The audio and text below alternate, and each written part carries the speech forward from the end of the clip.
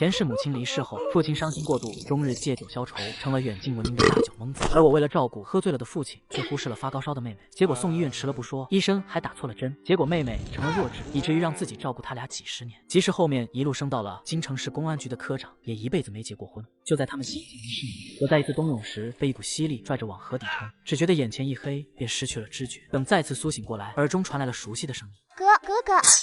秦大壮蓦地转头看着屋里的摆设，上面的日期赫然是1958年12月28。秦大壮的眼泪哗的一下就下来了，这是他的妹妹秦妞妞小时候的模样。我这是重生了。妈，我哥醒了。妈，我哥醒了。小兔崽子，告诉你几遍了，别跟大鹏他们去河里游泳，这冰天雪地的，咋不冻死你？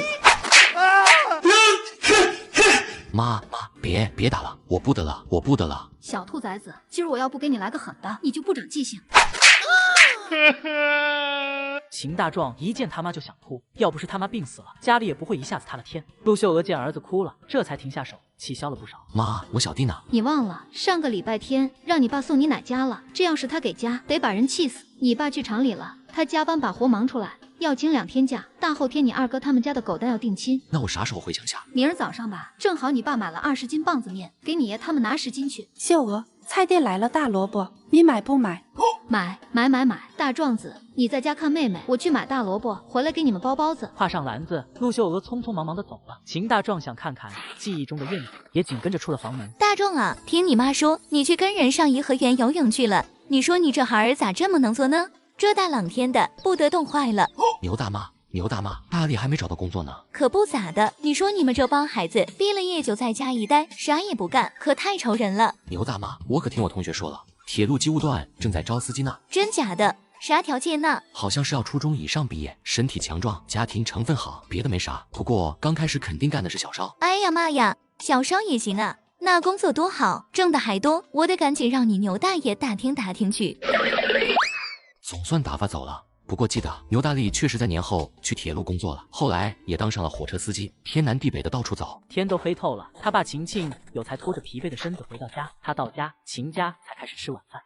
这菜店半个月就来200斤大萝卜，我和马婶刚到那就没了，我还寻思去的早能买2个回来包包子呢，这下只能喝粥吃咸菜了。媳妇，我听主任说，过了年咱们个人的粮食定量还得下调啊，这可咋整？上个礼拜你从乡下回来，不是说咱村的食堂解散了吗？老2老3也没啥吃的了，我本来想咱们再省省，接济一把，咱也不能让他们饿死吧。这回粮食定量一降，咱们也吃不饱肚子了。庆友，你说这可咋办？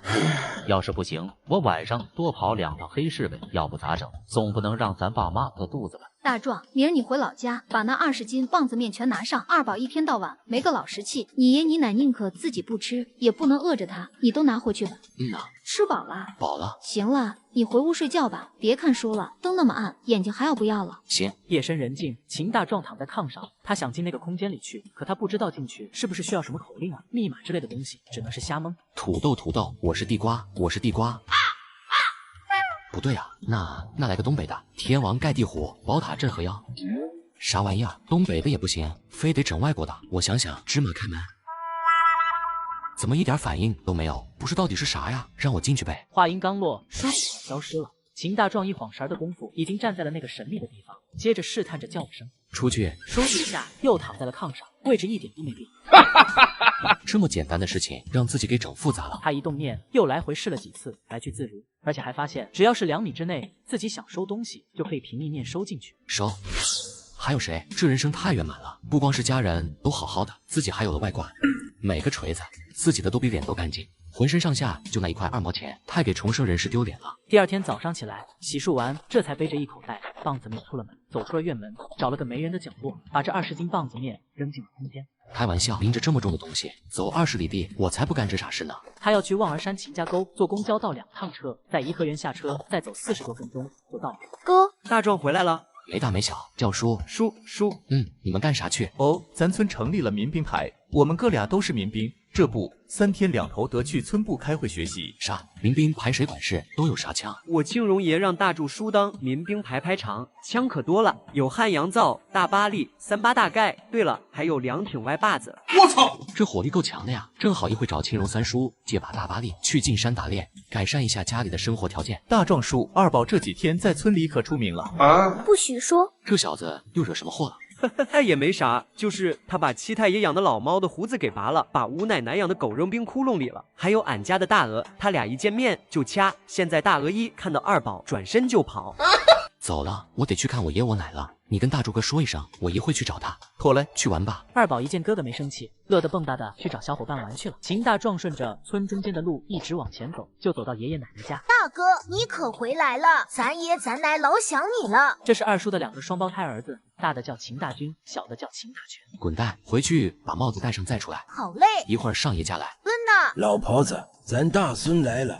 哎呀呀，奶的大孙来了，快进屋！这又拿的啥玩意儿？这是我妈让我带来的棒子面。二宝这么能吃，肯定是您和我爷把粮食省下来给他吃了。上炕里坐着来，炕里暖和。你妈净操那没用的心，在秦家沟还能把我小孙子饿着。奶，我拿都拿来了，你们就吃吧。城里再咋地也饿不着肚子。今年也算是风调雨顺，可是这又整什么大炼钢铁？把年轻的劳动力都给抽到水库那去了，结果收秋都没人了。幸亏你庆荣伯倒了10几个人回来，才抢出1半粮食，可一交公粮又不剩下啥了。别听你爷的，再咋难过也比小鬼子那攒强。你庆荣伯没少往咱家送粮食，不过我们没要，看看村里人都饿得打晃，我们当老的不忍心吃啊！嗨，别说这些了，大孙，人家狗蛋比你小1岁，这后天就定亲了，你啥时候能把我大孙媳妇给领回来呀？奶，我等上班了，就把你大孙媳妇领回来，到时候生了孩子，奶，你和我爷看重孙子。那感情好，等你有了孩子，爷和你奶就进城帮你看孩子。啥孩子？二叔。二婶，大壮啊，刚来呀！你爸你妈啥时候回来？我爸我妈明天回来。这到年底了，我爸老加班，天天早出晚归的。二叔，咱家有粮食种子和蔬菜种子吗？种子都在村仓库里呢，你要多少啊？1样几粒就行，我同学要。这算个什么事？才几粒，你去找你庆荣伯，让他给你拿不就完了？对了，二叔，现在村里有了民兵，枪好借不？我想去山边打2个野鸡。好借，大柱子管。不过你要是想玩，就在山边玩，可别往山里走。今年山里的野猪多。二叔，那你带我去借吧，我怕大柱哥不借我。秦庆福有点犹豫，他怕自己帮大壮借了枪，大壮不听话进山里边。现在山里边不光是野猪，还有野狼，进山太危险。老二，你领大壮去村部吧，就说我答应了。大小伙子不见世面还成，再说也不进山里，没大事。秦庆福从来不跟爹妈顶嘴，一向是他爹说啥就是啥。他应了一声，就领着秦大壮就出了门村部。庆福、大壮，你们咋来了？八叔、大壮，咋地了？是不是我17叔家里断顿了？我一会儿到库房走点玉米粒，给我叔送过去。不是，是大壮有事找大柱。找我啥事啊，兄弟？柱子哥，我想借杆枪，到山边碰碰运气，看看能不能打个野鸡、野兔啥的。这兄弟，你以前打过枪吗？可别不会再伤到自己个儿。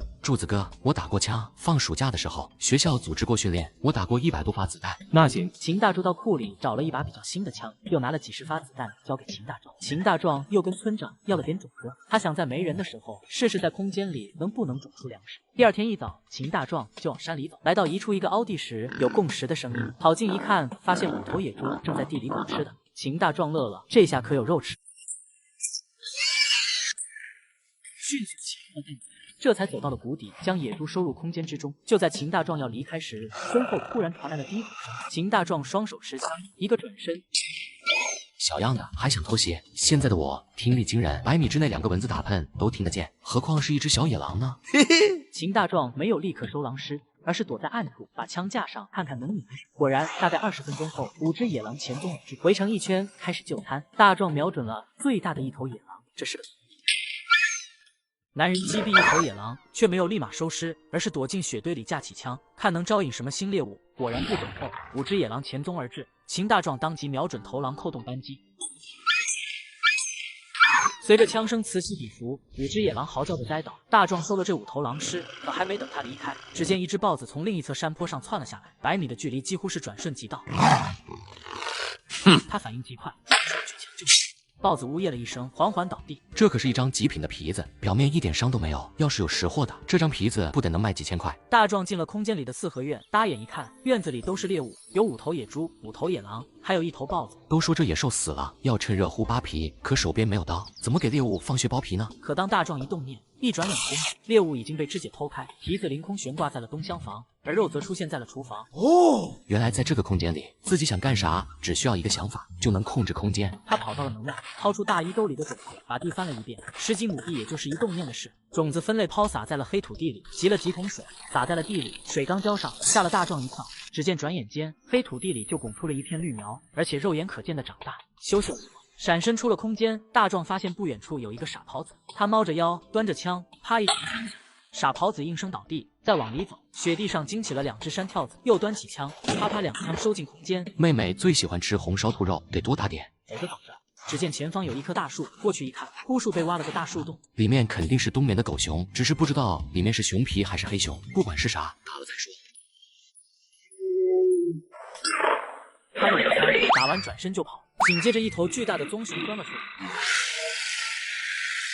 大壮知道自己已经重创了这头棕熊，站在一棵树的后面，举枪瞄准，棕熊轰然倒地。大壮不敢怠慢，跑过去一挥手，将棕熊收到空间，用意念包了熊皮，这皮摊开来足有3米大小。天色也不早了，再不回去得在山里过夜，家人该着急了。大壮今天的运气也是出奇的好，回村的半路，大壮还碰到了一个野猪群，打了2头大野猪，这次打猎圆满结束。他掰掉几个大树杈，把2头大野猪拿了出来，架在树杈上。他不能让人怀疑自己的空间，正好回村里找人把野猪弄回去，所以背着枪奔下了山梁。在老秦头家里，晴晴有带着陆秀娥和妞妞早就回来了。一听说大壮自己进山打猎去了，而且快1天了，陆秀娥的心都提到了嗓子眼了，一直坐立不安的。奶奶也着急，一个劲的埋怨爷爷和二叔不该让他大孙去打猎。一家人都起了，见天色暗了，也着急的商量组织人去山里找大壮。还没等他们出发，大壮就跑回来了，刚把枪递给二叔，陆秀娥一见儿子，二话不说，笤帚疙瘩就抡上去了。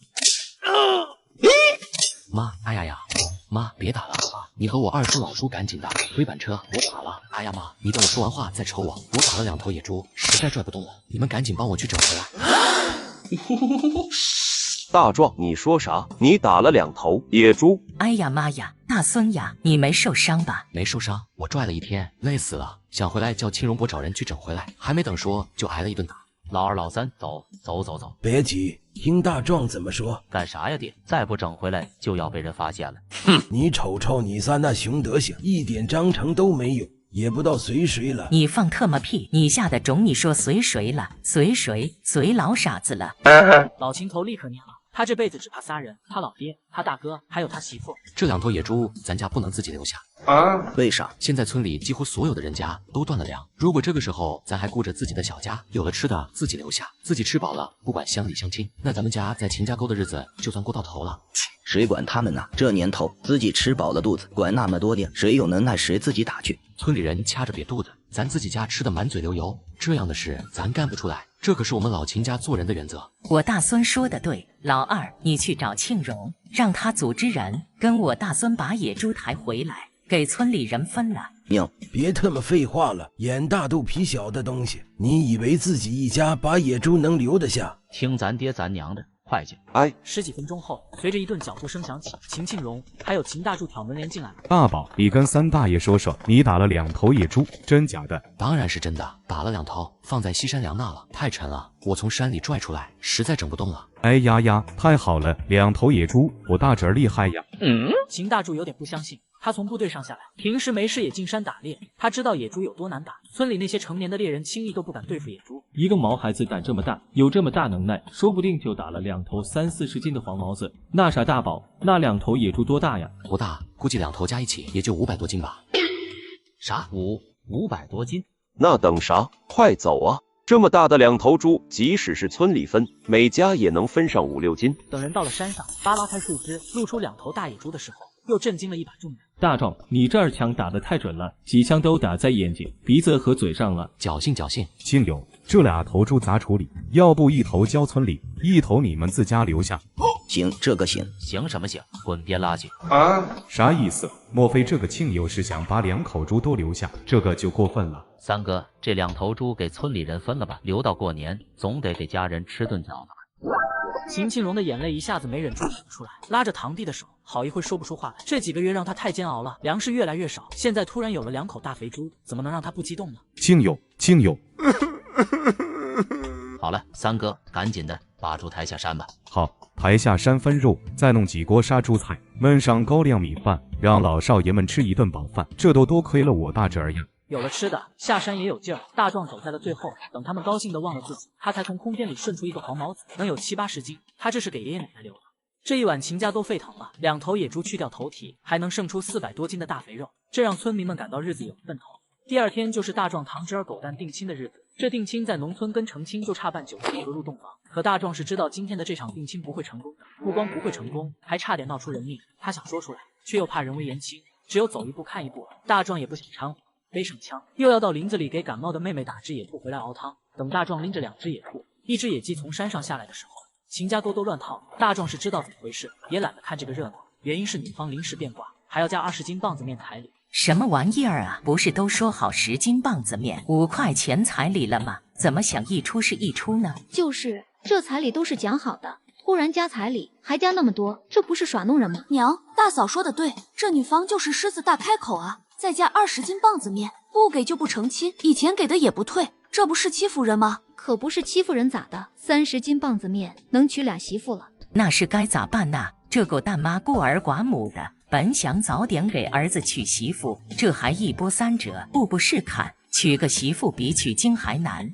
能咋办？我爹他们正商量的时候，女方的哥哥老死口，必须加彩礼。狗蛋妈咋求都不好使。后来狗蛋急了，和女方的哥哥打起来了。狗蛋那么小，被女方的哥哥给脑袋打了个口子，哗哗淌血。哎呀妈呀，狗蛋咋样？你大哥他们是死人呐，就让人这么欺负咱老金家人。狗蛋没大事，不过我3大爷急眼了，让大柱子把打人的扣住了，不给个说法就送公社了。大壮知道是咋回事，女方见秦家沟生活还可以，自己儿子也要说亲，就想利用姑娘大捞一笔，补上儿子说亲的彩礼。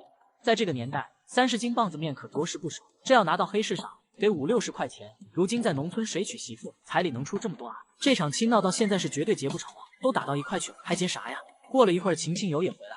他跟厂里就请了2天假，他可没工夫管这些闲事。大壮也着急回去，他得去黑市把空间里的野物都给卖出去。2宝留在了秦家沟，这里的玩伴太多，让小家伙有点乐不思蜀。回到家，大壮进入了空间，惊喜的发现，才10几个小时，黑土地上的庄稼和蔬菜已经长得老高了。按庄稼的长势，再有2天就能收获了。黑市在早上6点半天就要收摊，凌晨3点多，大壮就醒了。他背着背篓出院门，刚走出不到100米，就见到前边有一个毛腰驼背的女人。头上系着一个围巾，挎着个篮子，像极了偷地雷的鬼子。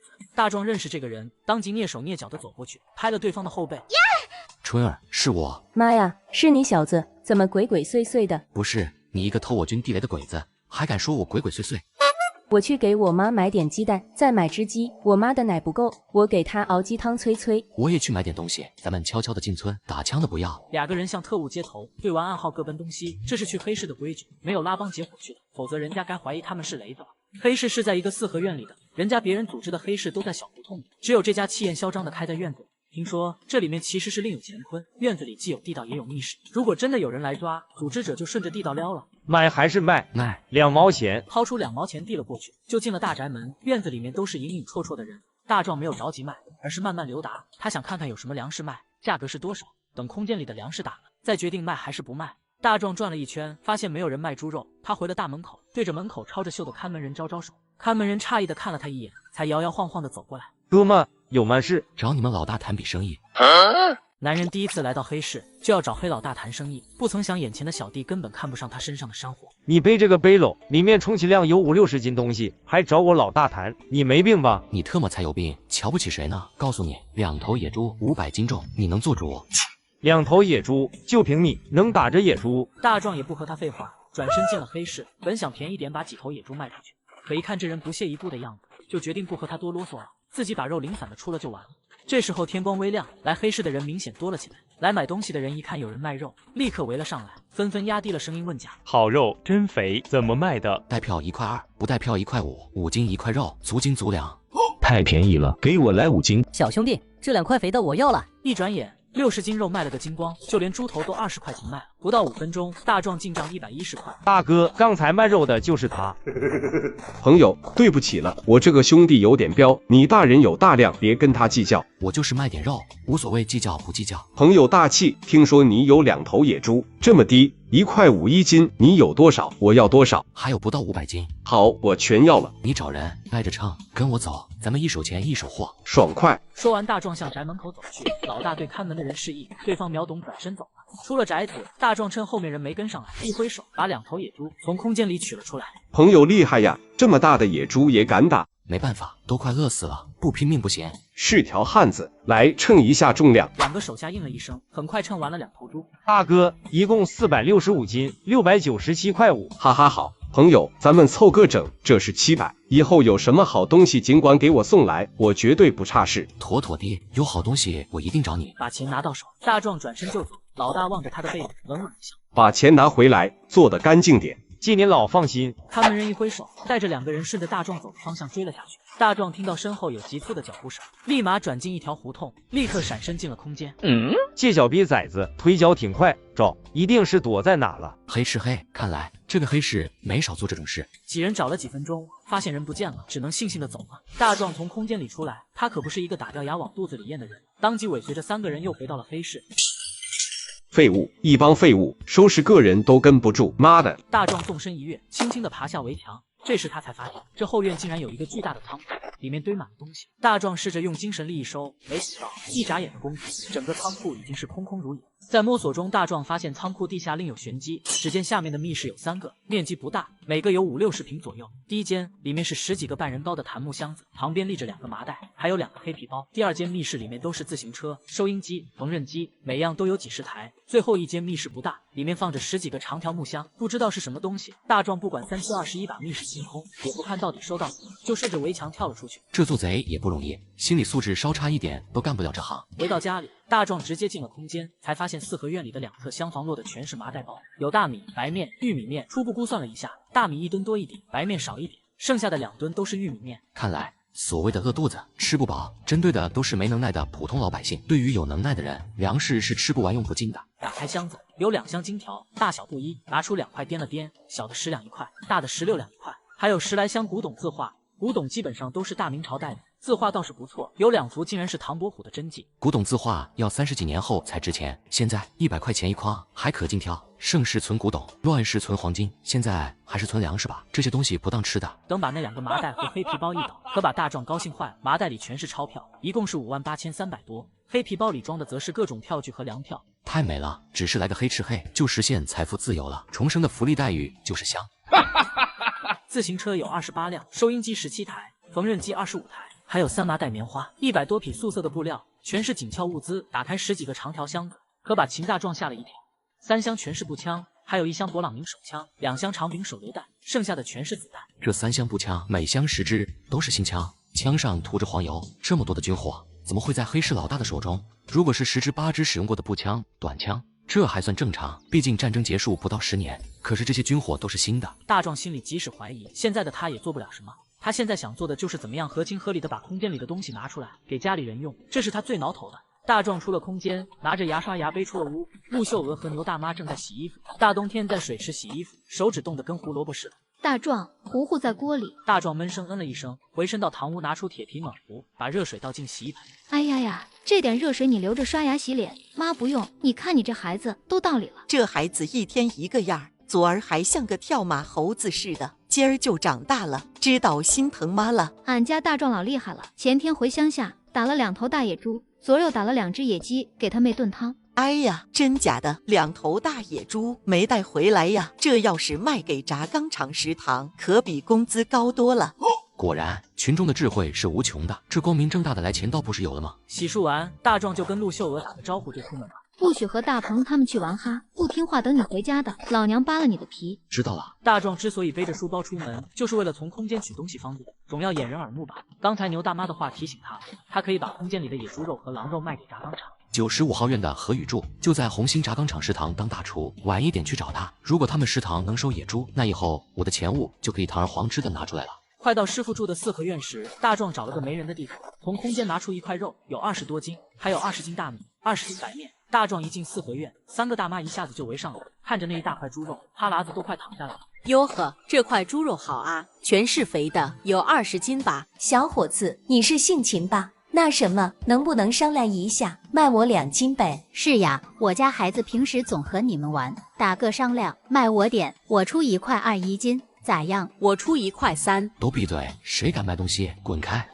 听到大壮的骂声，3个人打了个冷战。他们光顾着占便宜了，竟然忘了现在禁止个人买卖。要是抓到了，轻则办学习班，重则判刑。师娘，大壮来了，你这孩子怎么提来这么多东西？好几天没来看您和师傅，昨回老家打了头野猪，这不闹了点肉，给大房和小桂花解解馋。你这孩子就是仁义。俩人正在院子里说话，童文英从屋里出来了。大壮一见，当即上前一步，单膝跪地。这是齐人的规矩，建国后被列为封建残余，早就被摒弃了。可是童文英还是很注重这些。我这一辈子收了6个徒弟，论资质，论悟性，你最好。可惜练武的年纪太晚，身子骨长成了，没有大的发展。童文英一手拿着旱烟袋，一手扶托大壮，不料大壮纹丝没动。咦？童文英加了把劲儿，大壮才顺势站了起来。没想到才几天没见面，你进步这么大，不可能啊！你这小子的体质怎么变了呢？不可能啊！哎呀，师傅哪有啊？大壮憋着笑，他当然不能告诉他师傅，自己是喝了空间里的灵井水的缘故。师娘，大鹏呢？左儿和球儿他们出去玩了。说是去门头沟了，一半天回不来。大壮，你工作的是有信儿了吗？有谱了，还在等消息。大壮知道年后市公安局会招一批人，但是招工的条件很苛刻，对身高、年龄、文化程度，尤其是政审极为严格。但是童大鹏的出身成分太差，不可能通过政审。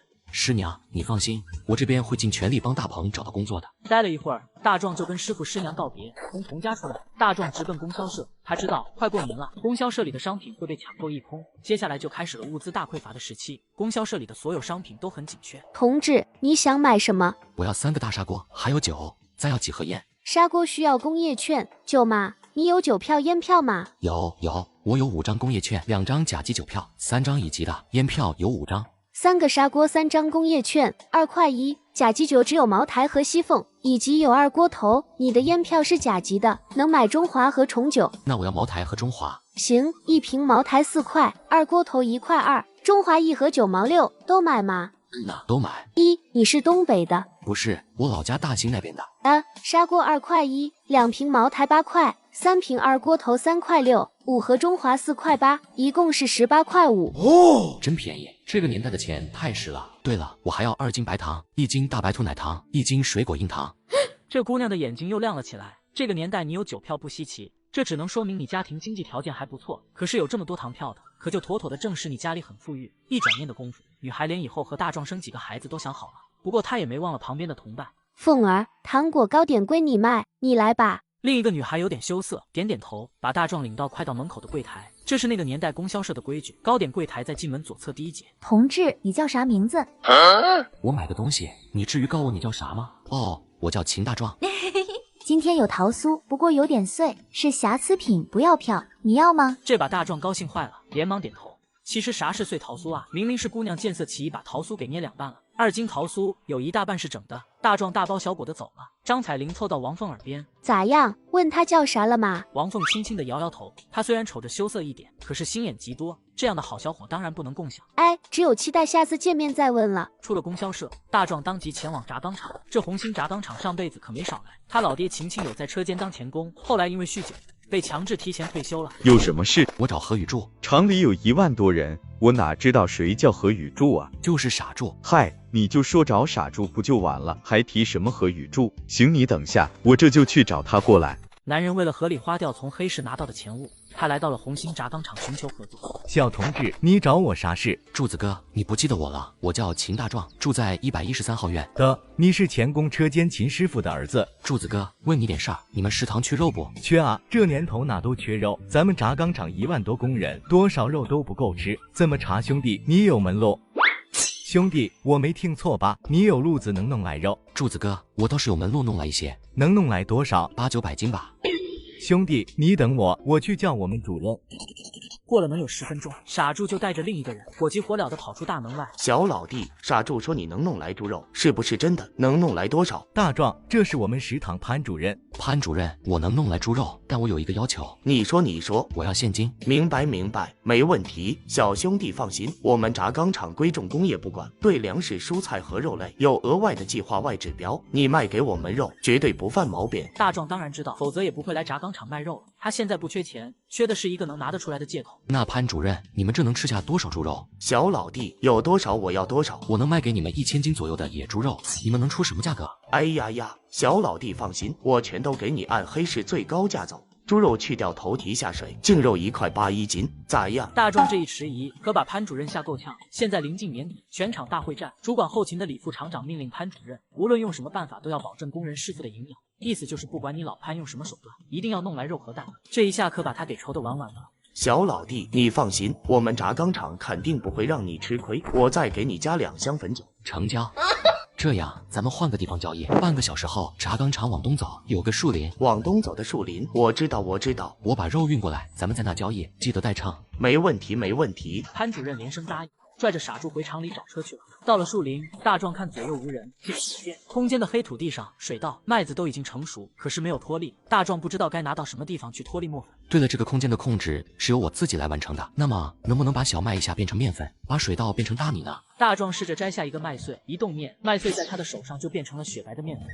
这可太神奇了！出了空间，大壮手往后一挥，空地上瞬间就出现了3匹，还有2头小黄毛子，能有800多斤的样子。我的个天啊，这可解决了我的大问题。这一段时间，不管是我们食堂的采购员，还是采购科的人，都越来越难弄到肉了。现在有这些肉，最少这个星期不用发愁了。潘主任，你叫人称一称吧。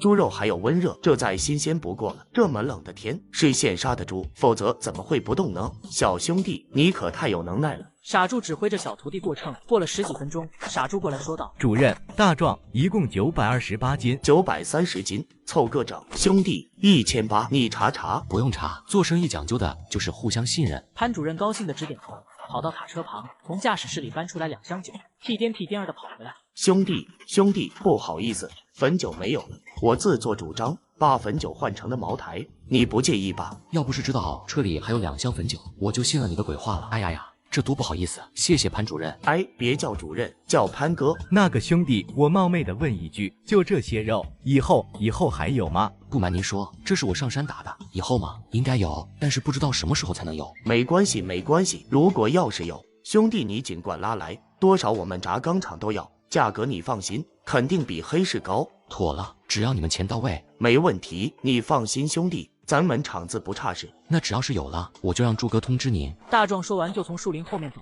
他不想让太多人知道自己在和轧钢厂做交易，但是他知道傻猪是个碎嘴子，肯定会在他爸面前说的，不过这也是他的目的。住嘴！以后小秦这边你多费点心，他如果有好东西，你尽管做主替厂里留下。还有，我回头报到了厂部，以后你就是1食堂的组长，工资和补贴上升1级。那我就多谢主任了。大壮有好东西，我会第一时间通知你。大壮快到家的时候，找个没人的地方，从空间里拿出一条麻袋，里面装着1头小黄毛子，能有50、60斤，还有10斤大米、10斤白面，没胆多往出拿，拿多了怕吓到家人。大壮子提溜着啥玩意呀？看样子挺沉。大壮也没想瞒着。这一个院住着，谁家做点啥一闻味就知道自己家做猪肉，可瞒不过这些邻居。哎呀妈呀，这啥呀？哎呀，是猪啊！大壮子，你这是把谁家的小猪给掏了？这可不中啊！婶告诉你，可不能走歪门邪道啊！马大婶，你的爸的爸爹，嘴好使，眼睛不好使是吧？那是野猪，这是我在我奶家山上打的野猪，谁掏别人家了？你仔细看看，家养的猪有这么大的牙吗？有这么硬的毛吗？你可真有意思。你这孩子咋这么不识逗呢？婶逗你玩，你咋还急眼了呢？大壮啊，你这孩子可真有能耐，你看看能打这么大的野猪。大壮子，这小野猪得有50、60斤，你家才5口人，能吃了吗？能不能吃的了，关你什么事？大壮不再理会对方，扛着麻袋往屋里走。吃独食也不怕噎死，什么玩意儿？蝈蝈抱抱。咱妈呢？妈妈买大萝卜。想哥哥不？想。大壮拿出一把大白兔奶糖，妞妞的眼睛立刻亮了，立马就宣进嘴里。蝈蝈好气。大儿子，妈抢到2个萝卜，一会儿给你包包子。气包包啦，气包包啦。陆秀娥看到妞妞嘴里在嚼什么东西，走近一看，这才发现妞妞的嘴里有东西。妞，你吃啥呢？气糖糖。我的天哪，奶糖，谁给你的？蝈蝈给，还有饼饼啊！大壮，这糖是哪来的？他当然惊诧，这是大白兔奶糖，听说3块奶糖就抵1杯牛奶。大壮从麻袋里拿出小野猪和大米白面，吓得陆秀娥差点跳起来。这是哪整的？妈，其实我前2天回乡下打猎，不只是打了2头野猪，我一共打了5头大野猪，还有这头小野猪。我当时怕都拿出来被村里人分了，所以就藏在山上了。今天上午我找大鹏他们把野猪偷偷运下来了。我儿子就是心眼多，那还剩3头大的猪呢。我卖了。卖啊？卖了！我的傻儿子，现在可不让个人买卖，抓住会判刑的。这个时候还没有投机倒把这个罪名，但是对个人买卖也是严令禁止。哎呀，妈你放心，我把野猪卖给我爸厂里食堂了，找傻猪帮我卖的，不是卖给个人。那卖猪肉的钱呢？那啊，这么多？妈，一共卖了1800，这是1500，剩下的我找我同学他爸买了10斤大米，10斤白面，又换了点票，给妞买了1斤奶糖，1斤白糖，还有这个桃酥，不过桃酥没用票。什么？1800？我们家存款都没这么多钱，得喊你爸挣2年吧？这可好了，有了这钱就能去你爸厂里买个工作了。妈，先别买工作，我今天去我师傅家，听到一个消息，说是公安局过了年要招工，我的条件正好，我想让我二师哥找关系，要是不行再说不迟。可得了吧，人家公安局招的是干部，咱这没人没能耐的，能摊上这好事？妈，我二师哥是建国门派出所的，应该有门路，你放心。还你师哥有门路，他有这能耐，不早把大鹏安排了？咋的？你还有大鹏和人家亲呢？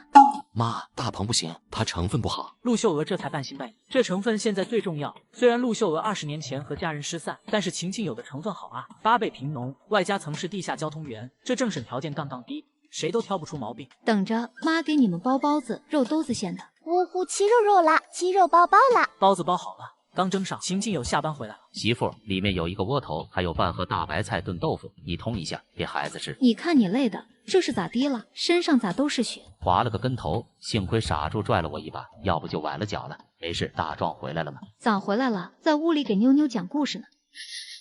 这整啥呢？蒸包子呢？蒸包子，赶紧回屋洗洗，咱10分钟吃饭。晴晴有应了一声，心事重重的拉门进屋。爸，回来了。爸爸，咱家7包包，肉肉的。大壮，我听傻猪说你卖了几头野猪给食堂，咋回事？前天我打了5头大野猪，还有1头小黄毛子，除了给村里的那2头，剩下的我都藏山上了。今天我找大鹏他们帮我整回来了，留下1头小黄毛子，剩下的我都卖给厂里了。我说这个傻猪回家这一道竟夸你了呢，说你这么厉害那么厉害的，卖多少钱呢？卖了1800，我给我妈1500，托人买了点大米白面，又买了点东西。多少？1800，这么贵吗？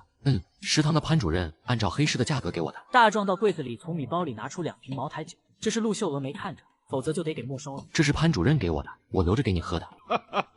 好儿子，咋给你妈1500呢？剩下的钱呢？一个小孩兜里留那么多钱干嘛？这就是秦庆友和陆秀娥的区别，一个小偷，一个大气。大壮太了解他爹的德性，也就没接话。这时陆秀娥走了进来，手里拎着2块肉，每块1斤多。庆友，你把这2块肉给张叔和牛大哥送去，顺便叫他们来家吃饭。好嘞。秦庆友急忙把酒藏在柜子里，他可舍不得请客用茅台酒。小兔崽子，现在有这么大能耐了吗？打野猪真厉害呀！可不咋地，这孩子一大，一天一个样。平时看大壮子文质彬彬的，这还敢打野猪，这孩子胆忒大了。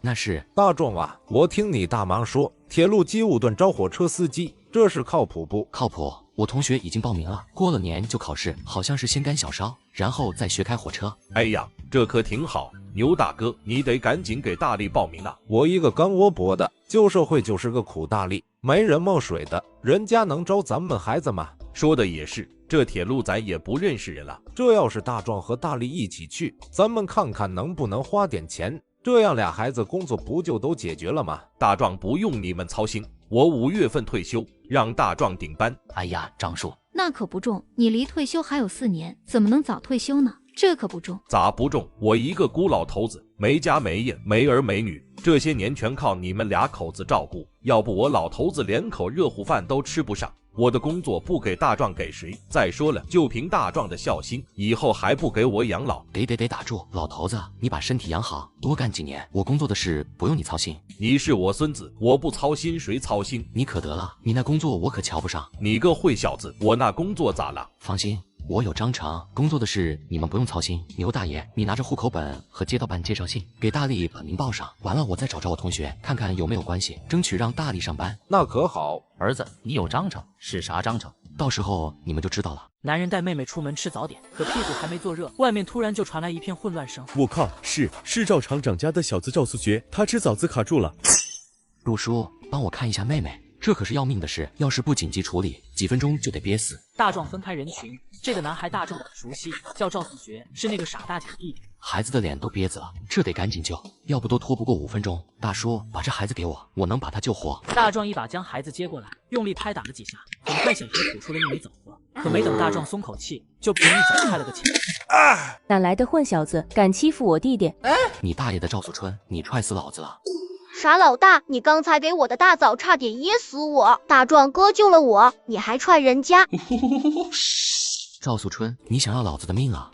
对不住啊。行了，你要干嘛去？我妈让我买瓶醋，坏了，我瓶子呢？傻春扭头就跑，这个愣姑娘出门总是丢三落四的。小兔崽子，滚那边去！妞妞在早点铺吃胶圈呢，再不过去啥也不剩下了。赵素觉欢呼一声，向早点铺冲去。大壮刚坐在早点摊上，傻春又冲了回来。大壮，谢谢你，刚才你救了我弟一命。春儿，听说我许姨又生了，老姐。春眠不觉晓，处处闻啼鸟。老五叫赵素晓。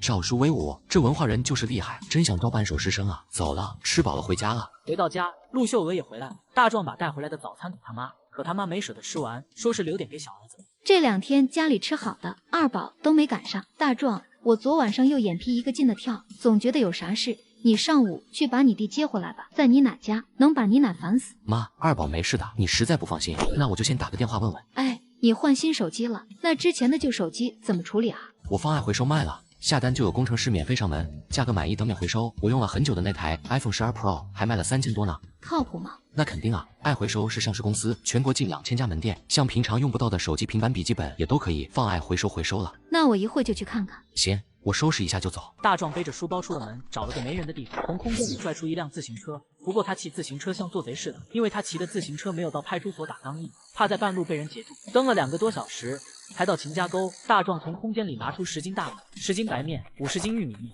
装在麻袋里。到了爷爷奶奶家，一推门，大壮就觉出了不对。爷爷坐在炕沿上，垂着头吧嗒吧嗒的抽烟，奶奶靠在被垛上抹眼泪，这可把大壮吓一跳。奶，咋地了？别哭，有大孙呢，啥事都不叫事儿，你可别把身体哭坏了。咋地？是你二叔告诉你们信儿了？没有啊，啥事啊？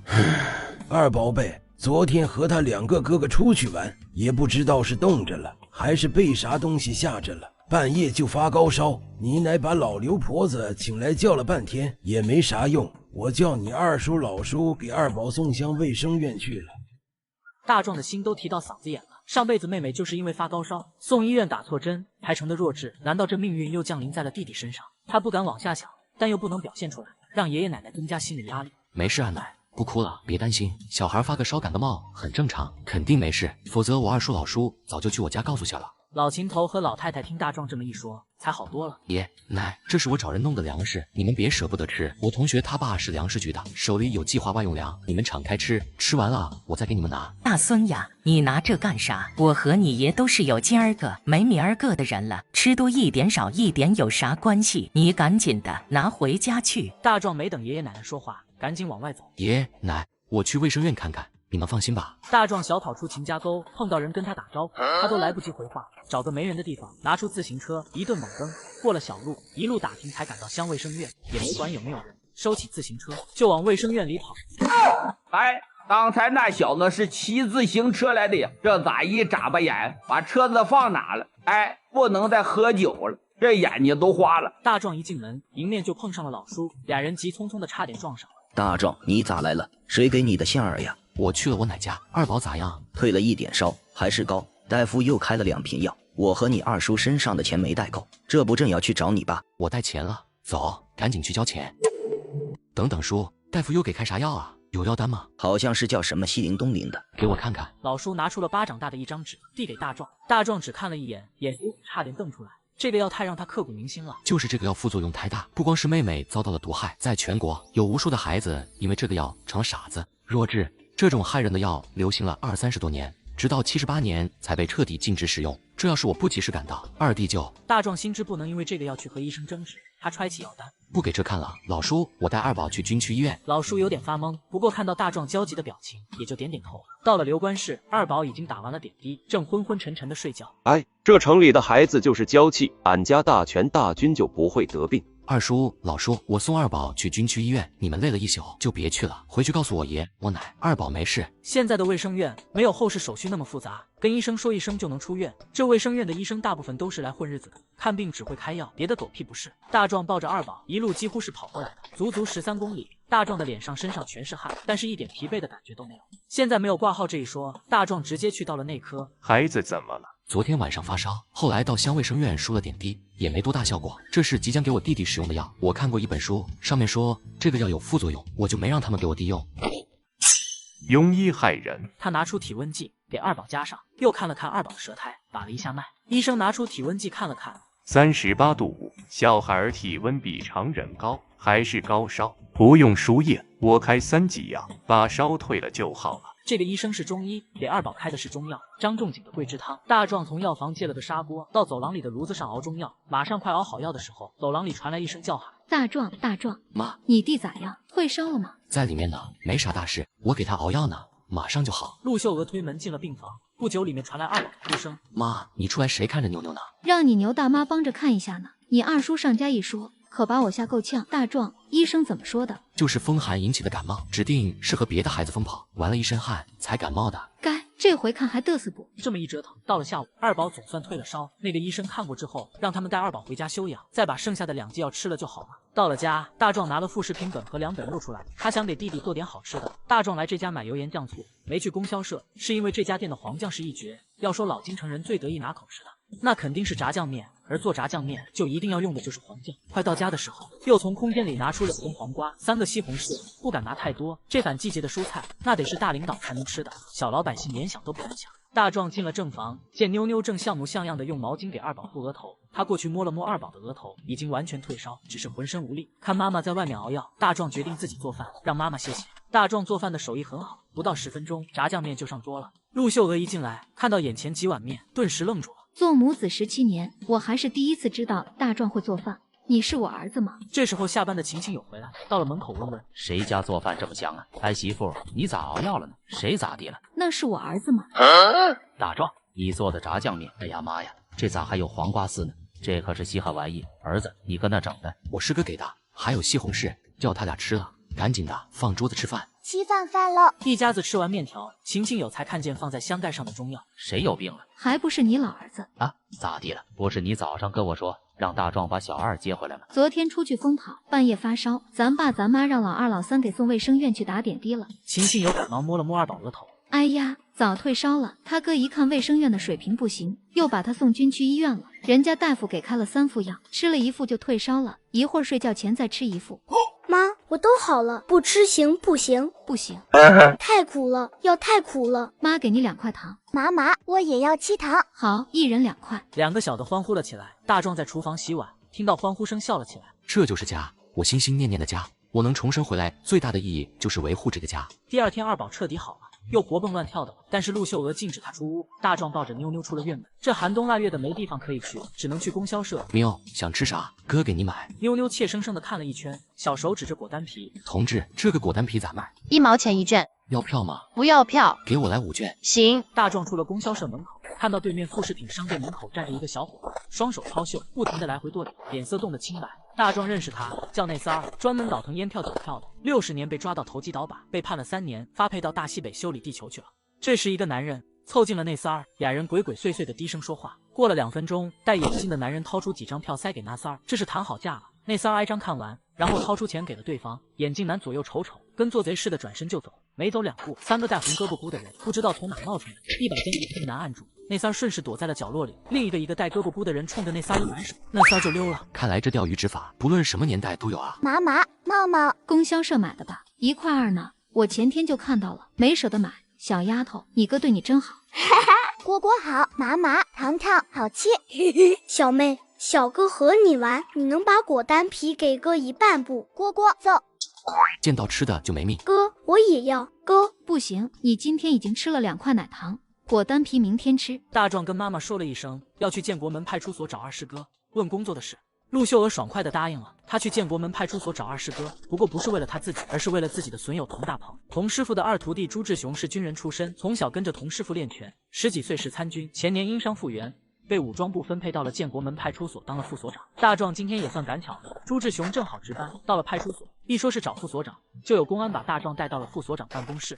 男人为了帮兄弟买工作，他直接来到派出所，找到了副所长。混小子，快1个月没见了吧？今儿咋有空到哥这来了呢？哎，师哥，我今天来是记得你说过有个战友在车站派出所工作，我是想能不能花点钱在车站派出所给大鹏买个工作，哪怕是临时的呢？哎，我不是不想给大鹏找工作，如果是差钱，我们几个师兄弟凑凑也差不多。但是大鹏有成分问题，另一个就是他这孩子不定性，玩心重，怕干不好工作丢我这个介绍人的脸。师哥，我听说年前车站公安分局就要取消，派出所也要从市公安局分出来，以后归车站管，也就是说政审这块就放松了。不过这样放松的情况不会持续多久，我寻思能不能趁这个空档把大鹏给弄进去。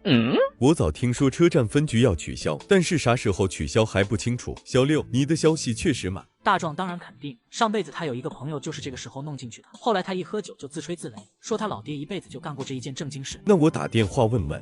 宋铁雄说完，当即拿起桌上的电话打给车站所。喂，程瞎子，我有个事呀，听说你们所年前就要划给车站了，我就是想让你帮帮忙。10几分钟后，朱铁雄满意的挂掉电话。小六，你还没有工作，怎么抽这么好的烟？我有钱，前几天在望儿山打了几头野猪，拉回来卖了。卖了？混小子，现在禁止个人买卖，你不知道啊？哎呀，放心吧，师哥，我卖给我爸厂里食堂了。轧钢厂食堂，那就没问题了。小六，刚才我战友说，他们派出所正好有个老人要退休，回南方老家养老，准备把工作卖了，要800块钱。太好了，师哥一定要留下，钱不是问题。小六，你这是干嘛？你一个没参加工作的孩子，怎么能用你掏钱？我们几个大的凑凑就有了，你赶紧收回去。师哥，你听我说，你家里7口人，就指着你和大爷2人的工资生活。我知道你平时连早饭都不吃，就为了省一口给老人孩子，你哪还有啥钱？而我这是打猎卖的钱，一半给了我妈，一半留着给大鹏买工作。师哥，这钱你一定要收，不过千万不要告诉师傅师娘啊！你就说托战友找的，没花钱，搭了个人情。朱铁雄羞愧的无以复加，自己一个成年人，竟然还不如一个孩子。他抓住大壮的手，半天说不出话来。大壮快到师傅家的时候，拿出一个面袋，里面装了5、6个黄瓜和西红柿。到了师傅家，师傅一见到大壮就拉着他非要切磋。大壮现在对他也有了怨气，这个师傅总是活在自己的世界里，眼看着妻儿在饥饿线上挣扎，却视而不见，听而不闻，真是自私至极。他轻轻地挣开童师傅的手，走进了屋里。大壮，快上炕里来坐，炕上暖和。师娘，我是来找大鹏的，他回来了吗？回来了，昨晚回来的，还没起来呢。昨儿雕姑着今天要去找你呢。哎呀，你这孩子，这又拿的啥呀？没啥，我同学从乡下暖轿子里弄了点黄瓜、西红柿，我拿来几个给大房和桂花吃。哎呀呀，不行不行，这可是稀罕物。大壮啊，你赶紧拿回家吃去。师娘，我家留了，我去找大鹏了。哎，这孩子，行，那中午给家吃，我去给你们做饭。不用了，师娘，我和大鹏有事出去一下。妈，你干嘛呀？王八犊子，把我扔家里你就跑了，我差点被我妈扒一层皮。哎呦哥们，我就说你肯定没事吧？赶紧的，咱走便宜坊，我请客。你有钱了，哪整的？你丫可别磨叽了，赶紧收拾一下，我在外面等你。要论起这京城的吃食，烤鸭应属第一。外地人到京城总是到全聚德吃烤鸭。可是对于大壮这样的老京城人，最喜欢的却是便宜坊。不是哥们啊，才几天没见，你咋像变了个人似的？这要搁平时，我特么吃东西能抢过你？滚犊子！你还舔脸说你丫寸多我去捞鱼，完了我呛着了，你把我扔家里就跑了，你丫还是人吗？你可拉倒吧，你妈就差拿斧子把我给劈了，我还不跑？再说我给你送家去了，你还想我咋样？行了，别整那副委屈巴巴的样了，看着恶心。哥们啊，你今儿咋有钱请哥们来搓一顿呢？哪来的钱？有好事带我特么现在穷的擦屁股都用土拉卡。滚一边去，这吃饭呢。说，瞅你那汉奸狗腿子样吧，跟你说，我这是进山打猎整的。你可别扯了，就你还打猎，你丫连我都打不过。你爱信不信？我靠，你真是打猎卖钱了！你特么小点声，你非得喊得尽人皆知不可吗？师哥们不，师哥们下次打猎带上我。得谢，大鹏，今天找你喝酒还有一件事。啥事？我和二师哥给你找了份工作，基本上8、9不离10。你和二师哥给我找了份工作，真的假的？当然是真的，我才懒得逗你玩。哎呀呀！洪大鹏不知道说什么好，直接蒙圈了。吃完了饭，出了便衣坊，还没缓过神来，大壮叹了口气，掏出50块钱塞到他的手里。大鹏，爹妈眼看着就老了，咱们都该长大了，懂点事了。自己个儿的爹妈多心疼点，这点钱你回去买点煤，再给师娘买点药。师娘咳嗽不是1天2天了，我这边已经托人买棉花了，到手了就送过去。得了，我先走了。谢谢了，兄弟。快到家时候，大壮从空间里拿出一个麻袋，里面装上10斤棉花，还有半匹黑布。弟弟妹妹的棉袄、棉裤里的棉花不多，再重新做一套。妈妈的棉衣都破了，也得做一件。大壮，你哪弄的棉花票和布票？不是弄的票，是从黑市买的。你个死孩子，咋往那个地方跑？被人抓住可怎么整？没事，大鹏给我看着人，有人抓我就跑。妈，你知道，谁也跑不过我。哎呀，放心吧妈，我二师哥说了，有事提他，小来小去的没事。这时，傻猪的妹妹和雨水敲门进来。大壮认识雨水，都是一个胡同的邻居，低头不见抬头见的。大壮哥，我哥请你去我家吃饭，说有事和你商量。大壮有点纳闷，现在这个时候请吃饭可是一件新鲜事，谁家粮食都不够，在乡下亲戚串门，要么不吃饭，要么得带着自己的口粮。柱子哥，你今儿吃我吃饭，是不是有什么事啊？有事您就说，咱哥俩谁跟谁啊？行，兄弟，你这份请哥哥领了。今儿这酒，一是为了感谢你，你卖给我们食堂肉，可给哥哥我长了大脸了，就连李副厂长都夸了我好几回了，还让我当小组长，涨了1级工资，这可是好事，柱哥，咱别说感谢的话，来，全在酒里，走一个。再一个，兄弟，还有个是哥哥的求你，是不是你们厂里还要肉啊？这啦，兄弟。和聪明人说话就是痛快，这不是还有40多天就过年了吗？我们厂里决定搞一次30天岗位大练兵，这不，厂领导就给我们食堂下了任务，务必在大练兵期间保证工人师傅们的伙食。可是你也知道，现在全国上下物资紧张，不光是缺粮，尤其是肉，我们主任陪着肉联厂的领导喝了3天酒，才整来了200斤，这够干嘛的呀？这不，我们主任就想起你来了，托哥哥我来求求兄弟，能不能支援一把？我们主任说了，比黑市高1半的价格收，你看怎么样？行，柱哥，我这2天就进山。不过咱们丑话说在前头，这打猎可不是说打多少就打多少的，我只能说尽力而为。透了兄弟，有你这句话就行。俩人又喝了几杯酒，大壮咬了咬牙，决定还是把那件事说出来。柱哥，有件事我得和你说，不说对不起你。啥事呀？兄弟，这话说的有点邪乎。我爸之前到保定出差，遇到我和大爷了。6年前，他爹和大清撇下2个未成年的孩子，和白寡妇私奔了。这个爹就成了他们兄妹心底永远的伤疤。兄弟别跟我提他，当年我抱着雨水去保定找他，白寡妇愣没让我进门。10冬腊月，我和雨水在外面足足站了2个小时，他连面都没露。从那个时候起，我们就没爹了。哥，我知道你的心情，可有些事，我觉得还是应该告诉你和雨水。雨水的眼睛里眼泪一个劲的打转，在他最需要父爱的时候，他爹离他而去。从那一刻起，雨水的心都碎了。和大爷对我爸说，他自打去保定以后，头1年每个月给你和雨水汇10块钱，从第2年开始每个月汇15，还给你和雨水写信。和大爷说，他怕你俩小，就把钱和信都寄给姨大爷了。柱哥，这是和大爷在保定的工作地址。傻猪像被吓到一样，坐在地上迟疑了片刻，才一把抢过纸条，脸上眼泪流下来了。什么？这不可能！我从来没收到钱，这不可能，不可能！何雨水早就哭成个泪人儿了，傻猪站都站不稳了，好一会儿才抬头说道：“兄弟，我等不了了，我得去趟保定，我得去，我得知道，我爹不是不管我们，我爹不是不要我们。哥，我和你一起去。不行，你不能去，你明天还得上课，哥自己去。接到半下班了，我得去厂里开介绍信，半夜有一趟到保定的火车，快的话，明天哥就回来了。大壮，你帮我照顾一下雨水。没问题，柱哥，我支持你去一趟。”第2天，大壮骑车直奔望儿山。这回他不打算从秦家沟这边进山，要不还得跟爷爷奶奶解释一遍，嫌烦。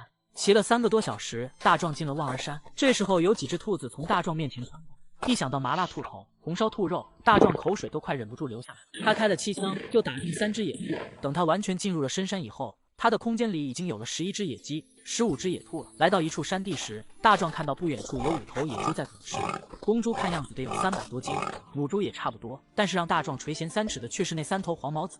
秦大壮上山打猎，偶然间发现山上另有一片世外桃源。随着天空弹起，5头野猪一个都没跑，全都被打倒。大壮一挥手，收起了武器， 2头大野猪加在一起有700多斤，3头黄毛子也有200多。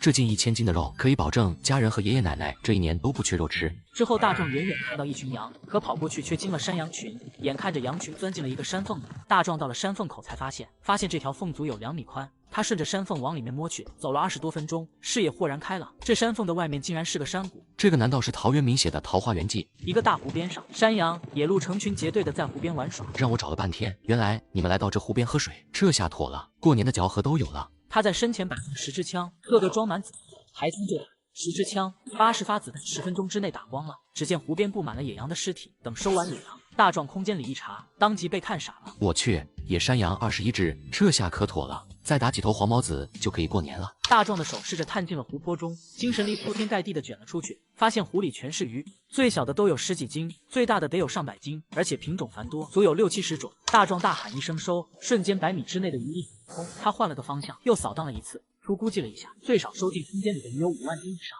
大壮走进一片森林，走了大约100多米，瞬间被面前的东西震惊了。一片火红的赤灵芝，足有几10朵，个个如脸盆大小，生长了最少100年以上，全是宝贝。大壮把灵芝一株株挖出来，他要把它们种到空间里去，满载而归。大壮顺着来路往山外走，看到天色已晚，便在进空间里睡了一宿。第二天上午10点多，顺着秦家沟的方向走出了山，远远的看到了秦家沟。大壮把一头野猪拿出来，找了2根大树枝做雪橇，拉着就往坑里走。大壮一进谷，就有抄着绣串门的人发现了，他们一个个叫着兄弟、小叔、小爷爷，大呼小叫的跟在大壮后面，说啥也不相信一个人就敢进山打野猪。二叔得到信儿飞奔而来，哎呀，大壮，你又进山了，我理个豆，这么大的野猪啊！这二叔，把我二伯叫来吧。还叫你二伯干啥？我把你老叔叫来，俺俩就整回去了。真是对牛弹琴，白说了。狗蛋，去把你村长二爷爷叫来。小伙子刚答应一声就要跑，村长秦庆荣就已经跑了过来。大壮啊，你啥时候又上山了？这又打着一个大炮篮子，你这孩子真厉害。二伯，这头猪还是照常给村里，我的意思是肉不分。上回分肉就吵吵的不行，别的村一定在领导面前说咱的小话。如果是这样的话，肯定会影响咱们今年的救济粮。对，这里我昨儿上公社，吴主任还问我哩，说话这个阴阳怪气的。我回来就寻思，想叫大柱准备几个人进山打点啥送去。所以啊，二伯，这头猪你就送到公社，公社一高兴，没准年前就把救济粮发下呢。到底是念过大书的人，这件事就是强。那二伯就替村里的老少爷们谢谢你了。二伯，我谢谢你吧。你这巴掌使这么大劲，是想把我送走吧？行了，都别磨叽了，来几个人把猪抬到村委会去吧。这一头野猪得有200多斤，村长招呼人抬到了村委会。二叔是3步一回头，两眼都是舍不得。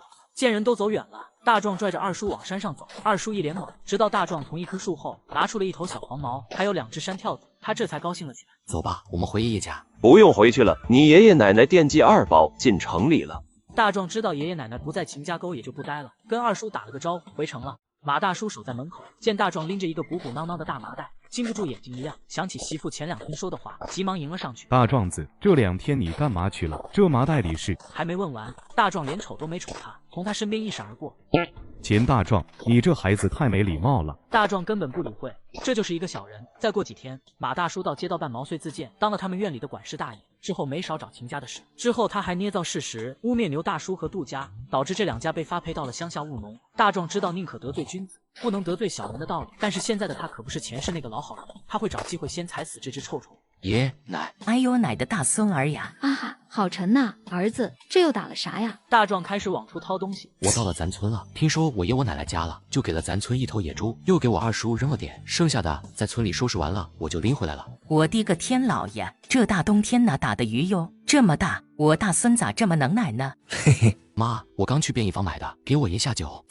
这啥呀？是烤鸭？在场的人谁也没见过，更别提吃过了。对，烤鸭。果果，齐肉肉，好香啊！我要吃。妈，你把肉撕下来，剩下的鸭架子炖点白菜，老香了。这孩子肉还有不香的。妈，我一会得去柱子哥家一趟。咋地，儿子，你不是就打了这么些吗？还有？有，妈，还有4头野猪。2头羊我都买好了，我跟柱子哥说一声，让轧钢厂出个车拉回来。我儿子就是厉害。妈，那我去柱子哥家了，晚上不一定回来吃了。行，你去吧，别耽误正事，我给你爷你奶做饭。到了95号院附近，大壮拿出一条麻袋，里面装上2只山跳子和1只野鸡。到了院里，闹闹哄哄的，是要开大会的节奏。大壮没理他们，看到了秦怀茹，没看到小雨水。怀茹，小叔，给我今上山打的，你留着吃吧。这么沉呐，小叔你留着自己吃吧。话音未落，贾张氏凑过来一把抢过去。哎呦，这么大的兔子啊！怀茹，你小叔一番好意，你就收下吧。正好这几天没吃饱肚子，连奶都没有了，这下可好，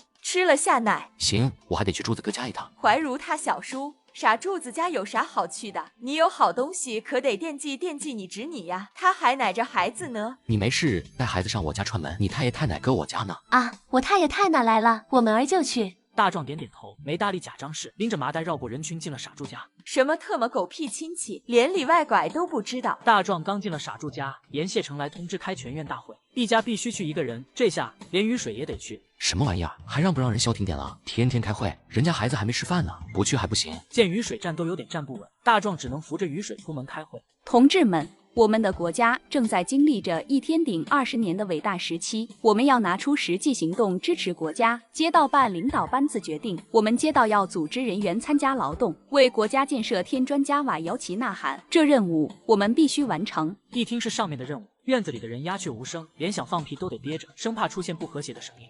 这个时候不应该是欢呼雀跃吗？怎么这么安静呢？大爷咳嗽了一声，院子里的人这才不去整他。王主任的眉头却皱了起来。这个易中海，这是什么作风？群众都要看他的脸色行事。同志们，街道成立了一个小组，小组成员由各个大院的一大爷组成，具体需要怎么支持国家建设，3天之内经开会研究后再通知大家。一听到入了小组成员，一大爷的腰板挺得更直了，反观二大爷那嫉恨如狂的小眼神都快压制不住了。这时院子里的人惊呼了一声，一大爷循声望去，身体却不由自主地颤抖了起来。只见傻柱两眼死死地盯着他，而在他身后露出脸的男人，赫然就是和白寡妇私奔的何大清。易中海上前2步，努力地挤出一丝微笑。大清兄弟，你回来了。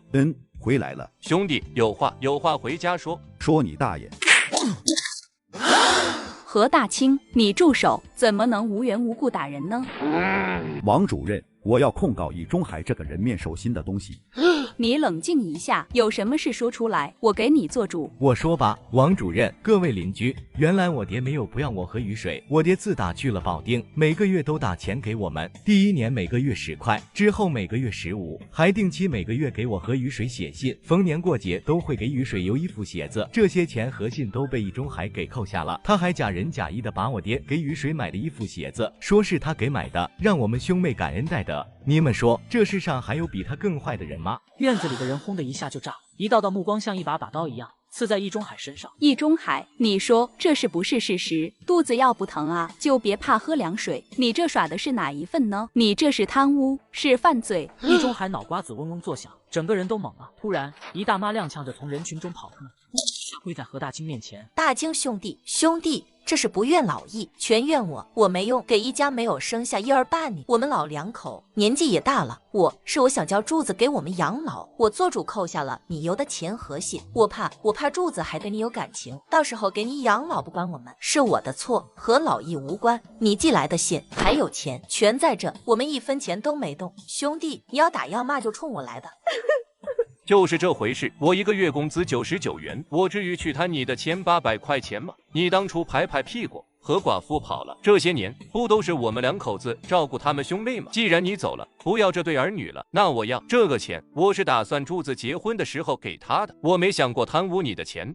何大清的目光垂了下去，到底是他做下的孽，怪不得别人。他也没有了刚才的气势，傻柱上前扶起一大妈。这些年，一大妈是从吃到穿，从头到脚的照顾他们兄妹，这份人情他得领。大妈，我和雨柱当着大家伙的面说一句，你老对我们的好，我和我妹都看在眼里，记在心里。你老放心，以后我给你养老。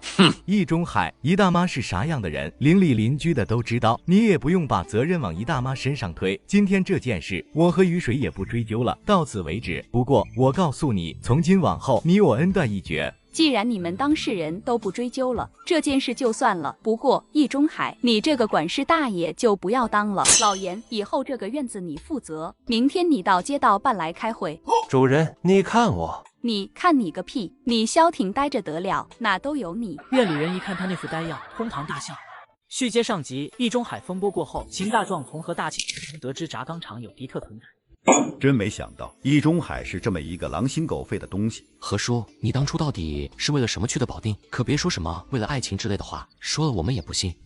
好吧，我就跟你们说实话吧，我有一段黑历史。我曾经给何应钦当过厨子，本以为兵荒马乱的这一段谁也不知道。直到52年，有一天我碰到了何应钦的小公子的家庭教师，他也认出了我，还请我喝酒，话里话外说新政府一定会找我们这些人算账，到时候连累家人都得不了好。我听了以后，吓得2晚上都没睡着觉。我不是担心自己，我担心的是柱子和雨水。傻柱和雨水这才知道，父亲原来是为了保护他们才离开的，忍不住又哭了起来。可是大壮有着几10年的公安工作经验，一下子就听出了对方话里的不尽不实。何叔，你这个朋友叫啥？他叫钟慕白，是炸鸡厂的厂医。那你把这事告诉我爸了吗？上回在保定碰到了你爸，好几次想和他说，但是我怕。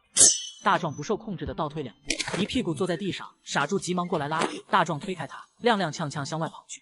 此时他的脑海中一直有一个声音在提醒他，这个钟慕白是敌特，他一定是要策反何大清的，而何大清一定是猜到钟慕白敌特身份的，恐怕他要么是被策反成功，要么就是全家被杀灭口，没有第3条路可走。何大清够聪明，为了不连累儿女，尽自无名声，两边都不惹，只有一走了之。大壮推开家门，家里人早吃完了饭，在一起聊天，被他吓了一跳。咋地？喝酒了？难受不？秀娥啊，你赶紧去给我大孙泡杯糖水解解酒。没事，奶，我没喝酒，是听到一件事，有点震惊。啥事？是啊，啥事？爸，你还记得何大清吗？记得。咋了？他回来了。回就回来了呗。去年我在保定不是碰到他了吗？他还跟我打听傻柱和雨水呢。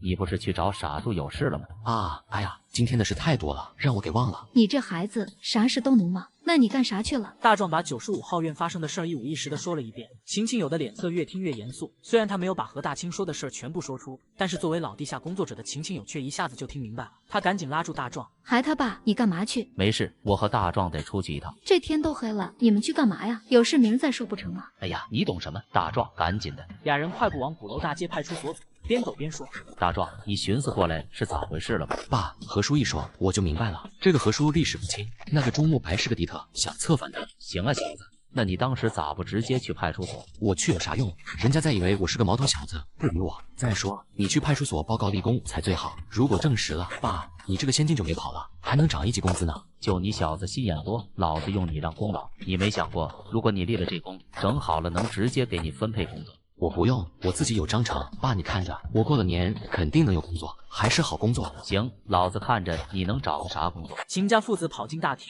一个值班公安迎上来。同志，你有什么事？我找你们所长，有敌特。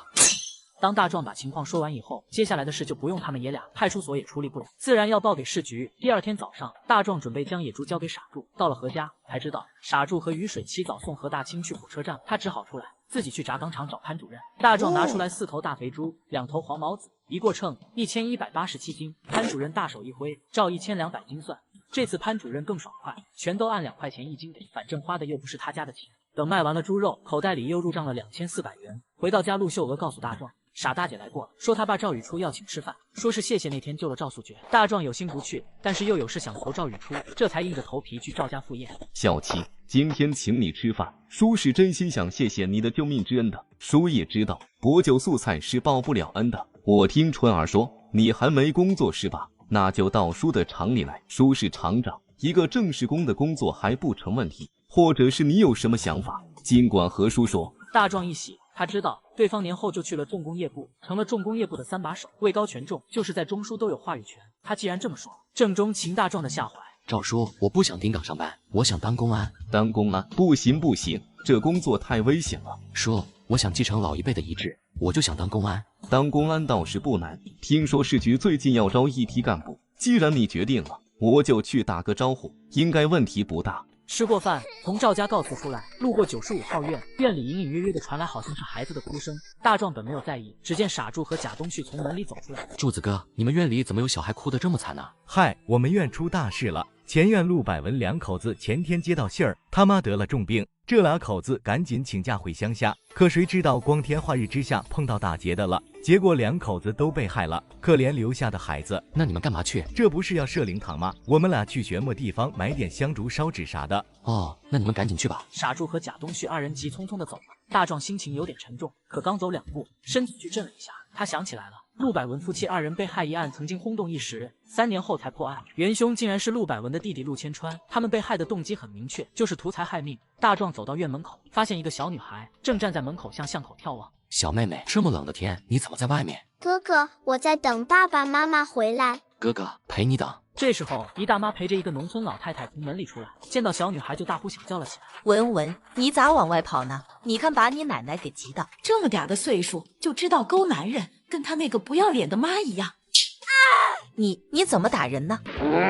是谁打我妈了？老子打不死你！小女孩一见他，立刻缩进了大壮的怀里。你特么家呀！这里除了老子还能有别人吗？你特么谁呀？为啥打我妈？哼，你妈的嘴太臭，这是病，老子给他治治。陆千川见大壮挺硬，当即萎了。那你也不能打人呐，这是不对的。这次就算了。哼，想走就走。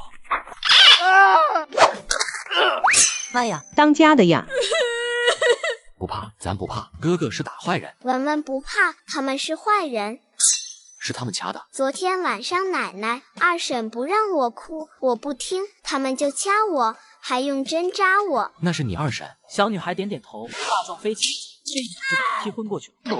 陆千川两眼一闭，装晕，他连大气都不敢喘。这小子太凶他了，他实在是怕了大壮能惯着他，一脚踢在他的脑袋上。陆千川头一歪，这回是真昏过去了。这几个人太恶毒了，居然为了一份工作，为了一个住房，雇凶杀人不说，还把这么小这么乖的孩子给赶出门去，活活饿死。这些不是人，是畜生。我打畜生是不分公母的。这边吵闹的厉害，好多人都围过来了。老易啊，可不得了，45号院姓秦的小子把陆家老二他们都给打了。这时候陆家老太太也鼻青眼肿的从门里跑了出来，刚才她怕再挨打，一直躲着没敢出来。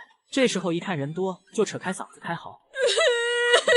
这个天打雷劈的东西竟然敢打人，没天理没王法了！老天爷呀，咋不打雷劈死他吗？我说东林家的、西社家的，你们都来看看吧！这个犊子进门二话不说，抬腿就踢，伸手就打呀！我可不活了，这还是人吗？是畜生！老嫂子，这是咋回事？哎呀，他姨大爷呀！我可不活了，我们老陆家造了多大孽啊！咋碰到这么一个牲口霸道、不讲理的畜生呢？这个时候，陆千川的媳妇也醒了过来，一看周围都是人，她捂着脸开嚎：“易大哥呀，我大哥大嫂被奸人害了，尸骨未寒，俺就和他二叔商量，到城里来帮着料理后事。没想到这城里人不讲理，看俺们是乡下来的，讨厌俺们，不问缘由，抬手就打呀！俺滴个老天爷呀，没天理呀！”他姨大爷，就刚才这个小畜生一嘴巴子把我打的呀，连东南西北都找不着了。他姨大爷，你可是这个院里的管事大爷，你管不管？不管我就去政府告他。管，老嫂子，你放心，我们院可是街道闻名大院，尊老爱幼，没有不是的长辈。这种不讲理、打人的人，我们一定不放过。你叫秦大壮是吧？说说吧，为什么打人？秦大壮，我跟你说话呢，为什么来我们院打人？你和我说什么？哎，你说你这个孩子，平时看你挺有礼貌的，今儿是抽的哪股邪风啊？跟谁这么说话呢？秦大壮，我问你，陆家的3个人是不是你打的？不错，咋了？还咋了？咱华夏从古到今的老理儿就是尊老爱幼，不管老人说的做的对与错，你当小辈的听话就得了，咋还能动手打老人呢？是不是海中？可不，你这小子平时看着像个老实人，这怎么能这样呢？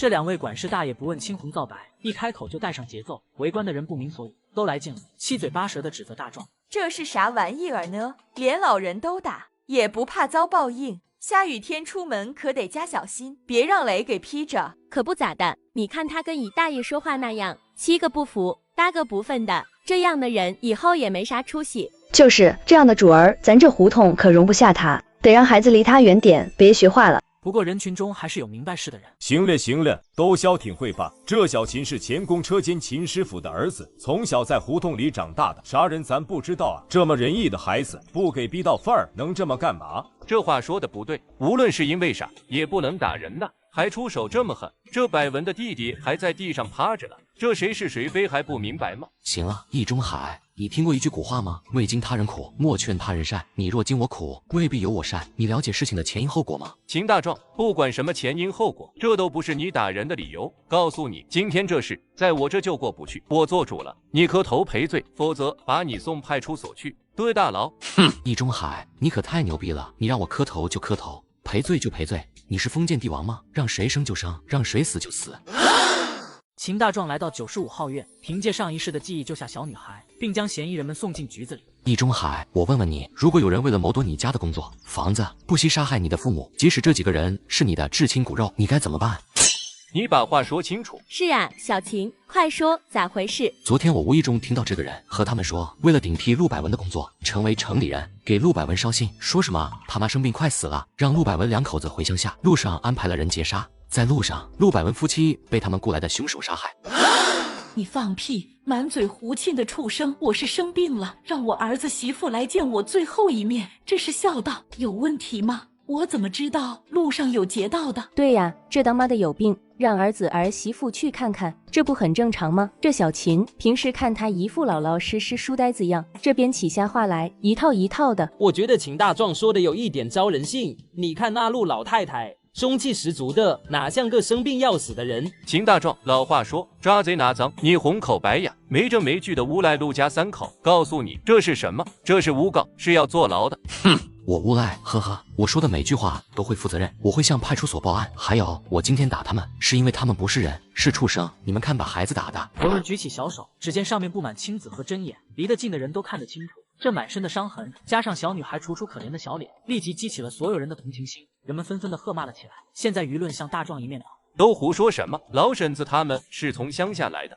哪知道城里的规矩？再说这小孩子不听话，谁家不打两下？哎呀呀，这可不能活了！儿子呀，你赶紧从坟里爬出来，把这个冤枉你娘的小畜生带走吧！还姨大爷呀，你可得为我们做主啊！这个小畜生冤枉人，6月飞雪呀，得天打雷劈呀！别他妈演了，告诉你们，你们雇的凶手已经被抓了。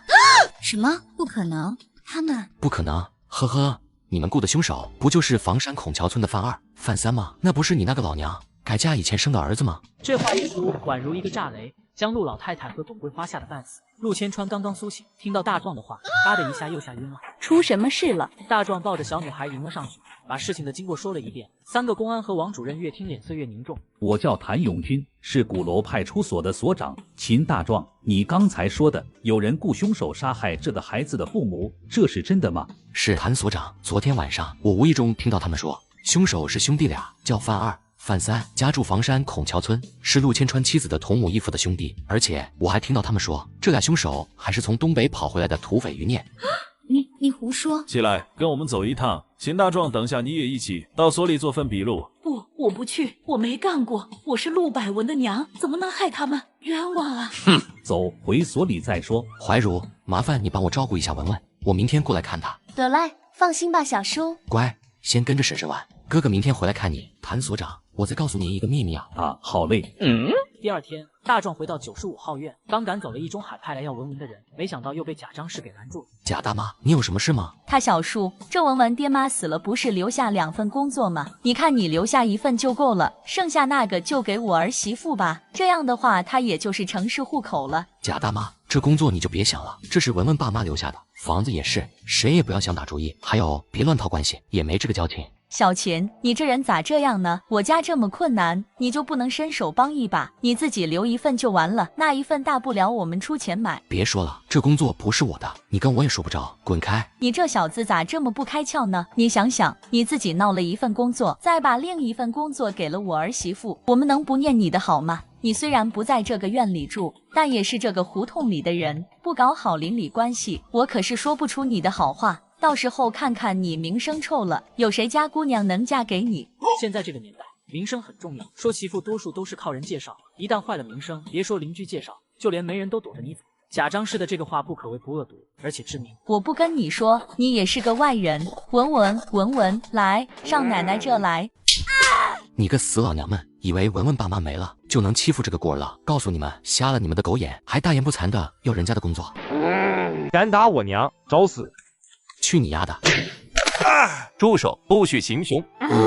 你个小崽子，告诉你，今天你打了我和我儿子，咱们没完。除非你把工作给我儿媳妇，再赔10块钱医药费，这事咱们就完了。否则我就去吊死在你家门口。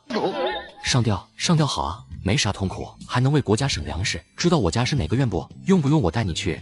贾张氏万万没想到，自己平时百试百灵的无赖手段夹滚刀肉，在大壮面前竟一点作用都没有。小秦，这就有点过分了。毕竟贾张是长辈，你打也打了，骂也骂了，这终归是要有个说法吧。再说，都已经说给你买工作的钱了，你还想怎么样？你们家给陆家出多少钱？给个屁钱！这个小犊子白打我和东旭了。他把工作给我家，我也不追究他打我们的事了，两得了。我家出200。邻居们这下可真见识到了什么叫无耻了。人家800到1000的工作，给200还这么使劲，大家都轻蔑地看着他。小秦，这人吧的见好就收。虽然你不是我们院里的住户，但不管怎么说，都是一个胡同的邻居，低头不见抬头见的。200也行了，就这样吧。什么特么就这样吧？你是干嘛的？你还得决定啊！你说什么？你个没大没小的东西！你敢再说一遍吗？还我敢再说一遍，说10遍都行。我说你是干嘛的？上来这顿指手画脚的，哪都有你呢！赶紧滚一边去的了！大壮不再理他们，抱着文文往门外走。三大爷一见文文，眼睛都绿了。爷们儿，要我说，这小文文还是孩子，自己也不会过日子。这么地吧，每个月给我8块钱，以后文文就在我屋里吃。三大爷别的不敢保证，指定是我们家人吃啥他吃啥。这文文的爸妈一死，怎么院里的邻居都在明里暗里的打他的主意？你个老王八蛋，你让文文去你家搭伙，还和你家人吃一样的。你家吃花生米都得按人头分，文文才5岁，他能吃多少？你要文文每个月拿8块钱给你，想让他养你们全家？你一个老师欺负一个孩子，你可真不是东西。围观的人对严不贵指指点点，议论纷纷。这严老抠可真是算盘打得真精啊！8块钱一个5岁的孩子，那可不是养他全家嘛。哼，你年龄不大，心眼儿不少，你以为你的心思大家伙看不出来？你不就是想吞了陆家的工作房子吗？我就不信了，你一个大小伙子，啥也不图，对一个小女孩好，可能吗？现在有这么好的人吗？呸！你个没教养的东西，我今儿就替秦庆友教育教育你。你敢住手！你们要在干什么？王主任，是这样的，我是看陆家就剩下个孤儿，就寻思帮衬一把，让这个孩子到我家吃饭。我媳妇没工作，正好可以照顾孩子。你看看，我是一番好意。易中海，你又是怎么回事？王主任，姓秦的这个小子不敬了，我替他爸妈教训教训他，省得以后他在社会上吃大亏。小秦，你说是咋回事？王主任，今天早上我来看文文，先是易中海托龙老太来找文文，要把文文过继给他们家，语气里处处都在威胁我和孩子，还说如果不答应，以后就不会有好果子吃。你胡说！你闭嘴！小秦，你接着说。我拒绝了，我跟他们说，文文的所有事都由街道办和派出所决定，谁也不能强迫文文做任何事。刚才贾张是逼着文文把他父母留下的工作给他儿媳妇，如果不给，他威胁我要四处编我的瞎话，败坏我的名声，让我娶不到媳妇。胡说八道的小崽子，你咋不说你刚才打我了呢？咋没把你打死呢？小秦，你接着说，还有吗？有，刚才严不贵说的那么大义凛然，可他故意没说一句，他是让文文去他家搭伙，可是让文文每个月给他8块钱的伙食费。你们怎么可以这么无耻？这是个什么院？还舔着脸说是模范4合院？你们怎么有脸这么干？欺负孤儿，欺负一个才5岁的孩子，你们有罪，你们都有罪呀！王主任正要跟秦大壮说话，一大妈凑过来。王主任，我有件事求您。什么事啊？要是不急的话，就找个时间去街道办找我。急，很急。王主任，我和老爷想收养文文。昨天晚上，我和谭所长调阅了陆百文的档案，他和他妻子都是孤儿，陆百文是从小被收养的，现在陆家的人也因为杀人都被抓了。所以陆文文的问题很不好办。小秦，文文喜欢你，你也是真心对文文好，我们大家都看在眼里。可是你自己还是个孩子，怎么能收养一个5岁的孩子呢？易中海2口子无儿无女，符合收养的条件。不，我不离开哥哥，我不。不哭，咱不哭，哥哥不会离开文文的。王主任，你说的都对，可是……没什么可是的，你一个乳臭未干的小子，你凭什么收养文文？我看你就是奔着陆家的工作和房产去的，你居心不良。就凭我是他妈。随着一声断喝，陆秀娥挤了进来，后面跟着秦庆友。老秦，咱们是一个车间的，我家里的情况你也了解，这个孩子无论如何，我都是要收养的。别扯这些没用的，这个小姑娘我们家收养了。收养？你凭什么收养？就凭你家老爷们挣那几10块钱，养活你们一大家子。你也说我们一大家子，我有3个孩子，我知道怎么照顾孩子，你知道吗？我忘了，你生不了孩子。你这种女人在我们乡下有一种叫法是怎么说的？秦庆友，不下蛋的母鸡。你们2口子配合默契，成功的把一大妈气得晕了过去。你们都有了3个孩子，为什么还要和我们争？你们这是缺德！易中海，你就是这样的人，总是想道德绑架别人。你说来说去，就是忘了文文的感受。他什么感受？一个5岁的孩子懂什么？王主任，我们2家的条件摆在这，您做个决定吧。王主任犹豫了，凭条件来说，肯定是易中海家的好，但是文文不喜欢他们2口子，这可让王主任犯了难。大壮看了一眼易中海，发现他在怨毒的看着自己一家人，他明白这是和易中海结下深仇了。不说家人，就是自己的老爸，以后在前宫车间也不会有好日子过。想到这，大壮咬咬牙，今天他不做这个老好人了。王主任，易中海没有资格收养文文，他历史有问题。秦大壮来到95号院接小姑儿，不曾想院里的人为了霸占女孩父母留下的工作和房产，都要争先领养她。面对死缠烂打的易中海，大壮决定和他撕破脸皮。王主任，易中海没有资格收养文文，他历史有问题。这历史问题、成分问题，在这个年代可是要命的。有了这2个名头，你别说过好日子，就是正常过日子都不可能了。你胡说，老易，这个孩子咱不收养了，咱们回家。易中海，你不许走。小秦，你把话说清楚，不许胡说八道。放心，爸，我知道轻重。王主任，我还有事反映。你说。易中海40年在鬼子的兵工厂任职，44年才到京城工作，他亲手造出的枪炮害死了多少国人？建国后，他隐瞒了自己的这段历史。什么？易中海为小鬼子工作过？我说他怎么是8级钳工呢？原来这手艺都是从鬼子那学的。他是不是隐藏的敌特？王主任的脸色变得凝重，回头对旁边的一个人低语了2句，那个人急忙跑了出去。你胡说，姓秦的，你胡说八道！你闭嘴，是不是胡说八道？组织上会调查。小秦，你说的可是真的？如果不是真的，你会因为诬陷坐牢的，你要想清楚。我为我的一言一行负责，如有差错，愿意受到任何惩罚。他当然是胸有成竹，易中海的这段黑历史并不难查，只是看人查不查罢。还有王主任刘海中，原名刘文善，河北唐县人，他爹叫刘大庆，大地主，唐县一半的土地都是他家的。刘大庆曾任鬼子的伪县长，手上沾满了老百姓的鲜血。鬼子投降后，刘家被清算，刘海中逃了出来，到了京城隐姓埋名，到轧钢厂工作。而刘海中的问题则是更为严重，不论他有没有压迫过穷苦百姓，就只是这份出身，再过几年就会被打成黑五类，那是要遭到批斗的，能不能活着都成问题。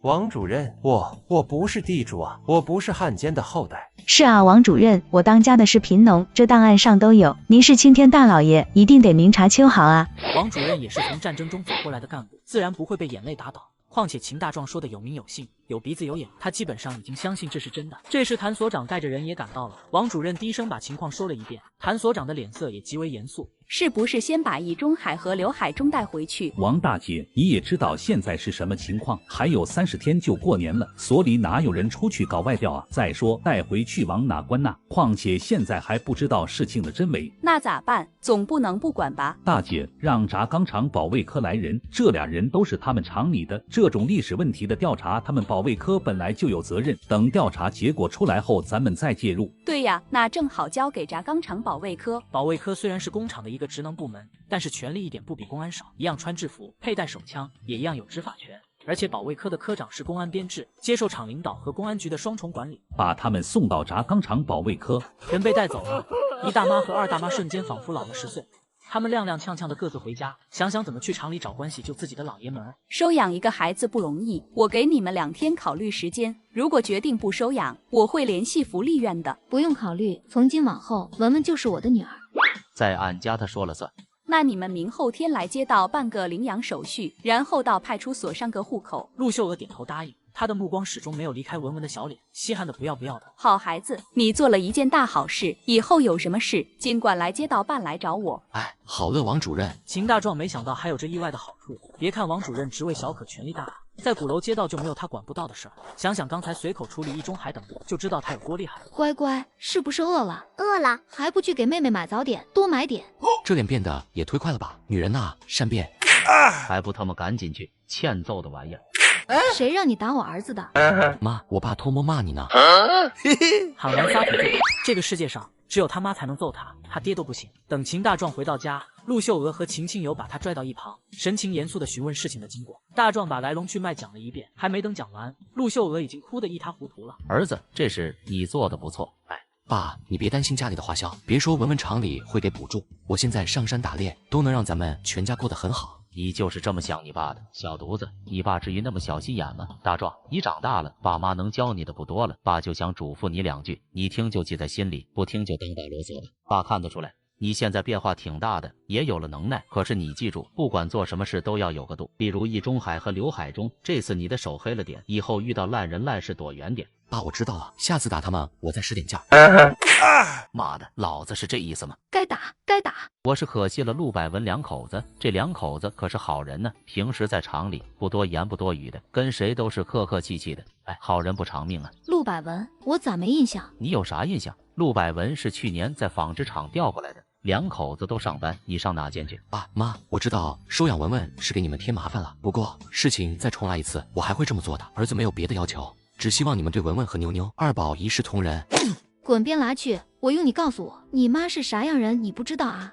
那当然了，我秦大壮的妈还说啥了？还他爸。大壮，有个事我必须说明白。只是咱们家收养文文，但是咱不能要孩子的任何东西，无论是房产、存款、工作还是补助，咱1分钱都不要。咱们明天请几个街坊邻居一起去街道办签领养手续，让王主任单独给文文开个账户，所有的钱物都存在里面，等孩子18岁以后再交给他支配，你们说行不行？秦大壮和秦庆友互相看了一眼，不约而同的举起了手。不说陆秀娥为人有格局，做事大气了，这一下就完全堵住了街坊邻居的闲言碎语。对了，爸妈，我的工作有眉目了哦。我昨儿去春儿家吃饭，赵叔跟我说了，他帮我找工作。赵叔，赵宇初吗？那就妥了，这老赵解放前就是我的领导，他可是个大知识分子，伟人都和他握过手的。爸，既然你和赵叔以前是战友，为什么有事不找他呀？你个傻小子，人家解放前是北平地下工作的领导人，解放以后是第2轧钢厂的厂长，咱就是一个小工人，往人身边凑啥，没地招人烦。过了中午，秦大壮出了门，他要为弟弟妹妹们买些秋衣秋裤，也正好买辆自行车。上次卖野猪，自己留下了400多块钱，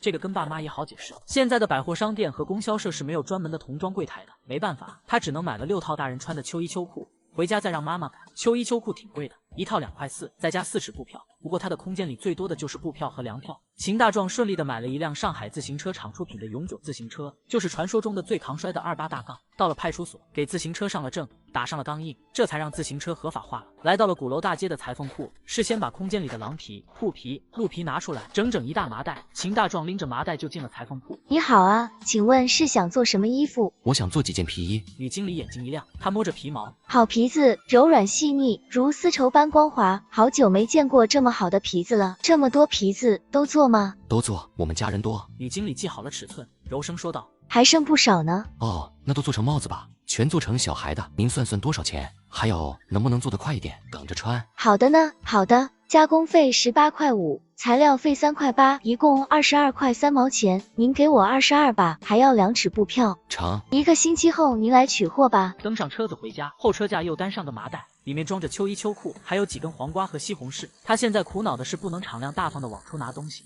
总是这样抠抠索索，生怕家人怀疑。这秦大壮推着自行车一进院，马大婶立刻凑了过来，大呼小叫：“哎呦喂，大壮啊，你哪弄的自行车啊？管谁借的？可别给人家弄坏了。”这是我刚买的，什么管别人借的？你可拉倒吧，你连个工作都没有，搁啥买？大壮啊，你可别去干歪门邪道的事啊！秦大壮懒得跟这个老娘们多废话，推着车子往家走。总不会是拿陆家的钱票买的吧？这才多点小岁数，就这么会算计？你可得了吧，李翠莲，大壮可不是那样的孩子。就是啊，马婶，再说了，今天刚把孩子领回来，哪来的什么陆家的钱呢？肯定是陆家的钱，要不他们家秦大壮哪来这么多的钱买自行车？吃饭都吃不上溜。你放屁！陆秀娥从屋里出来，双手叉腰，母老虎上线。李翠莲，你这个满嘴喷粪的家伙，2天不骂你就浑身刺挠，咋的？俺家就买不起自行车，你丫瞧不起谁呢？你个养汉老婆，你家爷们没能耐，别人家也没能耐，你回去让你家爷们打听打听，轧钢厂这2天吃的肉是哪来的？我儿子拼着命去山里打猎，支援工厂建设，怎么到你嘴里是歪门邪道？你个臭老娘们，人臭嘴臭，我看你是不团结邻居，整天挑毛病说怪话，你是欠抽了吧？你这一套天南地北的组合骂，直接给马大婶骂懵了，连还嘴都不敢，气得脸都青了。秦大壮一进里屋，给每人手里放上2颗奶糖，3个小家伙更高兴了，在炕上一顿蹦跶，把黄瓜和西红柿放到厨房，一听他老妈还在骂，看来这恶人就得让恶人来磨。人都说一物克一物，这话不对，应该是他老妈克天下所有的老娘们。又过了10分钟，陆秀娥才进屋，不是因为骂的口渴，而且马大婶已经被骂晕过去了。妈，今天咋才15分钟？没发挥好。还没来得及发挥，人给抬屋里去了。小犊子，我还没问你自行车哪来的？买的呗，我找票贩子买了张票，顺便就买了呗。这个时候抓投机倒把的不严重，倒腾票的有很多，毕竟这些票都是从领导干部手中流出来的，普通老百姓饭都吃不饱，哪有闲票往出卖？哎呀，儿子，你咋买这么多秋衣秋裤？哦，咱家人一人一套，商店里没有小孩穿的，只能买大人的。没事没事，二宝这个能多出个套袖，文文和妞妞能毁成2套。晴晴有回到家看见了自行车，一番询问之后，把自行车没收了，理由是全家只有他一个人上班，自行车当然归他使用。大壮也不在乎，他空间里10几辆自行车，只是不好往出拿罢了。秦家领养小女孩的第2天，一大家子就去给她办了领养手续，还请了几个邻居做见证。这些邻居不光要在领养手续上签字，还要见证秦家和街道办签协议。协议的内容就是把陆家的工作、存款、厂里每个月发的补贴，总之一切财务封存，由街道办保管，直到文文18岁，由文文自己使用。当然，房子是国家分配的，街道办收回。王主任也答应了，等文文成年后再另行分配住房。这一番操作彻底惊呆了所有的人，无论是邻居还是街道办的人，全都目瞪口呆，哑口无言。他们出去再一宣传，彻底打消了外面对秦家的闲言碎语。中午佟大鹏来了，一见面就把大壮拽到耳房，一把他抱住，痛哭流涕，把大壮吓了一跳。咋的了？谁呀？师傅啊？师娘啊？你特么别老哭，说话呀！哥们儿，谢谢你啊！你特么啥意思？不是你特么再往老子身上抹大鼻涕，老子揍死你！哎呀，你赶紧收了你这副二姨子的死出，赶紧的！说是滚犊子，你特么才是二姨子！今早上二师哥来我家了啊，工作是定了，定了。那边的老头挺着急的，想赶紧办完，回南方老家过年。这不妥了吗？师傅师娘高兴吧？高兴。虽然二师哥没说你，可我知道是哥们儿你出钱给我买的工作，谢谢啦兄弟。咱们哥们不存在这些，说谢就远了。不是，这是好事。你刚才干嘛整那副死出？滚犊子，你才死出呢！我原来以为你前几天跟我说的工作是车站卖苦大力的，谁知道你呀竟然给我买了份公安工作，我这不是一激动就……你滚！别整这以身相许的死出！大壮你大爷，还以身相许，没死你！甜，既然有喜事，咱不得庆祝啊！我兜里就8毛钱，庆祝个得呀！行，你是也行了吧？我请还不行吗？老子就是特么欠你的！哈哈，咱哥俩谁跟谁呀？你请客，我挑地，便宜方怎么样？你大爷，变一方就变一方。不过我得把弟弟妹妹带着，我妈今天和牛大妈去纺织厂打零工了，我得照顾弟妹。那没问题呀。对了，大壮，你家怎么多了个小女孩？亲戚呢？大壮就把文文的事简单说了一遍。洪大鹏竖起大拇指，哥们儿，你是这个，你这个就是那个，什么坏人做好事积德办。滚边拉去，我让你夸我了。大壮到里屋，一说带他们去吃烤鸭，把3个小家伙高兴疯了。哥哥吃多吃，晚上还带2只回家吃。文文笑得像个小猫一样，使劲的点头。二宝也吃饱了，就连妞妞也挺起了小肚。那个年代的孩子99%的愿望都是能吃饱肚子，可吃得饱又吃得好，却是一种连梦都不会梦到的奢望。佟大鹏帮忙把二宝他们送回家就走了。临走前，大壮塞给他50块钱，还有10斤粮票。佟大鹏没有推辞，只是看背影好像是在擦眼睛。到了家，陆秀娥已经回来了，今天去打零工，1分钟都没歇着，累得胳膊酸腿疼的。这回家里又添了个孩子，她不能把所有的家庭重担都压在丈夫一个人肩上，所以她才出去找零工干。像是大壮挣的钱，她1分没动，都留着给儿子找工作娶媳妇呢。看来给妈妈找工作的事要提上日程了。鼓楼大街供销社售货员的工作不错，距离家不到200米。不过现在快过年了，等年后再着手此事吧。转天早上，秦庆有上班以后，陆秀娥准备还去打零工，结果去不了了。王主任8点钟就来了秦家，告诉了他们一个好消息。经过外调调查得知，大壮说的情况完全属实。轧钢厂领导决定将易中海和刘海中调出技术车间，先是进学习班学习1个月，然后调到锻钢车间，取消8级、7级工待遇，按1级工发放工资，也就是每个月275。这下2人可算是跌入了谷底。锻钢车间是轧钢厂活计最重的，在这个车间全凭一把子力气，而且很危险，稍有不慎就会被烧红的钢水溅上。还有个好消息是，经过街道办的调整，从95号院倒下来了2间正房，1间耳房，我们准备分配给你们家，这也算是对你们收养文文的一种补偿。当然，现在这个院里的住房街道办要收回。这可不是多1间房的问题，你们现在住的4合院充其量叫大杂院，而95号院那可是1间耳房，就比现在的正房还要大。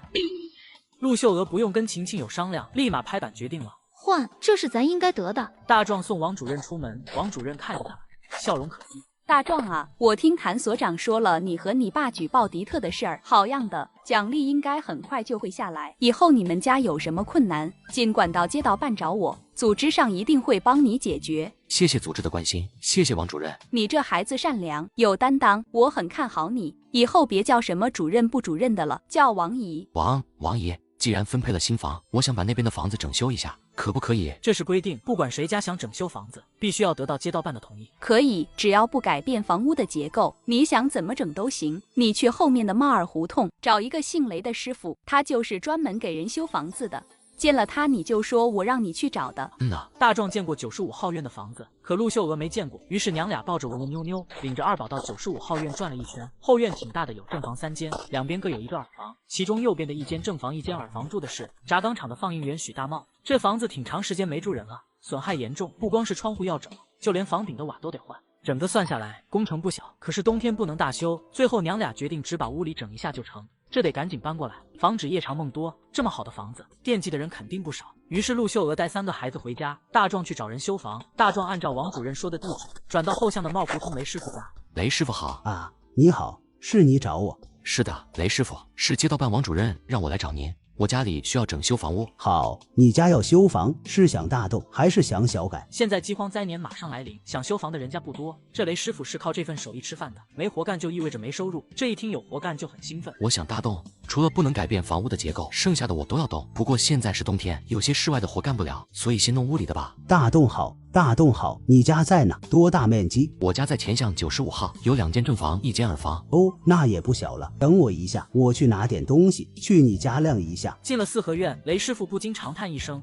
哎，这个院子可有来头。民国的时候，李鸿章的侄子李金吾曾在这住过，后来段祺瑞的堂弟段祺家也住过。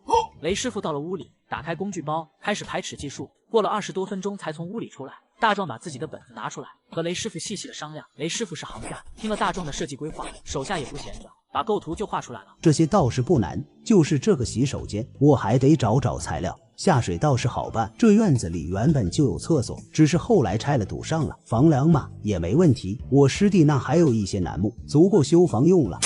哎呦我去，金丝楠木，这可稀有。再过30年，这些楠木就值老钱了。小秦啊，你这屋地面准备铺什么呢？这个我不太懂，雷师傅，我看别人家都是用青砖漫地。青砖不好，这样吧，我还有一些金砖，都给你用了吧。金砖铺地，不是故宫才有的吗？别害怕，金砖就是个名字。明朝永乐年间迁都京城，当时苏州陆墓有个御窑，烧的砖就叫金砖。不过我存的这些金砖不是故宫里的，而是圆明园的，这就没问题了。圆明园成了废墟，许多人盖房子就去那划拉东西，没人管。太好了，就用金砖。这个壁炉也好找，不过没有新的，只有80%新的，价格倒是不贵。没问题，雷师傅，您说包工包料多少钱吧？全下来的800块钱，我们3个人半个月完工。雷师傅骗了您了，这个价格您可挣不到什么钱。这样我给您1000，不过工期可以快点吗？妥了，我多找2人，10天完工。大壮取出500块钱交给雷师傅，这是定钱，剩下的等交工以后再给。雷师傅，那您看什么时候开工？明天吧，早干完早利索。回到家，大壮对妈妈也只是说了房子简单修，自己兜里钱够，陆秀娥也就没多问。文文想爸爸妈妈了，你快去哄哄。大壮答应一声，就去里屋了。文文坐在低着头抽泣，妞妞偎在他的怀里，不停地给他擦眼泪。二宝急的是又装小猫又装小狗，哄妹妹开心。大壮一见，装成一副精疲力尽的模样，一下子扑在了炕上。文文一见，马上抹了把脸，和妞妞爬到大壮身边。哥哥，你咋了？秦大壮一翻身，3张小脸凑了过来。文文关心哥哥，已经忘了难过。大壮猛地张开手指，食指之间夹着8颗大白兔奶糖。哇！又一张开手，8颗花花绿绿的水果糖又出现在指缝间。还要。这戏法要是没有空间，还真变不了。他左一把，右一把，手上不停地出现西红柿、稻香村点心，不一会儿就在胸口落成了小山。小家伙们边吃边看哥哥变戏法，乐得前仰后合。你们知道吗？这世上的每一个人都是天上的一颗星星，当他们离去以后，就回到了天上，温暖我们，照亮我们。文文，你的爸妈就是变成了星星，回到了天上。你要是想他们，就看看天上哪颗星星冲着你一闪一闪的，就是他们在看着你，在和你打招呼呢。这种解释连大壮都觉得扯淡，可是他又找不到更适合的方式来哄文文开心。哥哥，我其实就是有一点点想，可我见到你，我就不想了。我最喜欢哥哥了。我也是，我也最喜欢过过。既然你们都喜欢哥哥，那哥哥是不是该做点好吃的表示一下呢？哦，吃好吃的喽！二宝一下子搂住秦大壮的脖子，狠劲亲了一口。我也最喜欢哥哥。滚边拉子！二宝，你整了我一脸的哈喇子。转天，雷师傅就来了4个人，大壮也就放手让他们开始干活，自己则下乡去看爷爷奶奶去了。到了秦家沟村口，找个没人的地方，从空间里拽出麻袋，里面装着20斤大米、20斤白面、50斤玉米面，还有2斤白糖、1卷布料、10斤棉花，还有2瓶二锅头。一推开大门，大军大全就跑了出来，往大壮身上扑。大壮笑着一只手去搂2个弟弟，心里对亲情感到无比的温暖。没想到这2个护士奔着麻袋卷，他们抢过麻袋，像风一样卷回了屋里，留下大壮一人在寒风中凌乱，气得大壮咬牙切齿，正准备暴揍他们一顿的时候，被老秦头给拉住了。听了大壮说的缘由，老秦头笑得直拍大腿。老太太抓起笤帚疙瘩递给大壮，大孙用这个揍，手不疼。秦大壮刚回到乡下，就从爷爷口中打听到了一个震碎3观的大事。孙儿，你武伯家的立业疯了，谁也不认识，满嘴的胡话，说自己是火德星君下凡，要烧尽天下。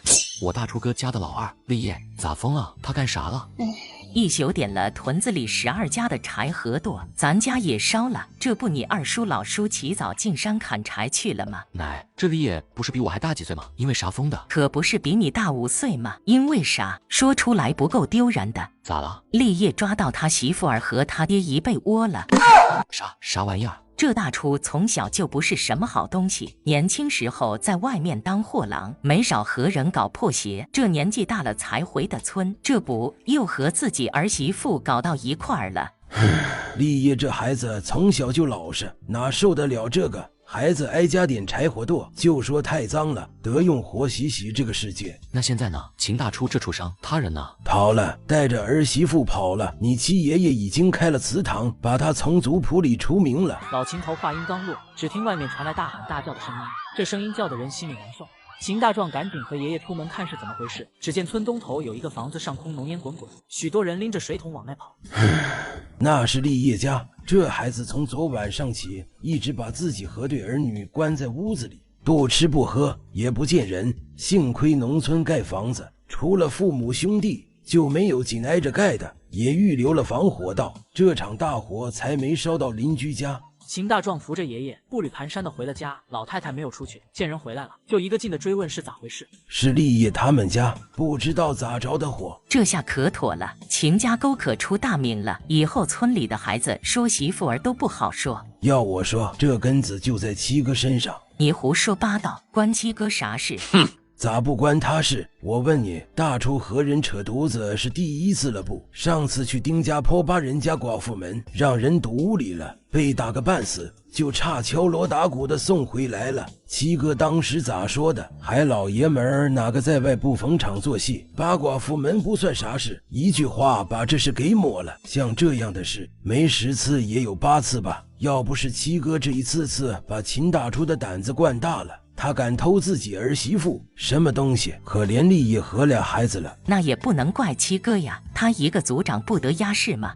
哼，越压事越大。老太太话音刚落，二婶两眼通红的进来了。哎呀，大壮啥时候来的？老二家的，你这是咋了？咋哭了？你和庆福吵架了？这个小瘪犊子，看我不扒了他的皮！不对呀，庆福和庆贵打柴还没回来呀。是不是村子里谁欺负你了？谁呀？你告诉娘，敢欺负我儿媳妇，我砸他们家过。哎呀，到底是谁呀？你快说啊！你这性子能把人急死。二婶的性格内向，有点闷，就是俗称的八杠子压不出一个响屁的主。娘，没人欺负俺，俺是看太惨了。立业把柴火都堆在了屋里，一把火爷3个全烧死了。等火灭了，尸体都烧成炭了。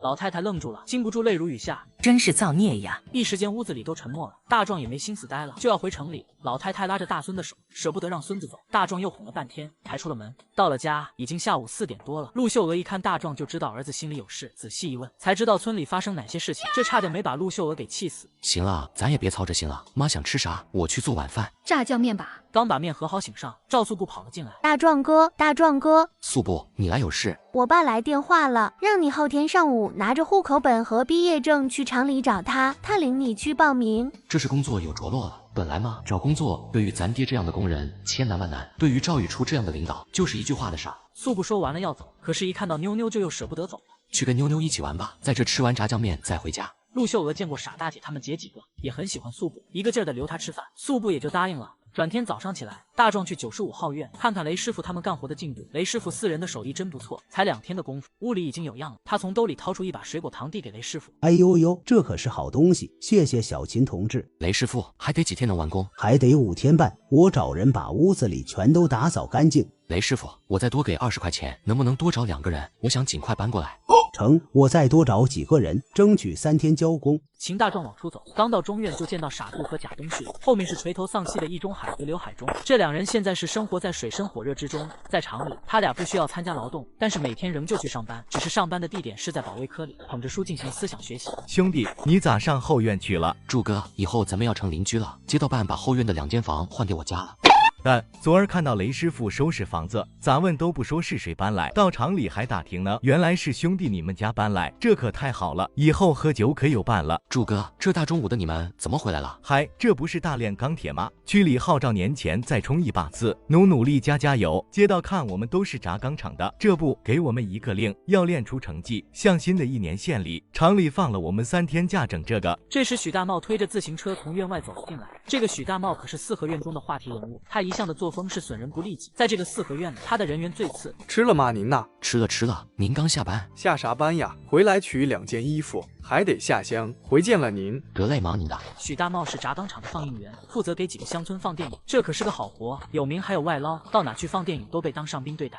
大壮和傻柱打了个招呼，说要回家取点东西，一会儿就回来。贾东旭和刘海中回家了，易中海背着手到后院转了一圈，眼珠一转，计上心来。回到家，扯过一大妈耳语了几句，一大妈点点头。大壮回家和陆秀娥商量了一下，收拾了一些铁锅、菜刀、破铁炉子，用麻袋一装就去了街道。果然，大壮把铁器一交上来，王主任是龙颜大悦，他现在是越看大壮越稀罕，这孩子太支持他工作了，有了带头的，后面的工作就好做了。王主任一高兴，把秦大壮参加集体劳动的苦役给免了。秦大壮也开心，这就是他的目的。院里一大妈和2大妈说着悄悄话，看见是大壮走了进来。2大妈想起自家男人被处罚，就气不打一处来。姓秦的，你家修房跟街道说了吗？当然说了，你算干嘛爹？用得着你问吗？说完直接走了，这可把2大妈差点气尿了。这是什么话？这个小杂种跟谁这么说话呢？没家教的东西！这个小崽子现在可太狂了，连你这个管事大妈都不放在眼里了。你说现在马上要垒高炉炼钢，这个秦家现在修房子，要是谁能动员他家把木头捐出来，那可是大功一件。兴许啊，到时候论功行赏，能在单位当个主任啥的。2大妈蠢得一塌糊涂，被1大妈一挑拨，这心里的小火苗旺旺的，一回家就迫不及待地凑了过去。他爹，我跟你说点事儿。啥事？他爹，后院的秦家修房子，昨儿拉来了好多的大木头。秦庆有特么挺有钱呢，哪弄的呢？他爹，我是这么寻思的，你说街道办这2天不是又要炼钢了吗？那炼钢是不是得用烧火？那烧火不得用木头吗？你说你现在是咱院里唯一的管事大爷，你要是动员秦家把木头和砖头都捐出来，街道办和厂里一高兴，是不是能给你个主任那组长啊？当当，你这点历史问题又算个屁呀！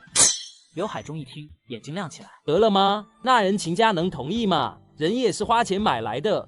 他不同意就办他的学习班，一家狗崽子还能让他反了天？兄弟，我们主任说了，你要是再有什么好东西，尽管往我们那送，肯定最高价。你放心，有哥哥在，不差事。妥了，哥哥，谢谢的话我就不说了，全在酒里。兄弟，你别怪哥们儿啰嗦，陆家那工作你真的不留一个给自己。你是高中毕业，到厂里当个技术员肯定没问题呀。柱哥，那工作是文文的爸妈留下的，除了文文，谁也不能动。再说了，我已经托人找好了工作，那个才是我喜欢干的。啥工作比咱轧钢厂还好？等事情落地了，我第一个告诉你。丢嘞，我就等着看着什么工作比轧钢厂更好。没问题，到时候我请雨水吃烤鸭。你小子属于卸磨杀驴呀？咋地？我这头驴干完活了，连顿烤鸭都捞不到，那能忘了你吗？我呀，给您留了皮茅台，咱拿回来烤鸭，咱哥俩在家消停的接茶喝。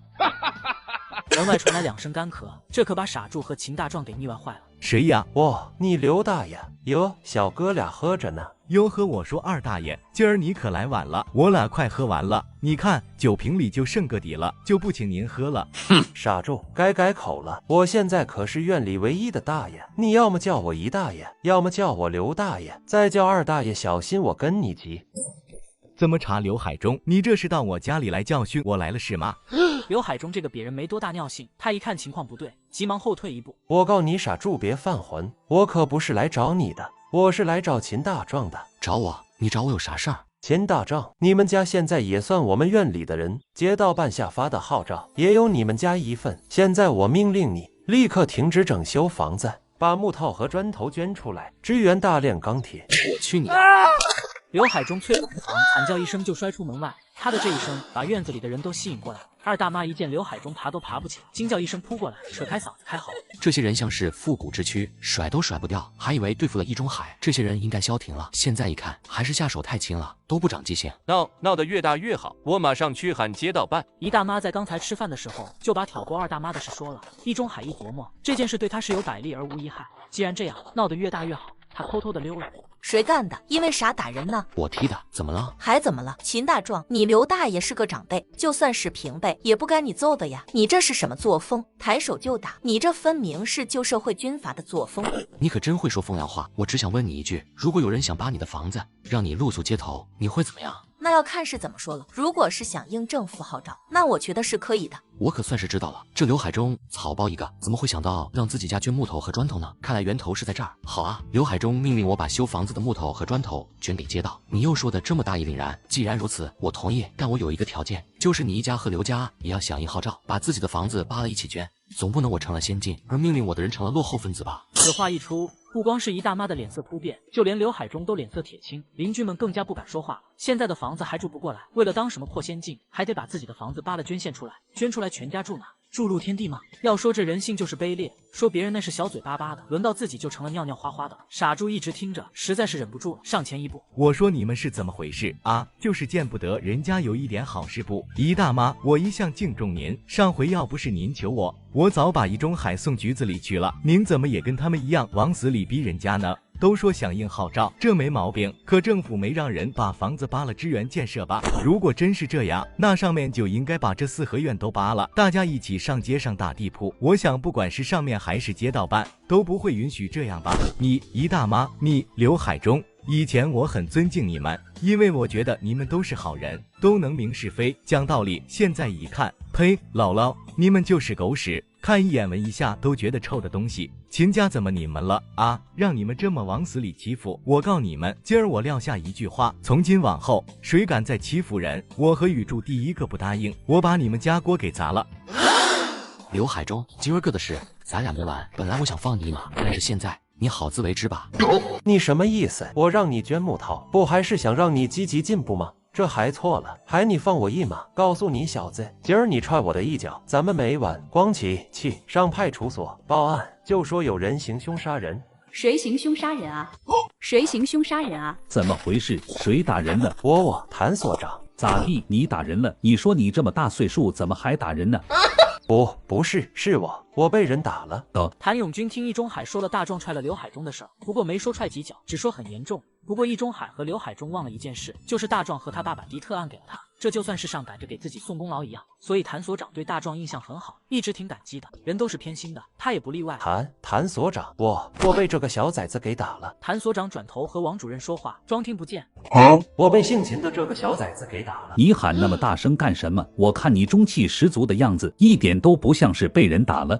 究竟是怎么回事？他左右看了看，果然将他们带来这里的易中海已经躲到了人群后面。这是典型的小人行径，挑拨离间。王主任，这不是街道刚下了文吗？局里号召大炼钢铁，我们院坚决拥护政府的决策。这个秦家正好要修房子，我就寻思让他家把木头和砖头都捐出来，正好炼钢烧火用。我就来找秦大壮，动员他捐献，他不听，我就以管事大爷的身份命令他交出木头和砖头。结果话没说完，就被他一脚踹出来了。还有吗？王主任，我觉得像秦家这种落后分子，应该办他的学习班，并且参加劳动，不光要改造他的思想，还要从根本上改造他的肉体。没了，就这些。哦，对了，他还得赔偿我的医药费。那你认为多少钱合适呢？刘海中和二大妈交换了一个眼神，二大妈明白这是要自己上场了，要赔给我家老刘10块钱。这刘家太黑了，多大点事儿要10块钱呢？傻猪气得直喘粗气，刚要说话，大壮拽了他一把。刘海中，按说10块钱的赔偿不多，但咱们先一件事一件事的捋清楚。首先，你说你动员秦家把正在建房的木头和砖头捐出来，响应政府号召，不要做落后分子是吧？对，我们院一直是先进大院，不能被落后分子拖了后腿。我也要用实际行动来和封建家庭划清界限。好，对你刘海中的这份觉悟，我得提出表扬。但是我有个问题想问你，您请问，既然你刘海中觉悟那么高，你要捐出什么？刘海中是目瞪口呆，他怎么也没想过自己也要捐啊！我捐。俗话说己所不欲，勿施于人。你既然命令别人捐献，你首先是不是得以身作则呢？你也捐木头和砖头嘛。不过这房子可不是你刘海中的，你想捐也捐不出来呀。刘海中呆愣在原地，不知道该怎么回答。这就是人性的卑劣，自私自利，慷他人之慨，那是义正言辞。讲起道理是头头是道，轮到自己却像个缩头乌龟一样拼命往后缩。再者，你说你命令秦家交出木头和砖头，你凭什么？你有什么权利去命令别人？我是管事的，大爷。王主任的头疼了起来。这一段时间，他总是听街道里的居民抱怨，基本上各个院子里的管事大爷都是独断专行，利用这个名头狐假虎威，用来压制别人。他以前还不信，这几天总算是见着了。管事大爷，你也配？你看看你们这些管事大爷都干了什么事儿？易中海自私自利，打压群众，言不贵，妄为人师，道德败坏。至于你刘海中，你为了自己肮脏龌龊的心理去欺负人，你不是说秦家是落后分子吗？就是你口中的落后分子。今天中午头一个把家里的铁锅、铁壶、菜刀等铁器都交到了街道办，他不光是区里第一个响应政府号召的人，即使是市里也是第一个。区里决定将秦大壮树立成先进典型进行表彰。刘海中这样的人，你还污蔑他是落后分子吗？还要办他的学习班吗？王主任叹了口气，真心的感觉到累。他和谭所长耳语了几句，谭所长点点头。我和谭所长商量了一下，易中海和刘海中两家要从95号院搬出。如果易中海和刘海中还留在南锣鼓巷，势必还会搅风搅雨，以后还会起幺蛾子，影响胡同里的安定团结。我会和街道办的同志商量一下，看看哪里有空下来的房子。具体的情况明天会有人来通知你们。易中海是万万没想到王主任会处理得这么好，他的牙上下直打哆嗦，不知道该说什么。王主任，你不公平，我错哪了？我响应号召，我错哪了？我要去告你，我要告你。去吧，随便你去哪里告，希望你能告得赢。哼，否则你就不用搬家了。啊，原来告状还有这好处。你们全家去大西北吧。没等刘海中说话，刘光天扑上一把捂住他的嘴。闭嘴！你丫给我闭嘴！刘海中多大力气，能被一个少年给按住吗？他两眼一瞪，猛地甩开刘光天。你敢捂老子的嘴，滚！老子就不信了，天下还没有讲理的地。你爸又犯病了，光奇、光福，赶紧的把你爸抬屋里去。这是个什么画面？咱们院竟出新鲜事，看来这个话题又能上南锣鼓巷的闲话扯淡榜了。大壮，你该干嘛干嘛，我明天派人来帮他们搬家。王主任和谭所长往出走，谭所长低声说道：大姐，这两家人真不是东西，你打算往哪搁他们？龙须沟东小市街。这老娘们真狠呐！果然从战场上走过来的女人，个个不是省油的灯。大壮也没回傻住家。他明天要和赵宇出去市局报名参加考试，也就早回家了。转天早上，大壮早早的就出门了。小秦同志，厂长说了，让你在门口等一会儿，他马上就出来。等了有10分钟，一辆车子停了下来。赵宇出招手让大壮上车。看看，这就是古代说的文官下轿，武官下马。公安局是大衙门口啊，你那个第二轧钢厂也不比这好多少。赵宇初以前来过市局，他径直带着大壮上了3楼，到了一间写有副局长的门牌前，赵宇初敲了敲门，进来。赵宇初推开门和大壮进了屋。这个中年人大约40多岁，他一见赵宇初就笑着站了起来。哈哈，老赵，你这家伙要不是有事就不会来看我。你老兄这是阎王殿，我轻易可不敢登门。这是你刘伯伯刘静茹，市局副局长，主管人事后勤工作的。刘伯伯，他当然认识，这可是他的老领导了。这就是你电话里说的小伙子，不错，很精神啊。你还记得那年冬天，你到京城养伤，把你护送到医院的小伙子吗？当然记得，小伙子好像姓秦，后来我伤好了，要带他回部队，可一直都没找到。哎呀呀，光顾着说话了，快来，请坐。那个小伙子叫秦庆友，这是他的大儿子。是这样？对，你父亲是好样的。你叫什么？刘局长，我叫秦大壮。把材料给我看看。大壮忙地把户口本、毕业证和政审材料拿出来。刘局长一目十行，当看到大壮的履历时有些惊讶。不错啊，小学、初中、高中都是全校第一，高材生啊。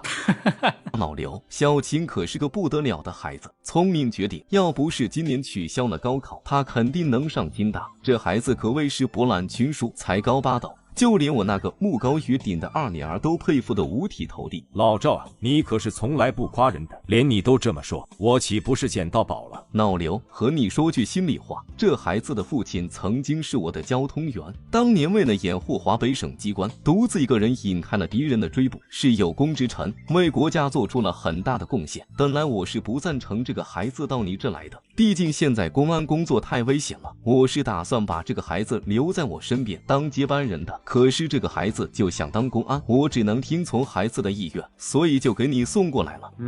刘局长在看向大壮，目光多了几分赞赏，但也多了几分审视。这个小伙子材料上说是17岁，但看面相却很沉稳，身体单薄了点，不过神情中流露出一丝懒散，这一点让我不怎么喜欢。老赵，现在我们这缺人缺的厉害，1个月前就说要招人，这不定下来后天考试，当天出成绩，录取前20米。既然是你老赵亲自把人送来，我看就不用考试了吧。先干半年的临时工，半年后我负责转正。不，刘局长，我要参加考试。我要堂堂正正的考进公安，希望您给我一个机会。考吧，我相信小秦。好办，那我就把名字报上了，把材料都给我，后天上午9点来考试，语文、数学2科，各1个小时。刘局长拿出准考证，把大壮的资料填上，这就算报上名了。别怀疑，那个时候的手续就这么简单。这事就算定下来了。赵宇初带着秦大壮告辞出来了。这个老刘，赵伯伯，你放心，我会以优异的成绩考进去的。赵宇初笑了笑，没有说话。他没想到自己亲自出马，刘静茹还是磨磨唧唧的，这让他感到很丢面子。赵宇初这回帮了大忙，他肯定要表示感谢。他也知道送别的东西赵宇初也不会要，索性就给他家里人买点礼物最好。回到4合院，妈妈去菜店了，只有3个小子在家，大壮要带着他们去串门。3个小家伙乐坏了，可一听说去赵家，二宝不去，他不愿意搭理赵素觉。赵素觉老是抢他东西吃，大壮只能让他到95号院去看雷师傅他们施工干活。把礼物送到赵家，大壮也没有多耽搁。现在95号院乱得像是战国时期一样，他得回去盯着点家里房子整修，谁知道还会不会有不开眼的人捣乱。果然如他所料，等他回到4合院，就看到许大茂在气呼呼地等着他。许大茂作为轧钢厂的放映员，承担着郊区10几个村的放映任务，尤其是快到过年了，放映任务尤其繁重。他这个月都很少回家，各个村子来回跑。这次回来是取几件换洗衣服，可一进后院，秦家这2天整修房子，造的是冒烟咕咚，这让他就有点不高兴。哪都是灰，还有锯末子，厚厚的一层，连被褥上都是。许大茂气急败坏来到院里，就看到二宝和棒梗蹲在地上玩着木工师傅切下来的小木块。小崽子，你爸和你哥去哪了？二宝很讨厌他，一听他叫自己小崽子就没搭理他。许大茂更气了，抬脚把踹了个前趴。棒梗一见二宝被打，扑过来照着许大茂的腿就咬了一口。这许大茂是个软的欺负硬的怕得住，你看他敢惹秦家，可不敢惹贾张氏。他甩开棒梗，跳着脚的骂，也不敢打棒梗。许大茂气急败坏，也没理哇哇大哭的二宝，径直跑到中院来找秦家人。大壮刚一到中院，他便冲上来破口大骂：姓秦的，你家修房子看把我屋里造的，到处是灰，你说该怎么办吧？许大茂的骂声把妞妞和文文吓坏了，直往哥哥怀里扎。你丫骂谁呢？许大茂还没来得及回答，雨水抱着哇哇大哭的二宝从后院走出来，大壮连忙放下妞妞文文，一眼就看到二宝的手掌和胳膊都呛破了。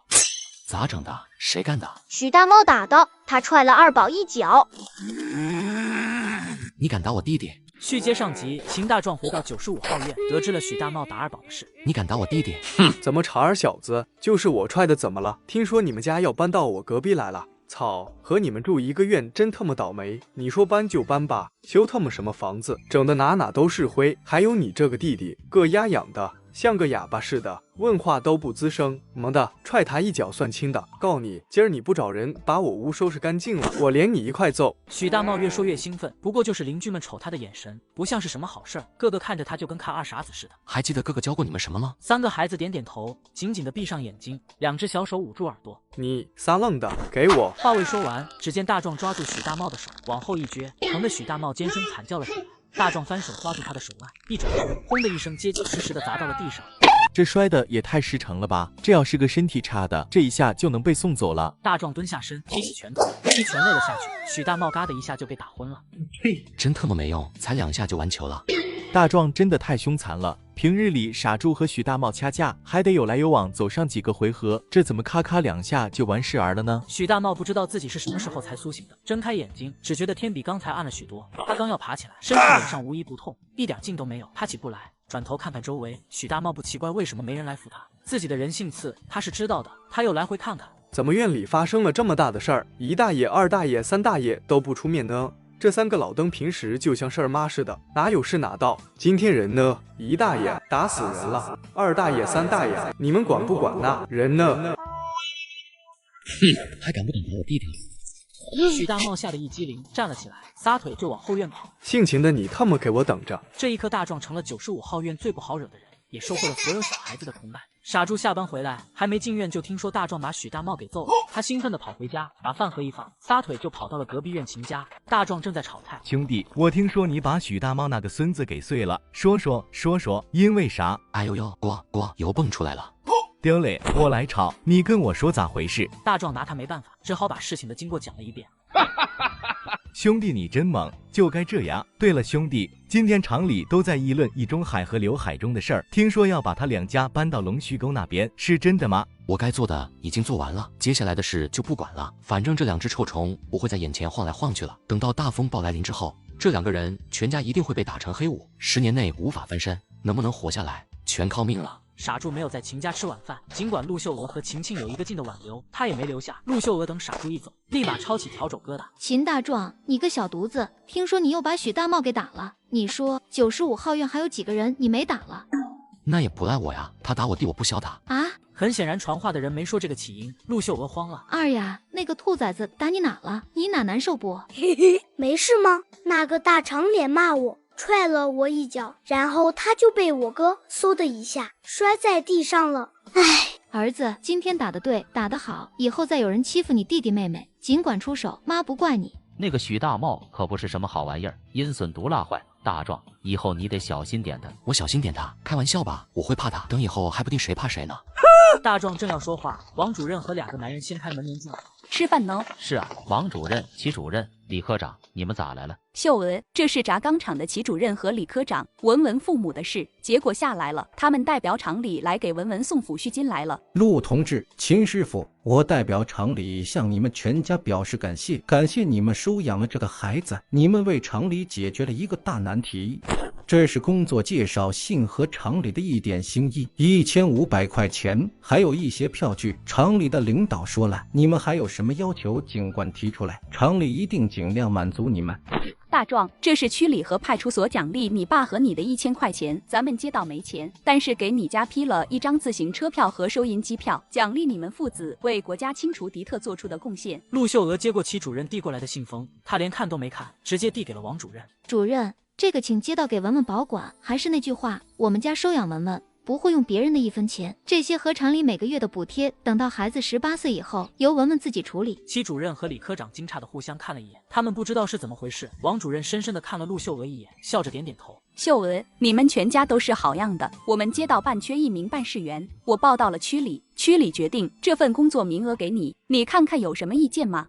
当然，这不是干部编制，你愿意吗？愿意，我愿意。好了，你们一家人吃饭吧，我们走了。秀娥，你安顿一下家里，后天去街道报道。好的，我明白了，王主任。秦庆友和秦大壮送他们出去，出了大门口，趁着秦庆友和齐主任、李科长他们说话的时候，王主任把大壮拉到一旁。大壮，听说轧钢厂的野猪肉是你打的，你这孩子以后有肉也往街道办送点，这点买猪肉的钱我们街道办还是有的。这个年头，没有人家不缺肉的。街道办上上下下10几口人，也是要居家过日子的。大壮明白了，这也是街道办同意给他妈工作的原因之一。不过这更好了，坐实了秦大壮挣钱花钱的真实性。以后秦大壮再从空间里拿出什么都可以正常使用，有了正式的托词。好的，王主任。叫王姨，以后我和你妈就是同事了，不是外人。王姨，我明天就上山，你听我的好消息吧。大壮当然有底气。空间里还1头老母猪和6头黄毛子呢，1头200多斤的老母猪足够打发街道办的工作人员了。秦庆友和秦大壮送走了客人，回到家里，陆秀娥仍在兴奋之中，好一会儿她才想起来一件事，拍了桌子一下，吓了家人一跳。瞅啥呀？你们那是啥眼神呀？我是想起来一件事，还他爸，你说我上班了，这3个小玩意儿咋办？他们自己在家我也不放心呐。对啊，光顾着高兴了，忘了关键问题。多大个事，还用得着发愁？这还不是事，你不是也要上班了吗？总不能让你弟弟妹妹自己在家吧？就是那个赵厂长不是在给你联系工作吗？我二叔家翠翠16了，在家待着没事，接过来帮着咱家看孩子，等过2年看看有合适的，在城里找个对象。我二叔二婶肯定乐意，而且咱搬了新家，也有住的地方。对啊，就是放心吧，我同学他爸调到粮店当主任去了，他能帮我买到计划外粮食，咱不缺吃的。那没问题了。我的空间能让全国人民吃饱饭，可惜我不敢往出拿。爸，你明天把自行车留下，我去乡下接翠翠，顺便再打头野猪。我答应了王主任，卖给街道办。早上天刚蒙蒙亮，大壮就骑着自行车出发了，1个半小时就登到了爷爷奶奶家。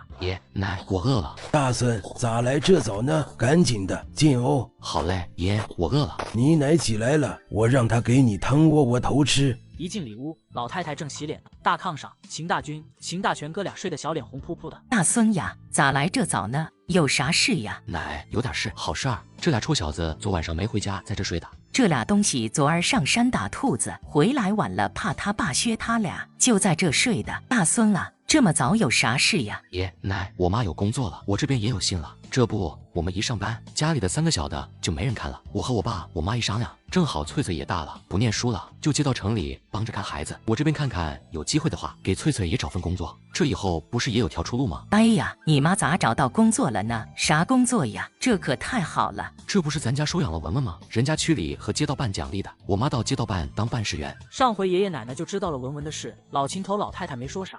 老天爷保佑啊，好人有好报。爷，我工作也差不多了，当公安以后的路子就宽了，粮食啥的你别犯愁，够吃够用。真的假的？真的呗，你大孙啥时候唬过我爷？大壮知道爷爷刚才是担心家里再多1口人，还没有定量粮，到时候负担重，他在犹豫让不让翠翠去城里。大壮这么一说，老秦头的心就敞亮了。不一会儿，窝窝头通好了，连着咸菜端上来了。大军大全把棉线棉裤穿好，脸也不洗，坐下抓个窝头开吃。爷奶，一会儿你们和我二叔二婶说，要是他们同意的话，就给翠翠收拾2件衣服，被褥啥地都不用带，家里都有。我得进山一趟，答应了街道办王主任，给他们打头野猪。嗨，这好事他们还不同意，美不死他们。行，大孙，你去借枪吧，小心点。哥，我也去，我也去。去啥去？那都有你俩，老实在家待着。萧婷在家待着，哥给你们带野鸡回来炖着吃。好嘞。大壮上村里借了把枪，装样子也要装一下，他厌恶极了这样的感觉。不过也没有几天了，只要他考试合格，当上公安，就可以大模大样的配枪了。大壮端着枪走进深山，直到1个小时后才打了2只野鸡。这时候的野鸡瘦小干枯，比鸽子大不了多少，全是骨头没有肉，气得大壮扔得远远的，不要了。直到翻过了一道山梁，才听到远处有野猪群的叫声。大壮大喜过望，脚下发力，如一道利箭般射了出去。他实在没想到，自从上次空间经过彩虹改造后，他身体的力量和速度增加了这么多，一转眼的功夫竟然跑到了野猪中间。我操！这怎么一眨眼就叫野猪包围了呢？大炮篮子一声怒吼，低下头，大猪蹄子一个劲的刨地蓄力。大壮身力一展，2只手枪出现在掌中，毫不犹豫的后退还击。一时间，枪声四起，手枪子弹打没了，现场只剩下大炮篮子呆呆愣愣的逃跑。大壮把手枪往空间一扔，再伸出手，已经是长枪在手。后，大炮篮子被爆了西瓜，完美，又灭了一家满门。9头野猪收入空间，大壮不再打了，该出山了。他把长枪扔进了空间，往山外走。刚翻过来时的山梁，突然心头一紧，他一顿脚扔进了空间，与此同时，啪啪2颗子弹打在了他刚才待过的地方。我要是没有外挂，今天岂不是就得交代在这？男人上山打猎满载而归，却不料途中遭遇冷枪偷袭。吴老大，这山里人见面打个招呼，刚才你连话都不问，开枪干啥呀？打个接儿招呼，碰到了开枪打死，能翻着东西算咱哥俩挣了，翻不着算咱俩倒霉。你他妈总这样，还是原来的胡子脾气，在山里见到落单的就下手。听这画风，这俩人不是第一次杀人了，这是2个胡子。可你得看清了再开枪啊！我看那人一下子就不见了，是不是折沟里去了？你看他在荒山野岭的，空着2爪子，一看就不正常。我开了2枪，他就在咱俩面前凭空消失了。咱俩遇到的特么应该不是人，不是山魈就是鬼。你特么才是鬼，你全家都是鬼。你可别吓唬我，告诉你，我最怕脏东西。我就说这大冬天的别出来打个猎，啥也打不到，光遭罪了。你就是不听。去你的！不打猎你搁啥卖钱？没钱那孙寡妇能让你进她被窝？行，吴老大，咱赶紧走吧，这地方太饥而瘆人了。闹明白了，这就不是什么正经猎人，是胡子，手里不知道有几条人命。大壮双手持枪，一下子从空间里闪出来，啪！狗日的，谁让你们开枪打我了？还特么说我是鬼，这回让你们变成鬼！大壮踢了踢俩人，全嘎了，把2支枪收了起来，尸体撂在地上也没管，血腥味太重，都听到远处的狼嚎声了。就这2块料，用不了2个小时，就得被闻到血腥味过来的野兽吃了。大壮快走到出山口的时候，从空间里拿出一头200多斤的老母猪，还有一头黄毛子。大壮这回绕过了村口，直接回了爷爷家。到了家，大壮把老母猪扔在院子，拎着黄毛子一进家门，好家伙，一屋子人，这帮人一见大壮眼睛就亮了。大壮啊，我们都听你爷说了，你看你带你大妹进城，要不你把小花也带上吧。大壮看着老叔那满脸堆笑的脸，再看看老沈那局促的眼神，他理解两人的想法，也知道爷爷奶奶的难处。他本想说两句尖酸刺耳的话，但是一看到老叔才30出头的年纪，可两鬓却已经有了星星白发，满脸的笑容，大壮的心一下子就软了下来。他把黄毛子递给二叔，爷奶，我一直有一个打算，我要把咱们全家都带进城里，让我的弟弟妹妹穿着干净的衣服去工作去学习，而不是长年累月的面朝黄土背朝天，汗珠子掉地上摔八瓣，就这样一辈又一辈，没个奔头。屋里响起了二婶老沈小声的啜泣声。是啊，从古至今，农民最苦最累最难，吃着最差的食物，干着最繁重的工作，人到中年就累成了驼背。当初秦淮如是十里八乡最美的姑娘，为了进城，不也是只要了5块钱就把自己嫁了吗？我马上要工作了，而且我的工作很好，我会努力的把家里人一个一个都带到城里。这次是翠翠，她16了，是大姑娘了，拖不起了，我先带她走，等小花再大一点，我再带小花去城里。二叔、老叔，咱是一家人，我和我爸、我妈不会不管你们的。大壮明白老叔为啥拉下脸来求一个小妹，是因为大饥荒来了，饿了肚子，他慌了，不光是他慌了，是整个村子都慌了。哎，老叔听我大侄儿的。奶的大孙呀，长大了是咱家的主心骨了，比你爸他们哥仨强。这哥仨啥也不是，老二家的、老三家的，赶紧的做饭，我大孙指定饿了。奶可别做，我和翠翠得赶紧走，这外面还有一头200来斤的野猪呢。我答应街道办王主任了，给他们弄肉，这要是吃完饭天就快黑了，到太华我哥俩就得走到半夜了。那就明天再回呗。不行，明天上午9点我得去参加招工考试，这可耽误不得。那别特么这个那个的了，闲着你了，我大孙的是重要。走，翠翠，拿东西，跟你哥走。炕角站着的翠翠答应一声，背上了包袱，出门一看吓一跳，一头硕大的野猪躺在院子里。不行，不能这么拿。老二，去仓房取一条麻袋，把猪装上。二叔答应一声，转身从仓房取出一条麻袋，把野猪装进麻袋，放在自行车后架子上，把自行车推到村口。大壮让妹妹斜坐在大杠上，哥俩晃晃悠悠的回城里了。转天早上分了一下工，翠翠在家看这3个小家伙，秦庆友请了2个小时假，驮着野猪送陆秀娥去街道办报道，大壮则去市局参加考试。大壮到了市局大门口，站岗的军人查了准考证，给他登了记，就放他进去了。这时广场上大概已经站了200多个人，考试的人应该差不多来齐了。此时广场上有个人让大壮着重注意的，是一群人中间如众星捧月般的一个青年，叫周莫言。大壮之所以对他印象很深，是因为这是一个极其阴毒的人。10几年的时间里，共侮辱女性近100人，这还是有一部分没有查出来的。其中有20多名女性被他带爪牙在他所谓的行宫里虐杀。周莫言似乎感觉到了有人在看他，转头向大壮的方向看来，却什么也没发现。而大壮这个时候也陷入了麻烦之中。4个站在台阶下的青年，为首的人叫刘书文，初中毕业，在家待着几年，纠集了大院里其他几个高官子弟，整天打架斗殴，欺男霸女，把大院搅和的是一塌糊涂。这4个人给自己起了个混号，叫4大天王。大力闹颗烟抽。王力一扭头，看到了在角落里吸烟的大壮，他上下打量了一下大壮，撇了撇嘴。刘书文顺着王力用下巴示意的方向看去，也注意到了大壮。穷鬼，走，找那个穷鬼要根烟抽。大壮刚将烟头扔在地上踩灭，一回身就见刘书文4个将他围住了。喂，小子，给爷满儿上根烟。大壮抬头看了一眼刘书文，他脸上带着满不在乎的笑容，走到另一边的角落，没搭理他们。刘书文愣住了，自从他爹成了高官，还没人敢这么对待他。刘书文的右手探进了书包，那里有一把瑞士折叠军刀。你妈的，让你给爷满儿上烟是给你脸，你他妈别给脸不要脸！看你这个逼样，穿得像个要饭花子，难道是个哑巴？刘书文4人哈哈大笑，肆无忌惮的笑声吸引了所有人的目光。周莫言带着大院的人也慢慢围拢过来。大壮依然很平静，只是竖起了第2根手指。你个小狗草的，真他妈是个哑！那个巴克还没……大壮一脚踹在了他的脸上。我去你妈！刘书文眼睛红了，掏出军刀向大壮刺来。大壮一闪，抬腿顶在刘书文的肚子上。刘书文只觉得自己的肚子仿佛被大锤打了一般，疼得他再也握不住手中的刀子，捂住肚子。钱军和苟富贵吓了一跳，慌忙去扶刘书文和王丽。你叫什么？怎么无故打人呢？你谁啊？看你年纪不大，怎么是个聋子吗？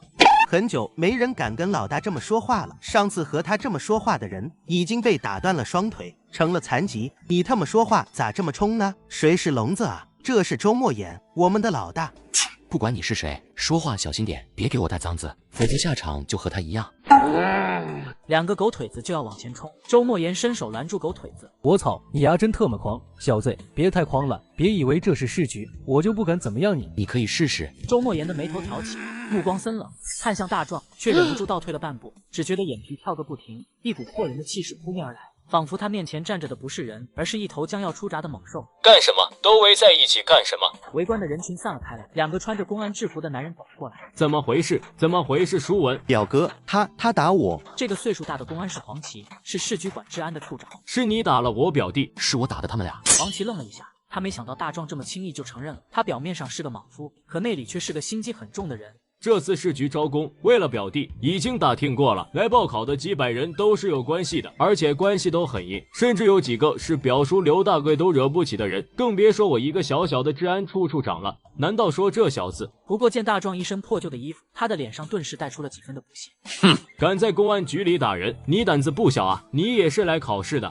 我胆子很小，可不管谁骂我骂，我都会动手。就因为是在公安局，我才没有出全力揍他。黄旗的脸狰狞了起来，他踏上一步，刚要喝骂。处长，马上要考试了，如果影响考试，惊动了邻居就不好了。这样，把这小子带回处里问问情况，不管他有什么关系，耽误了考试就进不了市局。等考试结束，再慢慢查他的底细。如果关系硬，咱们问情况也不算得罪领导；如果没什么大关系，嘿嘿，咱们再慢慢炮制他。哦，你跟我回处理，我了解一下情况再处理。大壮知道这个家伙肯定是市局的中层领导，不过他不在乎。现在这个广场上的人最少得有19个将是他以后的同事，而且看起来这些人都不太好相处。今天的事他只要是退一步，以后在市局里他就无法再抬起头来。我跟你回处理，你凭什么？今天我来是考试的，考完试我自然会去有关部门说明情况。考试你还想考试？就你这样无组织无纪律，随便打人的人，公安能要你？小崽子，告诉你，今天就是天王老子来了，你特么也考不上试。你要是能当公安，我特么跟你姓。大壮刚要开口说话，只听得一个含着怒气的声音响了起来：黄旗，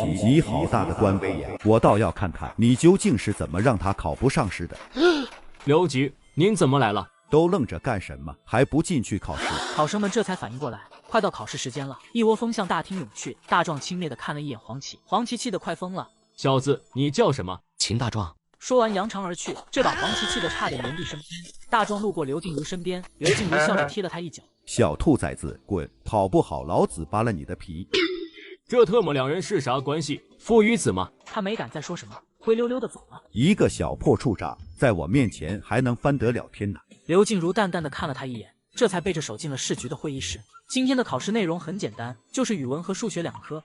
不过考题是公安大学教授出的。大壮随便找个位置坐了下来。经过刚才的事，这些考生对他都很忌惮，没人坐在他身旁。大壮也不在乎，不是他不想交朋友，而是道不同不相为谋，不是一个圈子的就不用往一块凑合。一个胖胖的男生施施然坐在了他的右边。大壮好奇地看了他一眼，这个年头能看到一个胖子可不容易，而且还长得挺白的，身上的衣服没有补丁，一看家境就不错。哥们儿，刚才你那2下子整得真像样。哥们儿，我叫孙谦，你叫什么？我叫秦大壮。这名好听，以后我就叫你大壮喽。请便。这时他的左边位置也坐下了一个人。大壮有点奇怪，因为周莫言正回头瞪着他们，目光中流露出怨毒之色。现在敢坐在他身边的人胆子不小。哥们，你坐在我旁边，不怕那个人生气？直接上级，秦大壮打了刘书文后，治安处长黄旗决定给大壮穿小鞋。处长，我打听过了，那个小子叫秦大壮，好像是工业部那边的关系还挺硬，是直接找到局长和副局长的。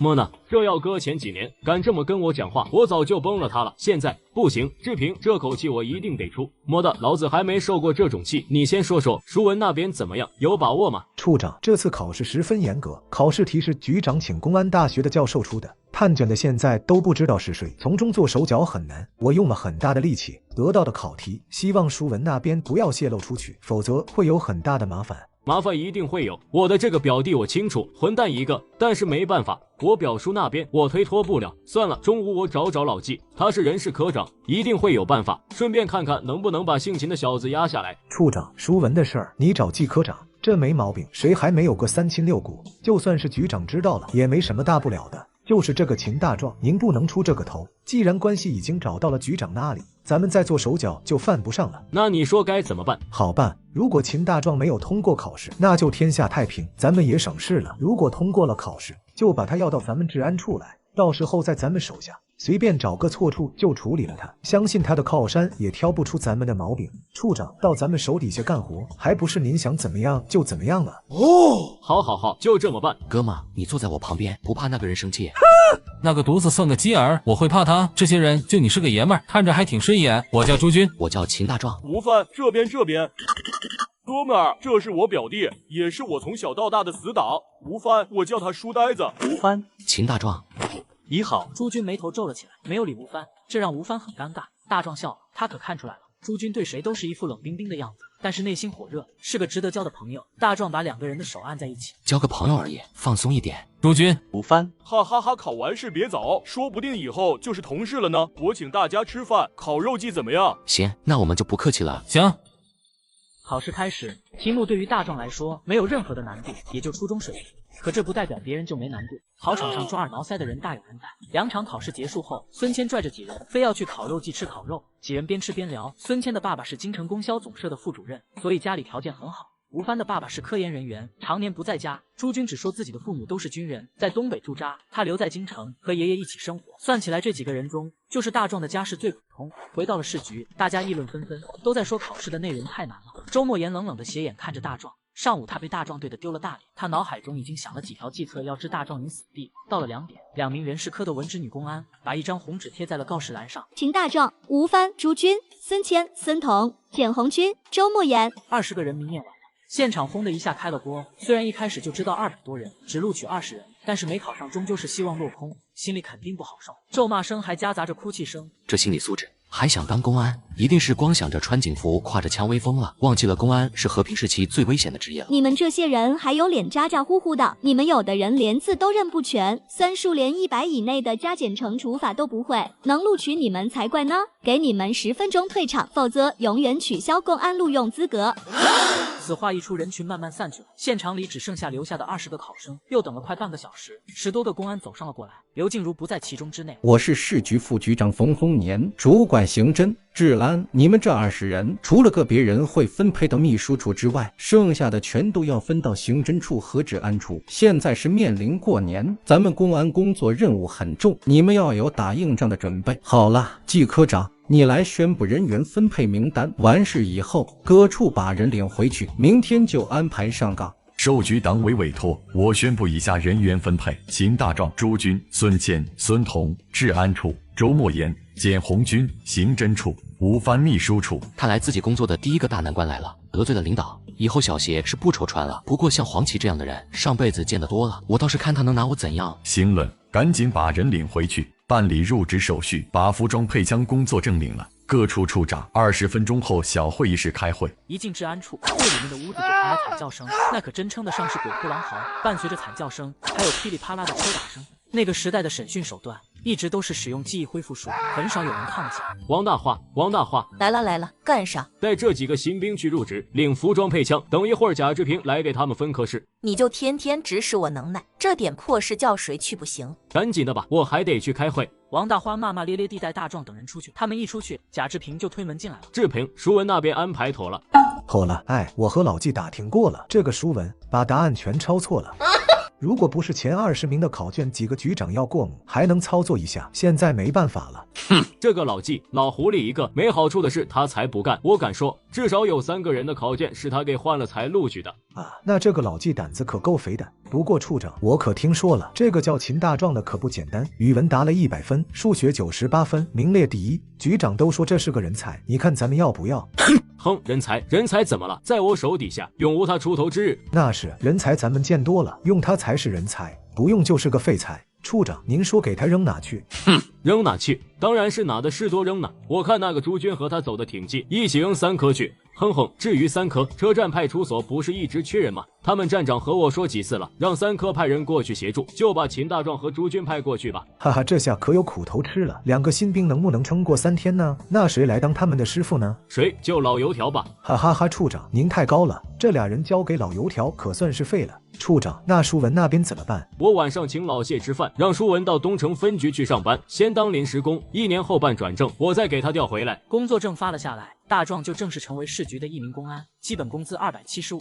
领完备品回到治安处，该分科室了。治安处下辖3个科，每科下设股，股长又叫组长。黄旗治安处的3个科，只有1科是他完全的亲信。治安处一共分下来11个新人，1科就分了7个。这特么就是纯纯的偏心眼。现在这个时候，哪个科不缺人？你1科就分走了7个，2科只能分了2个，3科也分了2个，就是我和朱军。看来得罪了黄旗，以后在治安处可谓是寸步难行。不过论起做公安，我可是这些人的爷爷。王大花是治安处的内勤。把两人带到3科办公室门口就走了。大壮敲了敲门，屋里有人叫了声进来。大壮瞅了一圈，没发现屋里有人。刚刚明明听到有人叫进来的。突然办公桌下钻出了一个人头，吓了俩人一跳。我操！我说我有一根烟掉抽缝里了吧？到底找着了？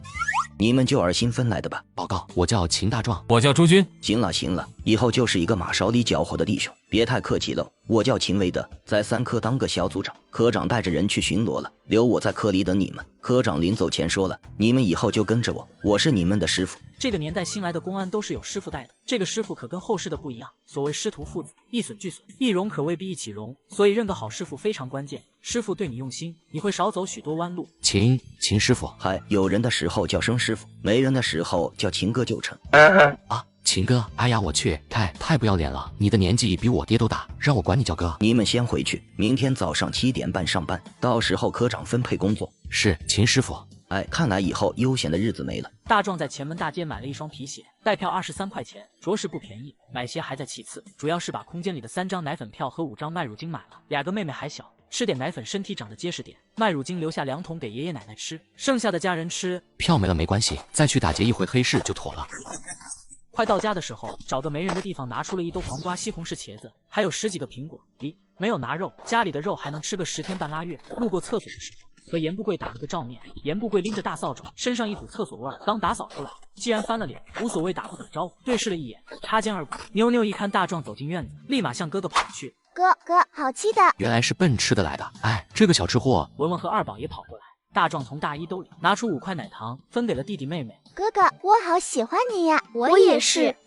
大壮把东西放好，就去了95号院。现在着急自己家的房子赶紧整完，早点搬过去。许大茂不在家，自从前2天挨过揍以后，他也觉得没脸，这2天都没回来。谁让你不说正事儿，上来就踹二宝，合计跟我说，我不就求人把你家里外打扫一遍了？房子已经快弄完了，再有1天就能搬家了。大壮十分满意，没有等完工，他就给雷师傅把剩下的钱付清，又塞了2包中华烟。小秦，你这样大方的主家，我已经很少见了。虽然花了800多块钱，但是绝对物超所值。明天找时间把家具买回来一安，这就妥了。回到家，妈妈也回来了，正在做饭。翠翠在一旁帮忙。大壮进了耳房，拴上门，跳进了空间，在湖水中洗了个澡。壮啊，吃饭了。陆秀娥叫声传来，大壮应了一声，一件一件的把制服穿好。上班咋样？好呗，我们街道办1人分了10斤肉，剩下的送到了区里。肉我没要，都给大家分了。大家对我那个好啊。肉给钱了吗？当然给了，就你心眼小。我们街道办会欠钱吗？主任让财务给算了1块8一斤，猪肉212斤，381块6呢。你还说我心眼小，这都赶上我半年工资了。对了，这个炖白菜给张叔送了吗？我还用你提醒，早送过去了，还给张叔拿了2个馒头。翠翠发的面真不错，这馒头又大又鲜。吃饭，孩子们都饿了。大壮呢？还没回来吗？他不是说今天参加什么考试吗？什么考试啊？早回来了。这小兔崽子躲屋里干嘛呢？大壮，吃饭了。哥哥，吃饭了，有肉。打开门，大壮走了进来。陆秀娥抬头一看，呆住了。晴晴有的筷子吧嗒掉在了桌上。国民，哇，哥，我哥是公安叔叔，看以后谁敢欺负我。儿子，你当公安了。这咋说的呢？这一晚，秦家人一直都是在激动兴奋中度过的，反倒是大壮踏踏实实的睡了一个好觉。今天是秦大壮第一次去警局上班的日子，一出门，邻居们看到身穿警察制服的大壮都围了过来，七嘴八舌的说着夸奖的话。老张头站在自己家的门前，不停的笑着擦眼睛。等大壮到了市局门口，正好碰上朱军和孙谦，小胖子分到了1颗。老秦，不是说分下来2个新兵吗？什么样的人呢？2个大小伙子，比你小2岁，别惦记了。你丫的老秦，找揍是吧？2个大小伙子，啥样的？比你帅上10倍。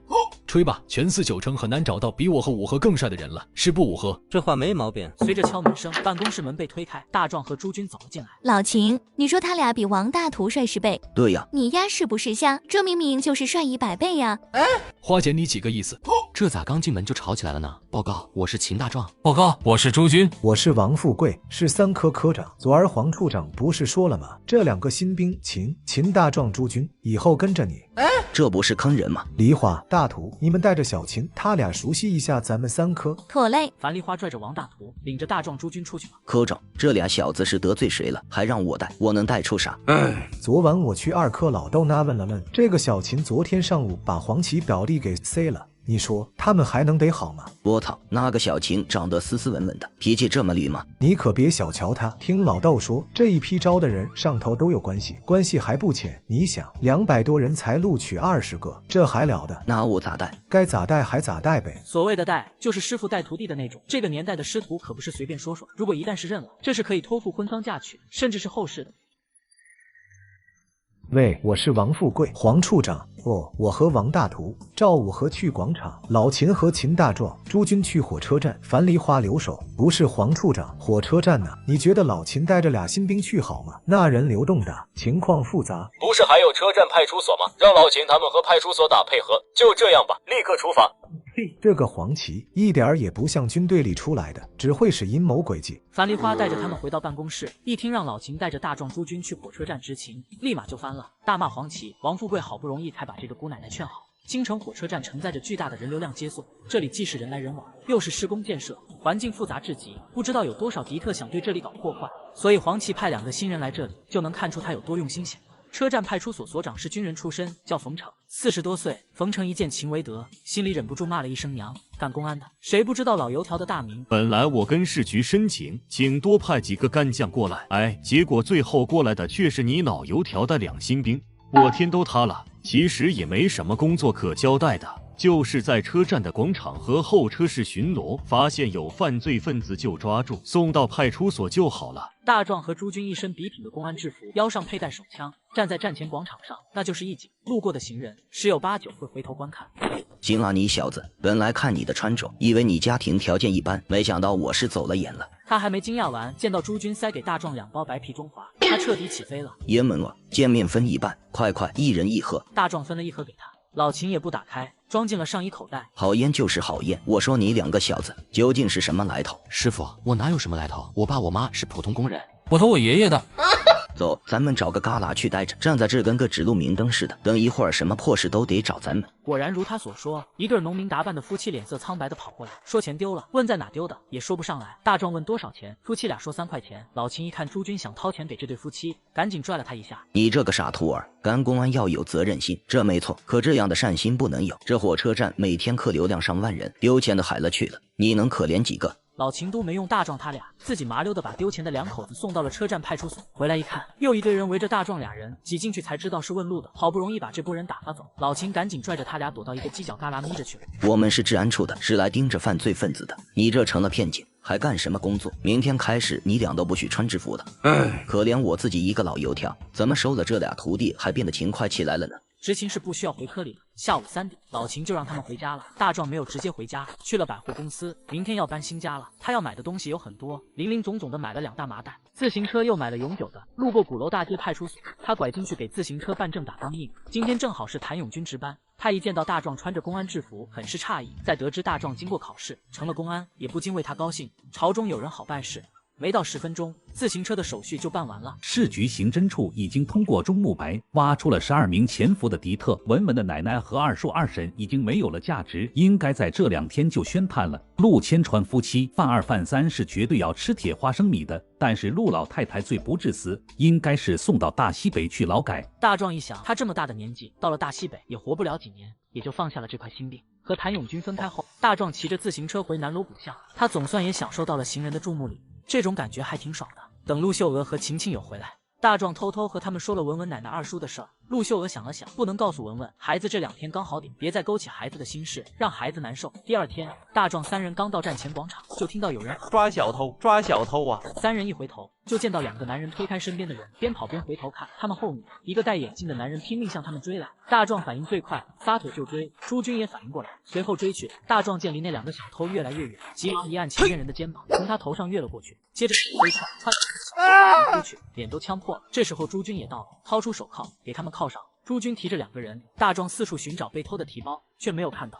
坏了，这2个小偷有接应的人，说你们的同伙在哪里？什么同伙？同志是公安同志吧？你们为什么抓我啊？见是公安抓人，看热闹的人都围了上来，看着2个小偷的惨案，不明所以指责大壮和朱军的声音也越来越大。带他们回派出所。小偷知道一进派出所就完了，赶紧大喊：公安大人了，因为我们哥们来车站接我爸生病了，从老家来京城看病，还没接着就被这2个公安员往我们偷东西。我们抽啥了？我们兜里就2块钱，这是抽的吗？哎呀，这公安太凶了，看把这俩人打的满脸是血。可不咋的，俺老家的公安也这样，下手成家黑了。我说公安同志，还是先把人送医院吧，这血胡淋拉的。对呀，送医院吧。忽然，人群外有人喊道：“来，闪一闪，公安办案。”老秦和一个穿着公安制服的小伙子走了进来。老秦手里提了个1米5几的男人，而公安手里拎着一个提包。大壮皱了皱眉，脑海中的记忆飞速的回溯，定格。这个矮个子男人曾与小偷擦肩而过，自己此时正好越过一个旅客的头顶。矮个子男人抬头看了他一眼，背过去的手里正是那个提包。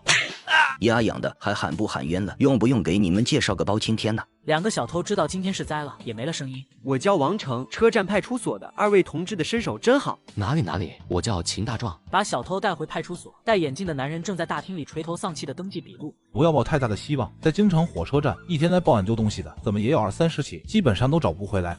话音刚落，老秦4人就把3个小偷抓回来。戴眼镜的男人一看提包，欣喜若狂，扑上去抱到怀里，把包里的东西拿出来，我们要登个记，用来做他们判刑的依据。不用了吧，赶紧的，这是程序，必须要登记。戴眼镜的男人不敢再推脱，只好把包里的东西一样一样拿出来。里面的东西也不多，现金532块，全国粮票50斤，工作证、介绍信、1张火车票、2个保温杯，一个是空的，另一个里面装了2枚熟鸡蛋，还有一个发廊怀表。记录的公安登记完，让戴眼镜的男人签上字，就让他走了。大壮的眼睛却眯了起来，看着桌上的报案笔录，大壮陷入了沉思。老秦和朱军把3个小偷移交给车站派出所，签完字走过来，见他在发呆，怎么了？这个谢东国有问题。有问题？什么问题？他说自己来车站干什么？不是说从山西出差回来，刚下火车吗？问题就在这，去山西出差，一件换洗衣服都不带吗？他的衬衫是白色的，上面可不脏，不像个坐了几天火车的人。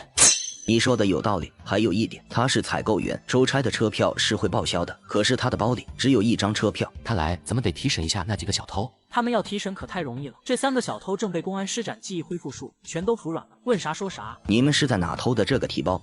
就在出站口。当时这个戴眼镜的男人是在出站吗？好像不是。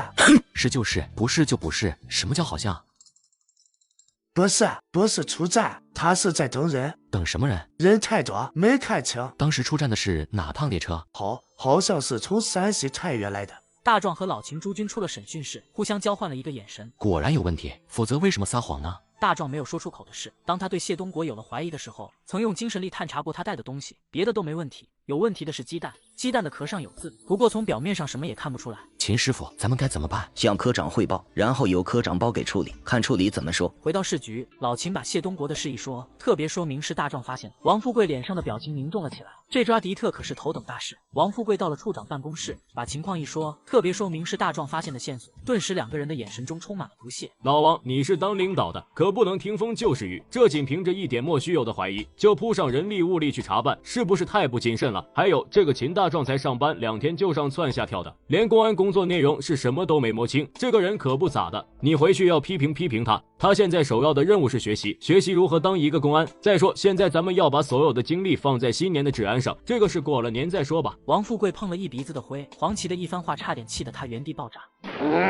简直是志大才疏，目中无人。你当什么公安？你连最基本的警觉性都没有。想来想去，一跺脚直接去了办公楼，他要直接和主管刑侦治安的冯副局长汇报。这个时候也不管什么越不越级了。富贵呀，这个黄处长说的也有道理，咱们目前的工作重心还是要放在新年上。不过有了疑点，咱们不能不查。这样，既然这个线索是秦维德他们摸上来的，就让他们3个人查一查，反正抽3个人也影响不到你们科里的工作安排。就这样吧。王富贵知道这是副局长在和稀泥，不过也不是完全没有道理。现有的阶段的确不能扑上太多的人手。回到科里，王富贵把副局长的意思传达了一下。大壮和朱军无所谓，老秦挺高兴的，查案子总比到火车站执勤舒服。秦大壮刚到办公室，老秦就把一个案卷交给他。这是重工机械厂和谢东国的资料。资料里的内容不多，只是谢东国的简单介绍。不过大壮看后就觉得对方有问题。秦师傅，这个谢东国一定有大问题。你看，这个谢东国是49年2月初从重庆来的京城，而且是孤身一人来的，说是来投奔姑姑，却说姑姑一家不知去了哪里，交了个女朋友，却出了车祸死了，而他竟然为了守情不结婚生子。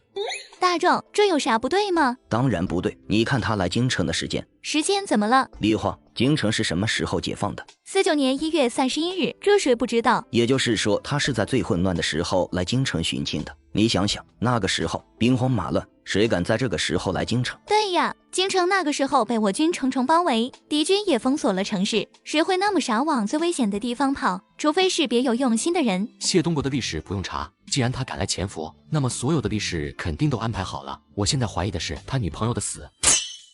你是说他女朋友？对，也许是因为他女朋友发现了他的秘密，因此才杀人灭口的。秦师傅，你想一下，交往2年，他的行为被他女朋友发现的情况非常有可能，所以才杀了他，还对外宣称与女朋友感情深厚，绝不再娶。这岂不是既当了婊子又立了牌坊？知道的人都得夸他，而没人怀疑他，这就是他要的效果。咱们该怎么办？这样，秦师傅，您去查查谢东国女朋友的情况，包括肇事的司机，肯定有线索。我和朱军去跟踪谢东国。好，我马上去查。我呢？你什么你？处理只让我们3个人调查，你还是在科里留守吧。我不干，你们有好玩的不带我，我警告你们，以后你们不要想有好日子过。老秦可是知道樊梨花的厉害的。他头痛的看着大壮，那花姐，你请示一下科长，科长同意了你再加入行不行？妥了，我跟科长说，谅他也不敢不答应。大壮和朱军从科里出来，迎面正碰上黄旗和贾志平，俩人立正敬礼，黄旗也不回礼，只是冷冷的看着两人。哼，一个人得守本分，年轻人刚上班就扯东扯西，小心走路不看到，被石头绊倒了。处长，我走路的确不喜欢看到，碰到石头我会一脚踢开，他绊不倒我。黄旗没想到大壮敢当面顶撞他，整张脸涨得通红。小子，你别嘚瑟，我一定让你这身衣服穿不长。哼！说着和贾志平扬长而去，路过大壮的身旁，贾志平恶毒地瞪了他一眼，擦身而过。俩人换上便装，躲在谢东国回家的路上。这里与厂门口隔了一条街。要说也够可笑的，让2个刚上班的菜鸟去跟踪一个经验丰富的迪特，这市局从上到下也该反省一下了，管理混乱，不知道轻重。这样的话，不出意外才怪呢。大壮看着朱军，暗暗地叹了口气。这还是个孩子，一听到抓迪特都已经喜形于色，这个样子可怎么跟踪啊？没办法，还得自己来。这段时间大壮的精神力一直都在提升，现在足足有50米左右的距离感应范围。下午1点半，俩人远远的就看到谢东国骑着自行车晃晃悠悠的过来了。2个菜鸟怕被发现，着急忙慌的躲进胡同里。朱军还有点猛，大壮没办法，只能告诉他回科里去找老秦，他自己去跟踪谢东国。如果再带着朱军，凭他慌乱的样子，一定会惊动对方的。朱军撅着嘴走了，大壮轻松了不少。大壮一路跟着来到了谢东国住的4合院。进院门前，谢东国左右看了一眼，才进了院门。进了卧室，躺在床上，他的确是军统特务，他的真名叫王有为。谢东国另有其人，在他冒充谢东国身份的时候，谢东国全家已经被灭口。王有为忽地翻了起来，窜到了门口，贴在了门上，倾听外面的声音。他这举动倒吓了大壮一跳，好一会儿才钻回被窝，反手从床头拿过一台收音机。他把收音机打开，调好频道，声音调得低低低。现在王有为已经被上级唤醒，他每天晚上10点和隔天下午2点要准时收听海湾那边的广播，广播里会传递情报，他在船北上线，这样他的工作就完成了。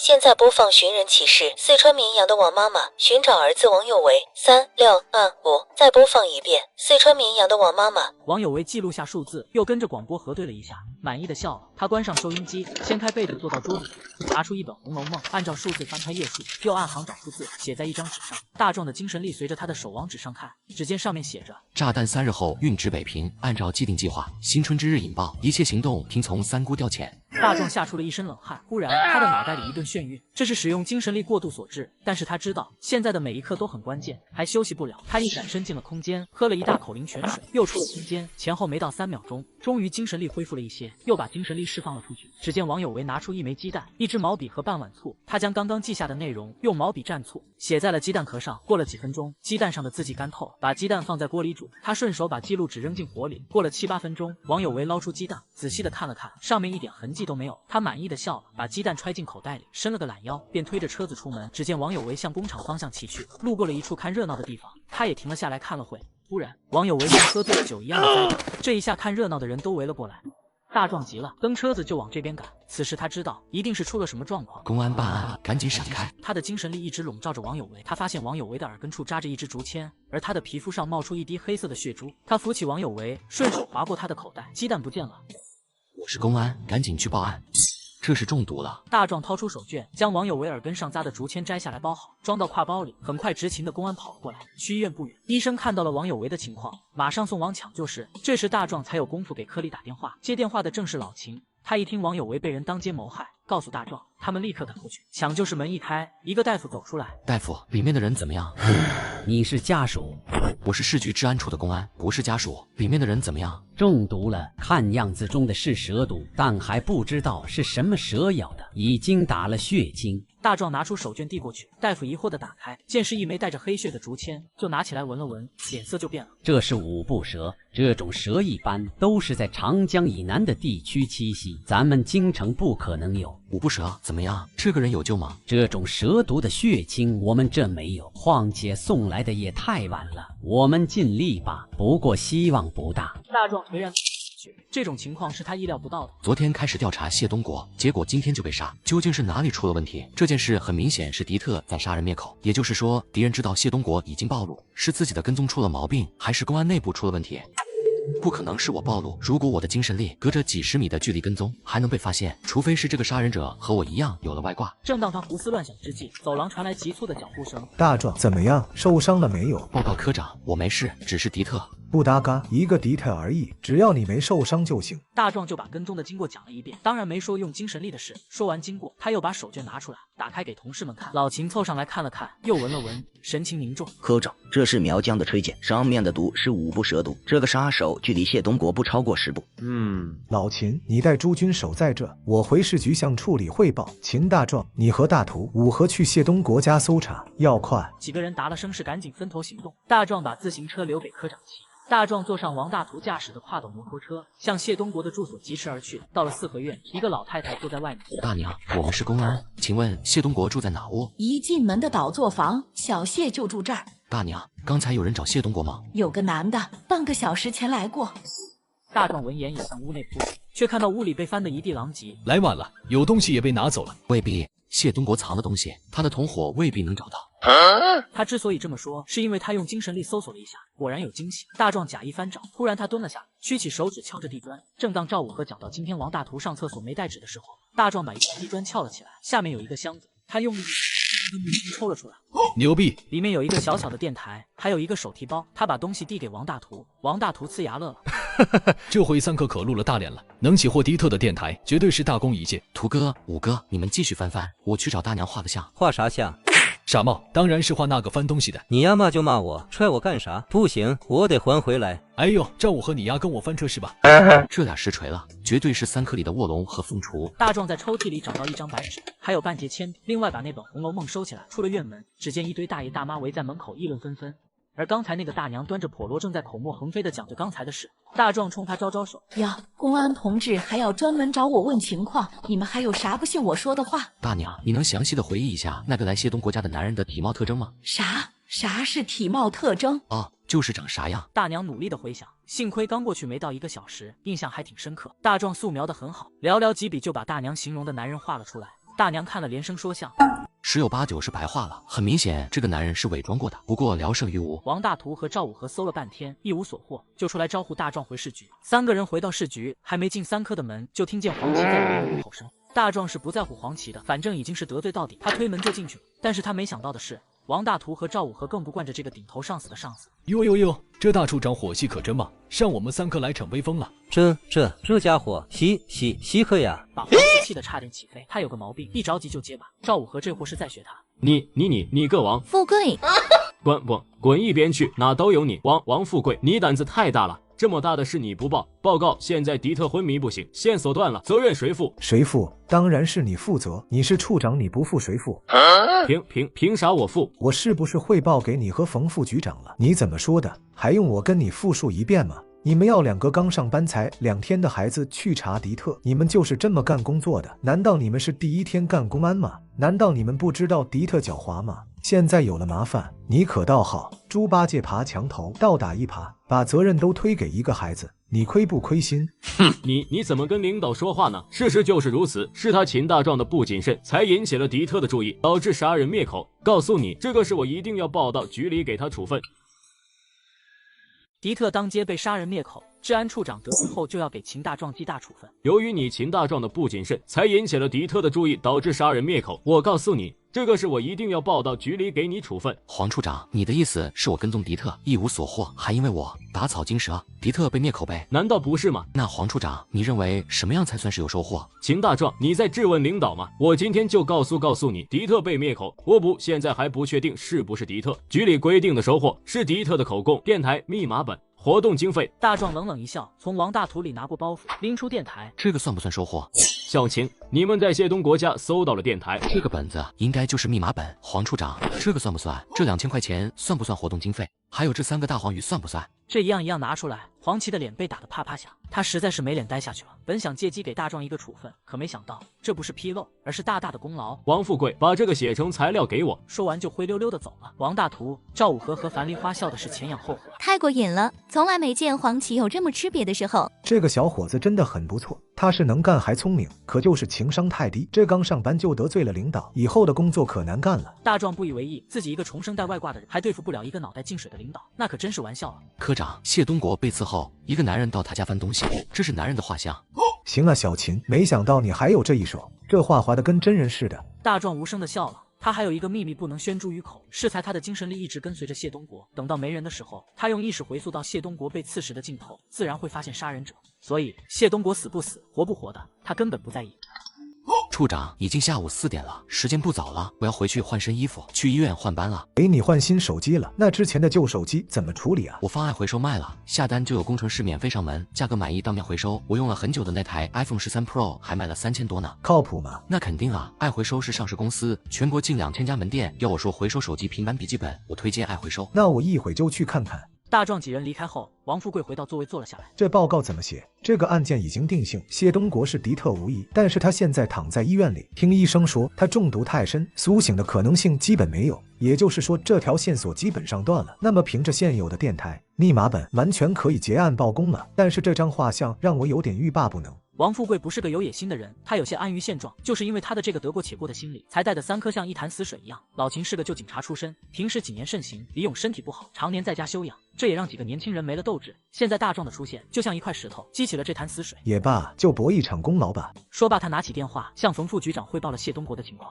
富贵，既然你想继续查下去，就查吧。黄旗那边我会打招呼的。撂下电话，王富贵觉得浑身一点力气都没有，让他的胸口憋闷的不行。这个副局不熟悉业务还则罢了，还没担当，只会和稀泥。不管什么事，不求有功，但求无过，这就是市局的现状。大壮回到新家，换了一身制服，晚上去医院，没必要穿便装。病房里，谢东国还没有醒过来。大夫来过了，谢东国能不能挺过24小时，谁也说不准。如果他醒不过来，这条线也就断了。在谢东国家里搜到了电台、密码本和钱，他的同伙先咱们一步，什么也没找到。秦师傅，咱们下一步该怎么做？那只能是引蛇出洞了。咱们对外一致的说辞就是谢东国已经脱离危险，过了麻药劲儿就会清醒。我相信他的同伙一定也在密切注视着他，如果知道他没死，一定会来医院杀他第2次。大壮从电视上看多了这种桥段，这一招引蛇出洞从来没失过手，也就点头答应了。老秦2人刚走，王大图也来了，他和大壮一个在门外，一个在病房里守着。大壮坐在凳子上，看着病床上的谢东国，但是意识已经沉到了脑海之中，脑海中的画面一一浮现。谢东国停在了正在路边，大壮发现他貌似无意的向右转头看着什么。他在看什么？画面定格，大壮顺着他看的方向捋过去，一个穿着花棉袄、戴红色毛线围脖的女子，好像在回答几个学生的问题，但是她的眼睛……大壮意识一动，画面也动了起来。忽然，谢东国一捂耳朵，大壮大吃一惊，因为他竟然看到一个牵着老师手的小女孩，她的嘴里叼着个小主管，一手挡着。没想到苗疆的吹箭竟然是这个10岁左右的女孩子射出来的。谢东国抽搐了2下，松开手，车子出事了，人们都围过来了，几个人去扶谢东国。混乱之中，大壮看到女老师的手迅速在谢东国的衣兜里拿出了写了密信的鸡蛋，她的手极快，如果不是盯着看，绝对发现不了。而那个吹毒箭的小女孩早已不知去向。这女老师以为做的天衣无缝，可对于我来说不过是个笑话。夜深了，王大图坐在门口的长椅上昏昏欲睡。这时一个男大夫走到护士值班室门口，好像说了几句什么，他的声音惊醒了王大图。好，你来，我不累，你休息吧，我去给病人换药。说完从里面推出一个医疗设备车，向王大图一步一步地走了过来。患者还有一只肌肉针儿。王大图点点头。男大夫推开门进了病房。才来啊，你找错人了，你要的人在这里。只见靠墙的角落里横着一张病床，谢东国躺在上面。此时一旁的病床，朱军翻身而起，端着枪指着他。你们早知道我要来杀谢东国。大夫猛着先方的小从车底拽出一把刀。他本来想用肌肉针把蛇毒再打进谢东国的体内，这样原汤化原食。等到谢东国一死，医生一检查，一定以为是原来体内的毒素发作了。只可惜他的计划算空了。男人刚拿到刀，突然一股巨床上。八极拳贴山靠，这家伙还会这一手功夫。王大图听到打斗声也进来了，他从后腰掏出手铐，就要给大夫铐上。男人知道自己完了，猛地一脚踢向王大图，大图一闪，他扑在地上，抓住了一个针管，毫不犹豫地扎进了自己的脖子里。我操，图哥！男大夫戴着口罩，但是大壮三人感觉他在笑。男大夫的眼神飘了，他的身体萎了下去，脖子迅速青黑了一片。好厉害的毒！图哥，值班医生和护士怎么样？被打昏了，问题不大。大壮子，这怎么处理？这样的人在古代叫做死士。大壮蹲下来拉下男人的口罩，又从他的耳后到下巴撕下一大块人皮一样的东西，男人迅速变了一个人。好厉害的易容术！图哥，等天亮了，报告给科里查查这个人的身份。得嘞。这下该怎样去调查女教师和那个孩子？这是唯一的线索了。谢东国鸡蛋上面的字，总觉得会有大事发生。王富贵带着老秦、赵武和早上就来了医院，看着迪特的尸体，都感到了棘手。现在的迪特一死一昏迷，如果就此结案倒还好，起获了电台密码本，也算是对局里有了交代。可是不结案，我们就这几个人怎么查？李勇他们几个一直在广场执勤，根本抽不回来。哎，当初自己也有私心，想借助谢东国立功，现在自己这么几个人手，怎么往下追查？早知道这样，还不如当初就把线索交到刑侦处呢。大夫说他什么时候能苏醒？大夫说，如果这一宿熬过来就有缓，但也不好说，毕竟中毒太深，估计上午就能醒过来。行，我回局里汇报，你们就守在这，等谢东国醒过来，立即审讯。科长，小秦，有事尽管说。科长，我昨天见到了刺杀谢东国的人。刺杀谢东国的人不是已经死了吗？我说的是用吹剑杀谢东国的人。什么？怎么回事？我本来也没在意，但是昨晚上一回忆，谢东国当时停下，是因为看到了什么人。虽然他装作不经意，但是我也注意到了，一个小女孩用吹剑刺中了谢东国，和他在一起的应该还有一个女老师。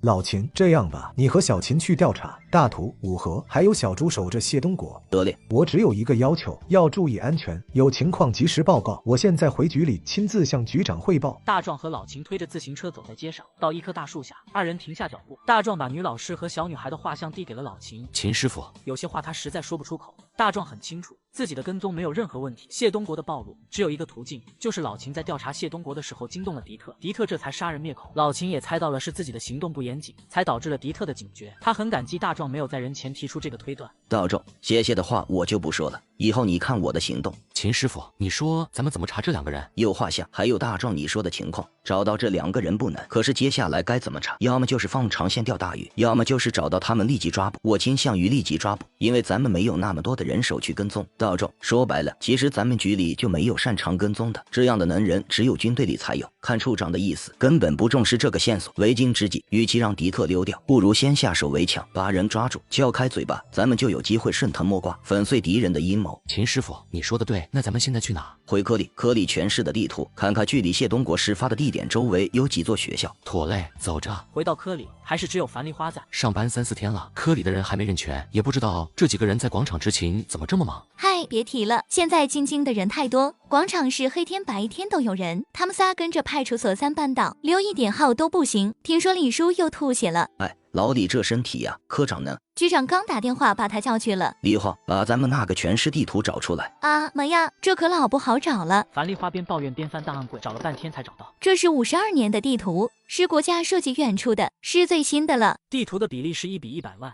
也就是1厘米是10公里，大约就是这了。这周围5公里之内有2家小学，1家中学。按照大壮你的说法，这个女老师应该是小学的，那就是机械厂小学和造纸厂小学了。大壮，这女的看模样有多大岁数？30左右岁吧。那范围就更小了。好查。大壮随手拿出2张白纸，用铅笔几笔就素描出女老师和女孩子的长相。老秦竖起大拇指，樊梨花也是一脸的崇拜。咱们现在去派出所，他们应该有详细的资料。大壮还没说话，王富贵推门进来了。科长，老王回来了。哦，你们回来了，正好，局长有指示。局长说还有20天过年，咱们每个人要动起来，发现敌特有一个扎一个，不要搞什么放长线钓大鱼之类的事情。现在开始不放假，治安处每个人都要去固定的点执勤，要本着不怕困难不怕牺牲的态度去保证新春佳节的安全。这个意思到底是什么？现在的敌特案件到底查不查？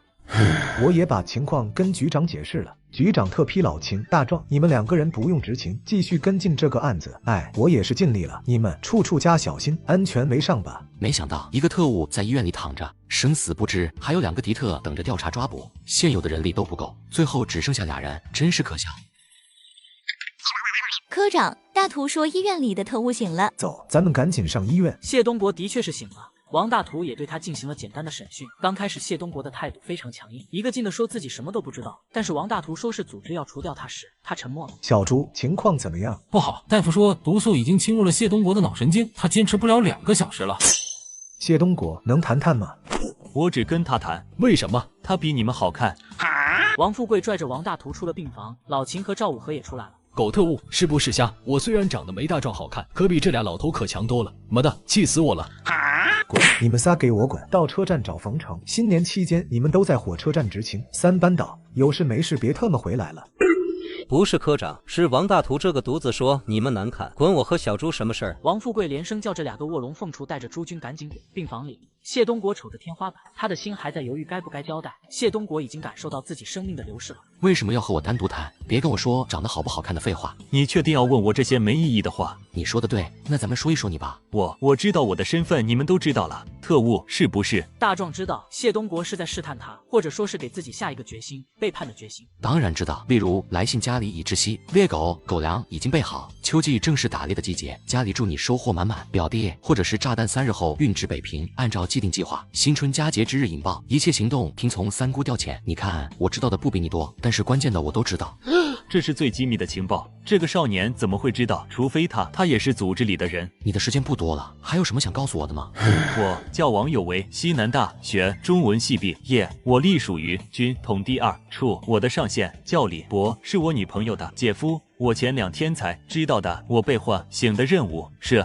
他的声音越来越小，大壮只能把耳朵贴近他的嘴边才能听得到。但是越听，他的脸色越苍白，抽搐了2下，既然不动了，大壮扶着床边，勉力站起。他的脑袋里像是打桩一样，轰轰作响。大壮倒退了1步，凳子被他绊倒，咣当一声惊动了门外的王富贵和老秦。大壮，关门，快关门！科长，秦师傅，快向上级汇报，敌人要炸京城。秦大壮审讯特务，得知了京都要炸的消息。什么？你说什么？谢东国本名叫王有为，湾湾第2处的特务。他这次被唤醒的任务是当联络员，他的上线叫李博，是他死了的女朋友的姐夫。据谢东国交代，此次敌特执行的是代号惊雷行动，准备在新年期间炸毁京城3处地点。据谢东国说，明天会有500斤炸药运进京城，但是具体是怎么运，他不知道。他只知道这3处地点分别是火车站、发电厂，但是最后一个没说出来，他就死了。王富贵的脸色也苍白了起来。这3处地方，不管哪个，如果被炸，都会损失惨重。科长，快向局里汇报，申请军方介入，否则来不及了。王富贵转身跑了出去，他跑到医生办公室。我市公安局治安处3科王富贵，现在征用这间办公室，请你们立刻出去，并且不得接近这个办公室3里之内。3个医生急忙跑了出去。王富贵拿出桌上的电话拨了出去。局长，没到半个小时，2辆吉普车后面跟着2辆军用卡车，车上站满了荷枪实弹的士兵。车辆驶到了医院大门处，戛然停下。从第1辆吉普车里下来3个公安领导干部，而第2辆吉普车里则是3个军官。林局长、冯副局长、程民、建军，又要麻烦你们接手了。请领导放心，这是我们职责所在。于成明冲着党建军点点头，党建军一挥手，全体下车，2级警备。命令下达。很快，医院大楼被围了个水泄不通。几人正要进医院的大门，忽然一辆跨斗摩托驶了进来。龙飞，林局长、冯副局长，我没迟到吧？2位没见过他吧？龙飞，部里派来的特派员，去年的梅花案就是他破的。龙飞同志，久仰大名，我是总参2处的于成民。于组长，我也久闻您的大名了。走吧，咱们上楼再说。病房里，大壮和老秦蹲在地上，老秦用手指蘸着茶缸里的水，在地上画着京城的出入线路。如果真像你说的那样，敌特要运进这么多的炸药来搞破坏，我觉得唯一的途径就是汽车运输。秦师傅，汽车运输肯定是最方便的，但是也是最容易被查出来的。不容易查。大壮，你知道京城里每天有多少辆外来的卡车吗？保守估计有2000多辆。而且我相信，如果敌特是以这种方式将炸药运进来，肯定是做好了手续，至少表面上让咱们看不出任何漏洞。的确，秦师傅你说的有道理，可是你别忽略了，10天前开始进京的卡车都会被检查，现在卡车的载重量是4吨，如果敌特用1辆车来运炸药的话，他用什么来完全遮盖呢？况且现在送货的卡车进京要求是以车队的形式进入，即使1辆车司机和押运员都是敌特，但也难保会被同行的人发现。那你说敌特怎么用最妥当的方法将炸药运进京城呢？我觉得最稳妥的办法就是火车。火车？对，火车。一般来说，货车车厢长度为155米，宽2米8，高也是2米8，自重大约是24吨，可以承载40到80吨的货物。秦师傅，你说2吨炸药藏在货物中间又能算什么？而且火车只要货物上了车，不到地点卸货是没人查的，想查查也查不了，谁能无缘无故把几十吨的货物卸下来检查？两人闻声抬头一看，刚才他俩讨论的太入神，没发现病房里已经站满了人。局长，两人立正敬礼。现在病房里站着的都是级别高的领导，王富贵一个小卡拉米早就上外面凉快去了。你是小青吧？好小子，孙部长亲自打电话给我，说了你的事。好啊，刚一参加工作就立了大功，好好干，把案子破了，我亲自到部里给你警功。谢谢领导，我一定加倍努力，不辜负领导对我的期望。林文平之所以这么看重大壮，更大的方面是后怕，这要是过年期间迪特的阴谋得逞，他最好的结局就是撤职，知情不报，知情不查。只是这个原因就能让他戎马一生的汗马功劳付之东流。不过在林文平和冯丰年的心里，怨恨的只有一个人，黄启。就是因为他的私心和打击报复，才让林文平，尤其是冯丰年陷入了危机之中。龙飞从部里下来就是一个信号，这是代表着部里对他们已经非常的不满。至于不满的程度，让冯丰年惴惴不安，这才出来都没叫上黄旗。你好，我叫龙飞。领导好，我是秦大壮。林文平背着双手看着谢东国的尸体。局长，各位领导，这就是迪特谢东国，原名王有为，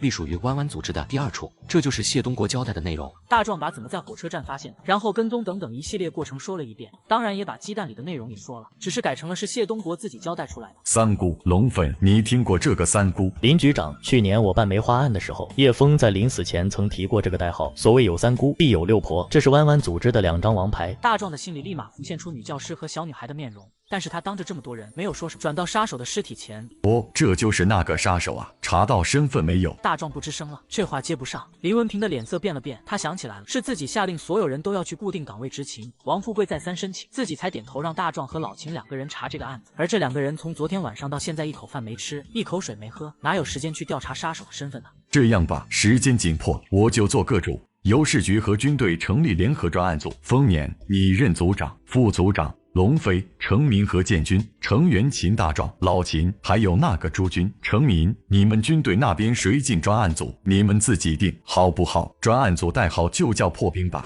是。丰年辛苦了。冯丰年知道这是老大哥把立功赎罪的机会给了自己，他不是不知好歹的人。谢谢局长。好了，你们开展工作吧，我还要去部里汇报情况。林局长一走，冯副局长就是这里级别最高的了。不过他有自知之明，自己做思想工作还行，但是论起侦破案件，他可是门外汉。那个龙飞，我在破案方面是个门外汉，专案组还得你们撑头，我负责后勤保障。我现在回市局，把小会议室给准备好，就作为专案组的办公地点吧。是，谢谢冯副局长。冯副局长带着于明和走了，顺便把王富贵给带回去了。龙飞同志，你觉得咱们首先要做什么？于组长，您别客气，有什么事情咱们一起商量。现在谢东国死了，也就是说迪特还有联络人，咱们先查查这个杀手的身份，这个交给我。于组长，这进京的关卡都是军方管理的，您这边安排一下，我们负责火车站里的排查，你看这样行吗？行。龙组长、于组长，我看到了第一次刺杀谢东国的人，这画像简直和照片一样，这线索一下就明朗了起来，范围也缩小了许多。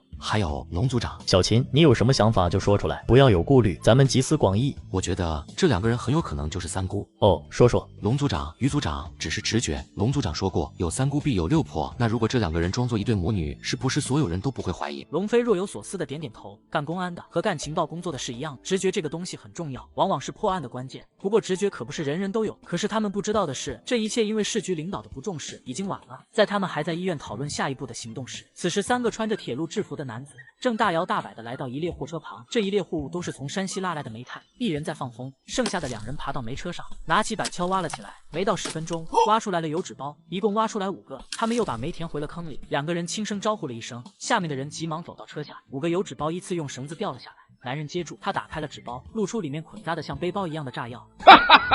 太棒了，这是号称炸药之王的 TNT 炸药，一个油纸包是50公斤，就这些足以将半条街炸上天。3人把5包炸药放进车后架的大包里，然后推着车子走到一处废弃的站台上，支起车子，悠闲地坐在不远处抽烟。老孙，既然装好了炸药，为什么现在不出去？在这里待的时间越长，不是越容易暴露吗？放松点。咱们现在出去，肯定会引起别人的注意。再等1个半小时，11点半，中午下班，咱们混在人群中出去，不会引起别人注意。好，你怎么说咱们就怎么做。不过，为什么上面要咱们化整为零往出运呢？老周，你们俩记住，分别把东西送到地方，对上暗号，你们的任务就算完成了。等明天我再每人给你们1000块钱，再加上1条大黄鱼，你们就能好好过日子了。对了，老周，你儿子不是正好快要定亲了吗？这下子3赚1响的钱都有了。哦，这个任务可太容易了，把东西一送，1200块钱到手，还有1条大黄鱼，这活儿可太美了。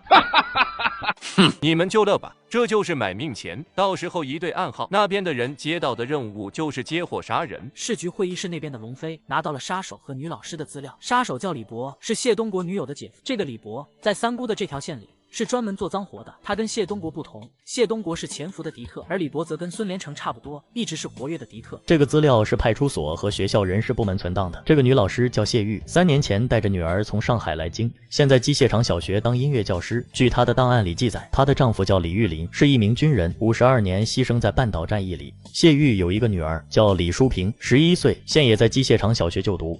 这和我看到的不是一个人，2个人有7、8分相似，但不是一个人。这么肯定，不能是当时人太混乱，看得不是太清楚。龙组长，我对我的记忆有信心，只要是在我面前走过的人，我都可以记住。过目不忘，照片和本人有7、8分像，那2分不像在哪儿？眉的间距差1公分，还有个明显的特点，就是本人左耳垂有一颗痣，照片上没有。我靠，我连耳朵都看不清啊！照片这么小，你还看得清楚？要么就是谢玉确有其人，敌特是冒名顶替，要么这个谢玉根本就是一个特务。既然小晴你和谢玉打过照面，你去了会打草惊蛇，那这样你和老秦去火车站侦查，我带着朱军去近距离接触一下谢玉。好的。大壮和老秦来到了车站时，已经是下班时间，铁路职工和装卸工都在往出走，回家吃午饭或者去食堂。3人分别混在人群里往外走。周全紧张的直哆嗦，第一次干这事，尤其是车子里还藏着300斤的炸药。老秦是抓惯了偷东西的，他一眼就看到一个家伙满头大汗，贼眉鼠眼的推着车子往出走。大壮，你看那个人，肯定是在货场里偷了什么东西，这副模样板上钉钉的。大壮精神力笼罩了过去，这一看就发现自行车上的炸药，他又把精神力蔓延开来。可惜这个时候孙连成和金元福已经骑上车走了，苦于无法将精神力发现的事说出口，但是这个货已经骑上了自行车，要消失在人流里了。大壮不再迟疑，把车子一推就冲了上去。这个大壮怎么这么冲动？这个时候还抓什么小偷啊？周全刚上车子，下一秒就飞了起来，停的砸在地上，眼前一黑，晕了过去。大壮把周全打了个背靠，又从他的后腰摸出一把手枪。老秦也过来，他的脸上写满了责怪。大壮却见到大壮小心翼翼的把周全自行车上的大包拿下来，打开一条缝。老秦看了后冷汗都下来了。大壮驱散了围观的人群，把自行车和炸药挪到一边树荫下，又把周全提过来。秦师傅，你赶紧去打电话请求支援。可是留你一个人在这能行吗？哎呀，你快去啊！老秦又迟疑了一下，才歪歪扭扭的骑着自行车跑。大壮掏出手枪上膛，又把周全的枪打开保险放在地上，警惕的看着四周。孙连成见周全没有过来，知道事出了事，这周全是知道他俩的底细的，而且也知道炸药要送到哪里，这要是被抓，计划就泡汤了。他们俩骑车回来，不是为了救周全，而是要灭口。俩人举起枪，躲在墙角准备开枪，但是大壮早用精神力笼罩了他们，2人的一举一动都在他的监控范围之内。大壮可不是墨守成规的人。金元福从墙角栽倒了出来，大壮一枪爆了他的头。孙连成手中的枪朝大壮发射，大壮一下子闪到树后，孙连成冲着他，周全连开3枪。不过他不是李博那样干脏活的，枪法长时间不练，早就退化了。3枪只有1枪打中了周全的大腿，把周全疼醒了。大壮拿起了周全的勃朗宁，2人的枪同时醒了。周全的肩膀又绽开了一朵血花，而孙连成举枪的右手的半个手掌却被打飞了。几名公安扑过来把他按住，孙连成眼睛一闭，完了，彻底完了，美丽的海岛变成了泡影。大壮这一刻只觉得浑身的力气突然就消失了，他一下子坐在了地上，这是剧烈的压力过后的后遗症。老秦和冯成一左一右扶住他，大壮指了指靠在墙上的2辆自行车，老秦点点头，看车上搭包的形状就知道是炸药。20分钟左右，冯丰年、于成明等人都到了，货场被封锁，孙连成和周全被送到军区医院，被紧急救治。秦大壮将缴获的 TNT 炸药摆在桌上，让冯丰年等人为之震撼。冯副局长，这件事我得立刻上报。我也得报到部里，得加大力度了。敌人这是疯了！作为从战争中走过来的我，都没见过这么多的 TNT 烈性炸药。小秦同志干得好，我马上给你和老秦请功。现在你们去医院，务必要从敌特的口中得到详细的口供。冯局长，我还是去替换龙组长吧。审问我不会。哎呀，你看我这记性，我才想起来，大壮你是个刚参加工作几天的新兵。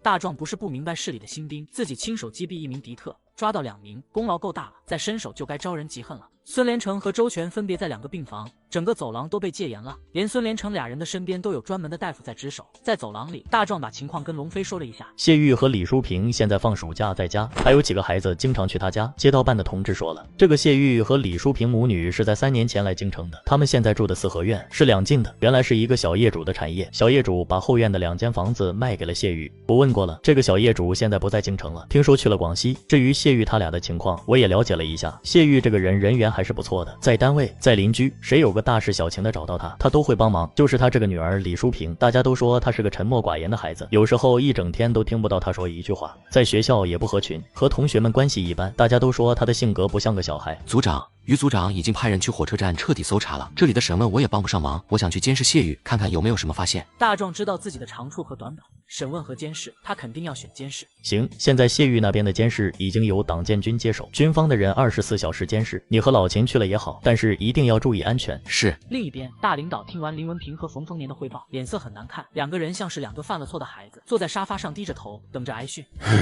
文平，你们那个管治安的处长叫什么？黄旗。黄旗，尸位素餐，干工作不行，走后门拉关系有一套，这么重要的线索不当回事，这是什么警觉性？我了解过了，这个人人品很差。冯丰年汗如雨下，这个黄旗是他一手提拔的，没想到领导对他印象这么差。这个黄旗的工作就停了吧，既然他做不好工作，就让有能力的人来做。丰年，你要多用点心哦。是。你们回去工作吧，我还有个会要开。在林文平他们走后，大领导仿佛下了什么决心，走到办公桌前，拿起了红色电话，这是保密电话，无人能窃听。喂，总监，给我接中办。电话接通了，那头传来了温和的声音。老罗，老总，是我想跟您汇报一下工作。老罗，总裁的报告我已经看了，我的意见是，林文平和冯丰年的能力已经不适合在京城工作了。是，老总，我的意见也是这样，我想调陆建邦进京，全面负责京城公安工作。陆建邦，我觉得可以，他在上海搞得很好嘛。我看这样，咱们不妨多放一点人，副手就由陆建邦自己审。我只有一个要求，他陆建邦要给我把京城的治安搞上去。好的，老总，我马上开党委会，确定此事，让陆建邦明天就进京。掌权者的3言2语，京城最有实权的部门顷刻易主。大壮当然不知道这件事，更不知道他的命运将会迎来翻天覆地般的变化。另一边，大壮和老秦来到谢玉住址附近。前边就是谢玉住的4合院，是2进的，一共住着7户人家。管事大爷姓马，造纸厂的职工，已经调查过，这个人是老京城人，很可靠。我的一个侦查员已经冒充马大爷的表侄进院了，但是没什么发现。他现在已经实施了监视。据侦查员说，这个谢玉一天没出门，李淑萍在11点半到12点半之间，在门口台阶上坐着了。后来才进去了。张组长，我绕到后面去看看。行，我在后面的胡同也安排了人。我也一起去。不行，2个人太明显了。况且秦师傅，你身上警察的痕迹太重，让人一看就是穿官衣的，容易暴露。大冷的天，胡同里几乎是没人行走。大壮靠在墙上，点着了一颗烟，让别人看来，这个少年不过是在晒太阳抽烟，实际上他的精神力已经覆盖了整个4合院。卧房内，李淑萍坐在桌旁，稚嫩的小脸上一点表情都没有。如果这个时候他被别人看到，没有人会认为他只是一个10岁左右的小孩。房间里没有谢玉，大壮扫了一圈也没有。突然，炕上的柜子盖掀开了，谢玉爬了出来，把堆在被垛上的衣服整整齐齐地放进柜子里。我终于明白了，在这大户人家挖个地道，整个地下室太正常了。老百姓除了地窖，谁会挖地道？除非上一个房主也是迪特。这也就明白了为什么谢玉刚到京城就能顺利的买下2间正房的原因。这分明是人家组织内部的交接罢了。大姐，总部来电了。李淑萍接过纸，上面只有1行字：不惜一切代价，务必完成任务。李淑萍拿起火柴，划着火点燃了纸。孙连成一直没有消息，我总感觉不对劲。中午的时候，我在门口坐了一会儿，也没见孙连成路过留下的暗号。大姐，这2天我的右眼老是在跳。谢东国出事以后，我的心老是7上8下的。谢东国这个蠢货，不知道怎么被公安摸了地，竟然到机械厂去调查。要不是咱们在厂里安排了眼线，还发现不了呢。我老是觉得，大姐你那天出手太危险了，周围人太多了，万一有人注意到怎么办？我也是没办法，李博一个大男人，他出手杀谢东国太明显了，只能由我亲自动手。现在李博也没了动静，我猜应该是死了。大姐，李博如果被抓，供出咱们来怎么办？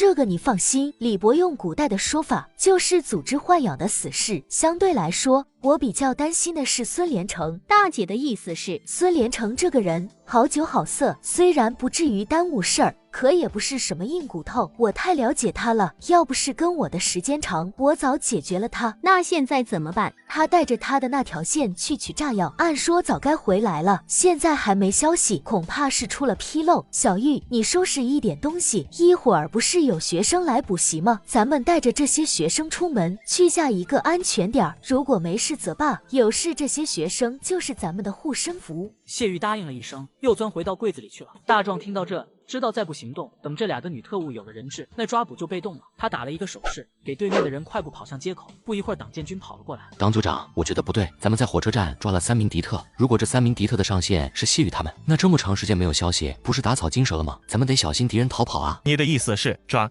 弯到筐里的才是菜，没工夫和他们硬磨。好，那就抓，我带人现在就冲进去。党组长，我从后面进。好。大壮跳了起来，一登上墙，接着就翻到了屋子。这样的好苗子，干公安可惜了，就应该到军队里来。党建军跑向街口，不一会儿就钻出了10几个军人，向4合院扑去。李淑萍仿佛感觉到了什么，抬头看了看屋顶。大壮下一秒就双脚踹碎了窗户，进到了屋子里。李淑萍猝不及防，抬手就要开枪。大壮伸手扣住她的2只小手腕。这个时候，他再也不认为眼前的小女孩是个孩子，所以下手丝毫不留情，咔咔几声退下，把她的2个胳膊的关节给卸了，怕她自杀，顺手把下巴也给卸了。这时，大壮察觉到谢玉正从地下室往上爬，他跳到炕上。